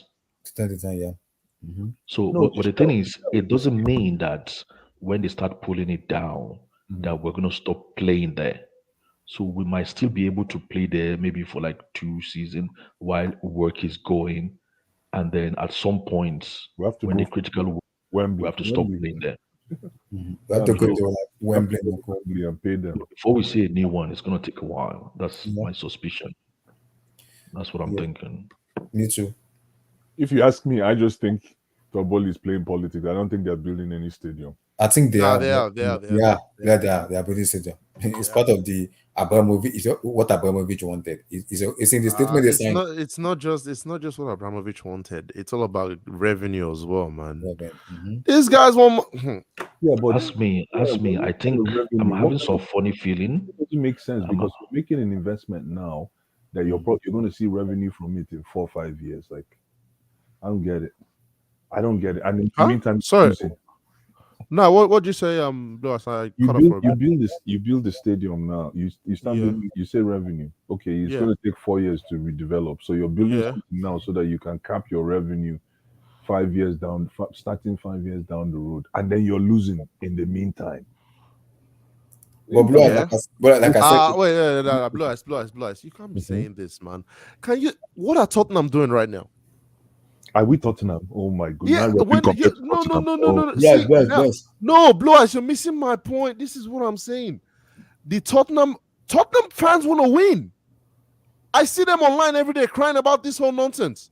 But what is Daniel Levy doing? Signing deals with NFL. Come play a game here. Just give us some money. And Formula One, come in here. That is exactly what Boli will do. No, Eddie. God forbid. But no. Let's not get Tottenham. You see, with every club, they have peculiar problems. Okay, Blue Eyes have already told you, you can ride a bike and be chewing gum at the same time. Daniel Levy is not going to stop his business just because you're not winning on the pitch. He's going to keep running his business, in parallel, concurrently with whatever is happening on the pitch. Yeah. But with regards to what's happening on the pitch, Conte has already told you guys what's happening on the pitch: blue, black, or black, white, black and white. Okay, that these guys have a comfort zone. That once they get to that level, you cannot motivate them. And I'm not disputing any of that. My point I was disputing with Blue Eyes. Season ago, no. At the end of last season, or maybe when Conte took over, all of us were saying we are scared of Tottenham with the players they have and a Conte. Yes, I did. But there's something fundamentally wrong in the mentality of the players. It's got nothing to do with Levy. Abdul, you're dragging this thing back into a footballing conversation. It's not. I was just explaining to Blue Eyes that winning has nothing to do with owners wanting revenue from a stadium. The way Chelsea Stadium is at the moment, those avenues are not feasible for Chelsea to be able to generate extra revenue from non-footballing events. Can I just quickly say? Yeah, sorry. I wasn't. Yeah, just very, very quickly, because I had Abdul and I had to come in. I wasn't one of these people. Okay, I was not scared of Spurs. Oh my God! All. Please, get out of here, man. Look, like I said, you muted yourself for half an hour. You heard sports that there's something. Okay. Yeah, so, like Eric, I said, Blue, let's be just 2 seconds. Let's just deviate. Okay. Let's do Q&A. A quick Q&A. So are you saying with don't drag this Hurricane Song? Yes, that's what I'm saying. Move on. That guy they have from the left. Abdul. And then when they bought Richarlison, and Basuma with a Conte, you were not scared of them No, as a football no, I club? wasn't. Of course not. No. Okay, so you thought Guys, they were just an average team. Yeah, the top 4 max. Yeah, top 4 You team. just thought they weren't going to challenge. They were just an average team I didn't even expect them to get top with 4. with a to be honest. Conte. Yeah. Okay, so Conte is lying. let's not drag this back to a Tottenham No, conversation. so Conte is lying. They're not good Jesus enough. Christ. Let's not drag this back to a So Tottenham for me, because Eddie, the reason that for me that's what I said.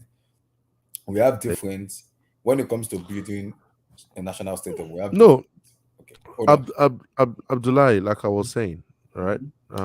Let me just round up on this because I don't know if people just want to ignore what these owners are doing or you're not just clued up on what they're doing. Wasn't it last month or 2 months ago that they filmed the Apple TV movie or documentary in there and they changed the names of one of the stands that caused havoc on social media? Because I'm pretty sure I saw it. I think so. I saw it too. And the family of the guy had to come out and basically say, no, look, guys, it's all good. Why do you think they done that? Because with Ted there's Lasso. there's revenue. Yeah, Ted Lasso. They got revenue from Apple TV to do that. So these owners have already told you what they're gonna do, but people just want to choose to be blind to all these things and wait until last minute before they believe it. But Eddie, like I said, Eddie, you're whining, man. Eddie, wait. Like I said, for me, Wait. What do you think I'm whining with? Eddie, wait. Because I get what you said, Eddie, but like I said, you can make all the money they want. I am At the end of the day, if this no. Blue Eyes. I'm not saying they don't want to win. This is where you're not. You can do both for sure, but some people are making the point that not winning on the pitch is going to stop them making money. And I'm telling you, win or no win, these men are going to get their money. They'll find a way to spin it. No, nobody said they are not going to make money if they're not winning. I don't care if they make money or they don't make money. But what I'm saying is, going into next season, if we're not competing or if these guys are not set to compete, then football-wise, they are just on a cruise. They don't know what they're doing. I don't think you realize they think they bought a toy. if you've seen the way they've run the club, but maybe we catch on later. That's what I was telling Eddie, that it depends, because as an engineer, you can go to different ways of building stuff. Like I said, because I went to the 2016-17, the Atlanta, Georgia, in Atlanta AG there. So that sitter is 60 to 65 sitters. And before, it wasn't like that. They have to rebuild it and they want to change stuff also too, because of the 2026 World Cup, where it's going to be played in United States, in Mexico, and Canada. So the Philadelphia Stadium also will be changed a little bit because of the World Cup too. So if you're going to build a stadium, if you know your job very and you're good at it, it takes you maximum 1 year or 2 years. And I'm not joking. As an engineer, I'm telling you a fact. It takes you 1 or 2 years to get everything set and ready. Everything. Both is Are they working 24/7 on the site? Now it depends. If you're gonna, that's why I say it depends on who's gonna take over, who is building it. Because if you're building a stadium, it takes you 1 or 2 years, where you have to, like, from the for the training pitch, the recreational center, everything takes maximum 1 or 2 years to get everything set and ready. It doesn't take 3 to 4 years. If you know what you're doing as an engineer, it takes 1 or 2 years to get it ready. If they're working 24 hours, it doesn't take more than 1 or 2 years. It does not. So that's what I'm saying. Whoever is taking up that job, there have to be a time frame on it. It's gonna be 3 years minimum, bro. It's gonna be 3 years. Let's not be. It's gonna be long because it's like reconstruction. It's gonna be, so because they're going to be deconstructing and then reconstructing, and everything has to be managed. Like I said, It's not Abdullahi, this will extend beyond football. That's gonna be a big part of this rebuild.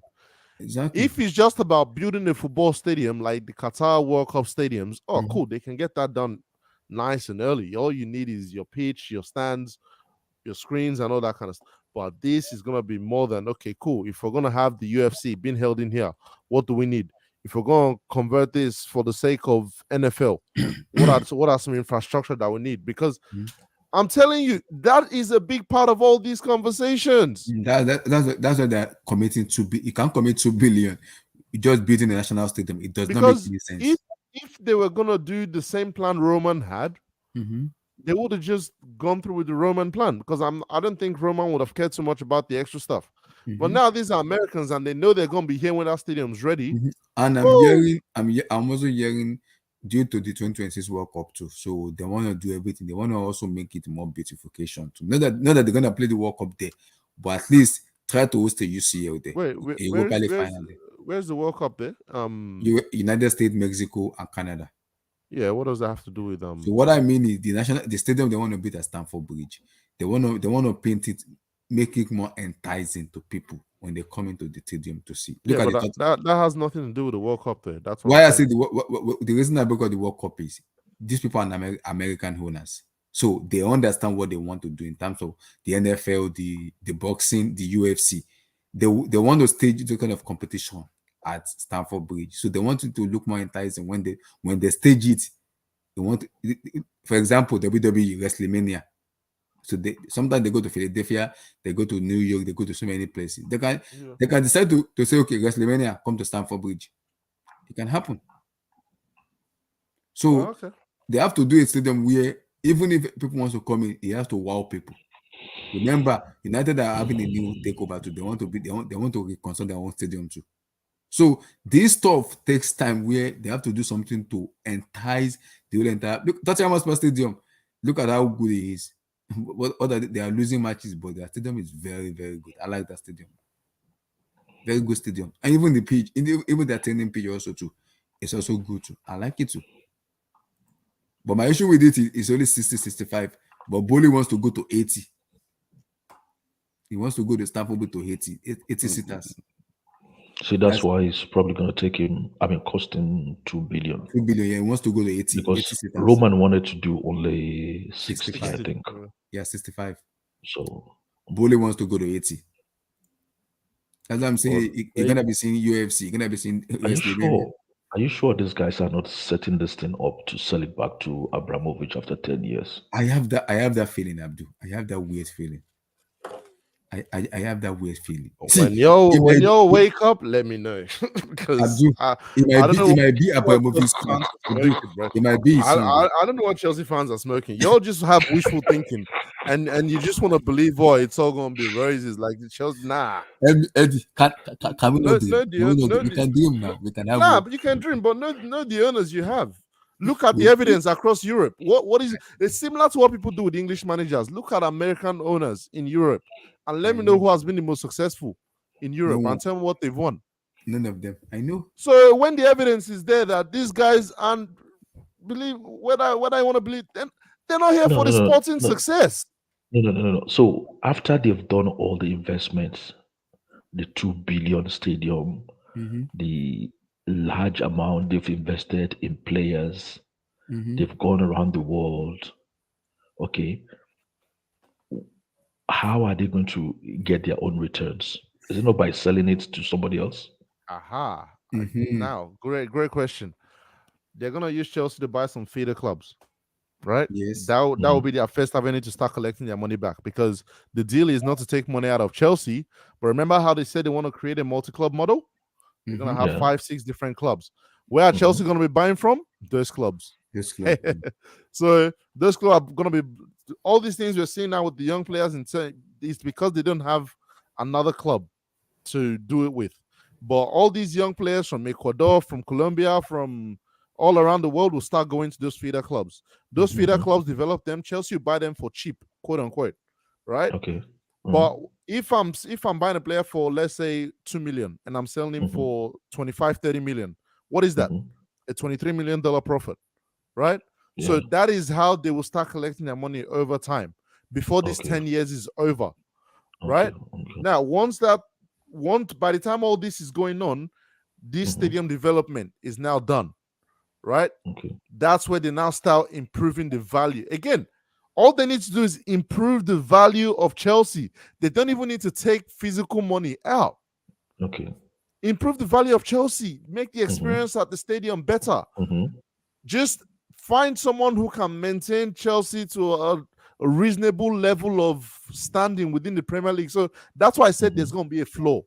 As long as Chelsea are in Europe, the club will still look enticing from an entertainment point of view. Yeah. But That's for the them to thing. really get the juice, the real meat, the Oh, real for them, fat, they will still have to sell Chelsea. oh, of course, yeah, they'll still have Okay, to so sell. who are they going to sell it to after 10 years? Who knows? That's what I'm why I said. saying. That's So what. why would Yeah, Abramovich but not consider that? Abdul. Oh, there are political reasons, man. Political reasons. Which political reason? It's not going to last 10 years Why was he sanctioned? for the war.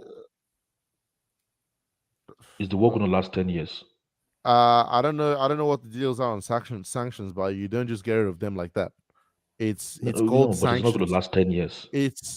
But my thing is he'll Sanction have to. on an individual will not last 10 years. What's he done? But Abdul, I don't know if you remember, even before he was sanctioned, he was already on the books there for what do you call it? He wasn't allowed into the country anyways. So he's got a few processes to get through before he actually does that. And you're still assuming by this time that he's still going got to have sons then. He's going to have he has kids. Again, he's still setting himself up. If he's available, then cool. But are you really sitting down for 10 years waiting for Abramovich to come back? No. I'm just saying that knowing how some of these things work, are we sure these guys are not setting it up just to return the club to him for an extra profit then? It might not be Abramovich, it might be anyone else. But that's now you're getting the point as to what I'm saying, that there is no incentive for them to really, really, really, really win right now. Like the desperation is not there because they know this is a 10-year process. That's why are they selling you a process? Because they know it's a 10-year process for us. At the end of the 10 years, then we can do whatever we want. If they don't find a buyer, then they start worrying about the sporting success and making sure things are at a good standing. But until then, Abdul, we are in for a ride, man. Know who your owners are. Anyway, not Miano now, man. Because I'll just shift to Real Madrid. They've sold.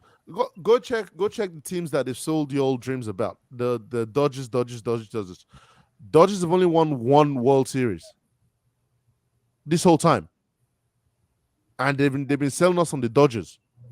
One. Rubbish. And then Chelsea fans gonna win Champions League next season. Good luck. Okay, like you won't celebrate with us. So wait I will. No, I will. But what annoys me is people that go, oh, the target has to be winning the league next season. The target has to be Champions League in 3 seasons. Like every other Real Madrid heritage, their target is always to win. They do whatever it takes to win. These men aren't doing whatever it takes. They blinded you with 600 million they spent. They know why they spent that money now. And they gave jail time contracts to players. So if the deal was really spending money, why are players signing 7, 8, 9 year deals to amortize the fees? People gotta wake up, man. But when people wake up, we'll be here. We'll welcome you to the party because this ends only in one way, right? We don't enter. Like I said, they're not gonna get Chelsea relegated. That's not gonna happen. Chelsea will achieve a reasonable level of success, but don't think this is the Chelsea of old that was winning leagues every season. Nah. These are American owners, but I'm not a dreamer. If it happens, you'll see me celebrate shamelessly. But do I expect it to happen? Hell to the no. I know my owners, man.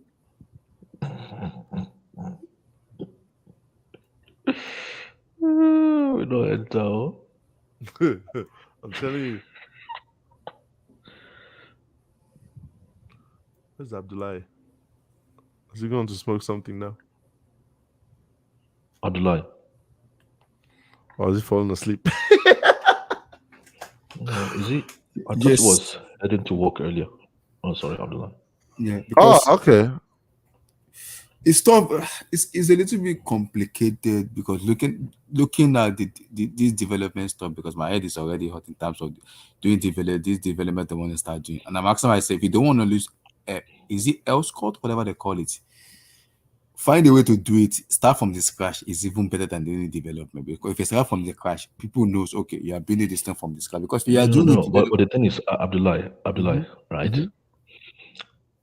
The only thing the fans, if they have the money, Mhm. okay, and they get all the approvals, the only thing the fans will suffer from is the timeline we have to wait for the stadium to be ready.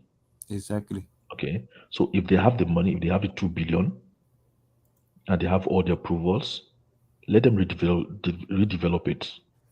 Okay. I think the fans will ever love Boli if he can do that. You get it? Yeah, I do. So to me, moving to Elscott, if they can redevelop this to, is it 80,000 you said, or 75? 80. Yeah, 80. 80. If they can redevelop it to reconstruct it to 80, that's fine, and they can shoulder the cost. That's fine. That's like their best option. Yeah, but Abdul, Okay. if you are gonna build a stadium with 2 billion, 2 billion for me to build a stadium is gonna be more than a stadium if you are building that. No, Because no, two no, no, billion, no. Because of the amount of work that it's not a brand new stadium now from scratch. I know. You know what I mean? Now that I'm telling you that brand new If you're building a brand new stadium from scratch and it's just only a stadium and you have an open land, you get my point. You just have land sitting there and you just have to build it. I don't think it will even cost you 1 billion. You get it? But this one is not just building; it's reconstruction. It's rebuilding. So they have to deconstruct, reconstruct certain parts. So that's where so you can only do certain kind of structure, you can only build it certain kind of, you can use certain kind of design and things like that. So, but if they're able to do that, I think it's a win-win for everybody. The only place where the fans will suffer is the waiting time. You get it? So maybe it will take them like 3, 4 seasons, and that's a long time. But if they're able to do it, then kudos to Bowley. I think they But will then actually, we're because gonna, they are American people. They will find a way to do it. yeah, You know but the way American people, when it comes to endorsement, entertainment, they are number one. You know exactly. that. But then we'll have to wait as fans. We'll have to wait for a very long time, or it will feel like eternal. Because the Stafford Bridge now is only 40 seaters. They want to Yeah. increase it. So They want to increase it more than that. exactly. So it's more or less like you want to put another Stamford Bridge on this Stamford Bridge. So it's not going to be easy. So, Yeah, but the and thing is, I don't think the development will start next season as well because they haven't made plans yet. They haven't yeah. made. So They need to form their alternate plans. For example, if you're going to use Wembley, that plan needs to be in place right now. exactly. So that's what I said. That the only part these fans will suffer is the timeline. We will wait forever for the whole thing to complete. I don't know. I think it might be more than 4 seasons for me personally. I think, but I could be wrong. So, but that's the only part. But I don't think these guys are in a hurry because their own timeline is 10 years down the road, or 9 or 10 years down the road. So we're sure they're gonna get it done. So, but if we wanted to get it quicker, I think that's when maybe they are going to consider maybe like Earl's Court or something like that. But it's easier they build it here because the trains are just next by. You know, the the the place is there for them and all these kind of things. So anyway, it's not gonna be easy, man. Like Eddie said, I think we have to brace ourselves because it might not be easy to be Chelsea fans for the next maybe 10 seasons. Yeah, yeah. I mean, I won't go as far as 10, but I'll say for the next 3, 4 seasons, expect the bar to be low. That's what I'm saying. I expect the bar to be low. And everything depends on the contract Pochetino signs. Everything depends on that. If he signs a 2-3 year deal, okay, these guys actually maybe have an ambition to compete later. Because right now, the ambition is not to compete based on how they've moved with this manager appointment. I'm not saying there was a perfect manager out there, but if you wanted to win, Poch was not the guy. I'm sorry, Poch was not the answer. But let's wait and see, because when the contract details come out, then we'll really know what they're about. Yeah, we have to wait for the contract to come out.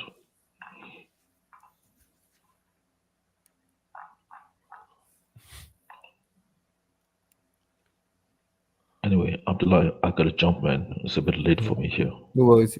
Peace out, guys. God bless. So All take care. right, Big peace up, out, everyone. boys. Yeah, I'll see you guys on next stream.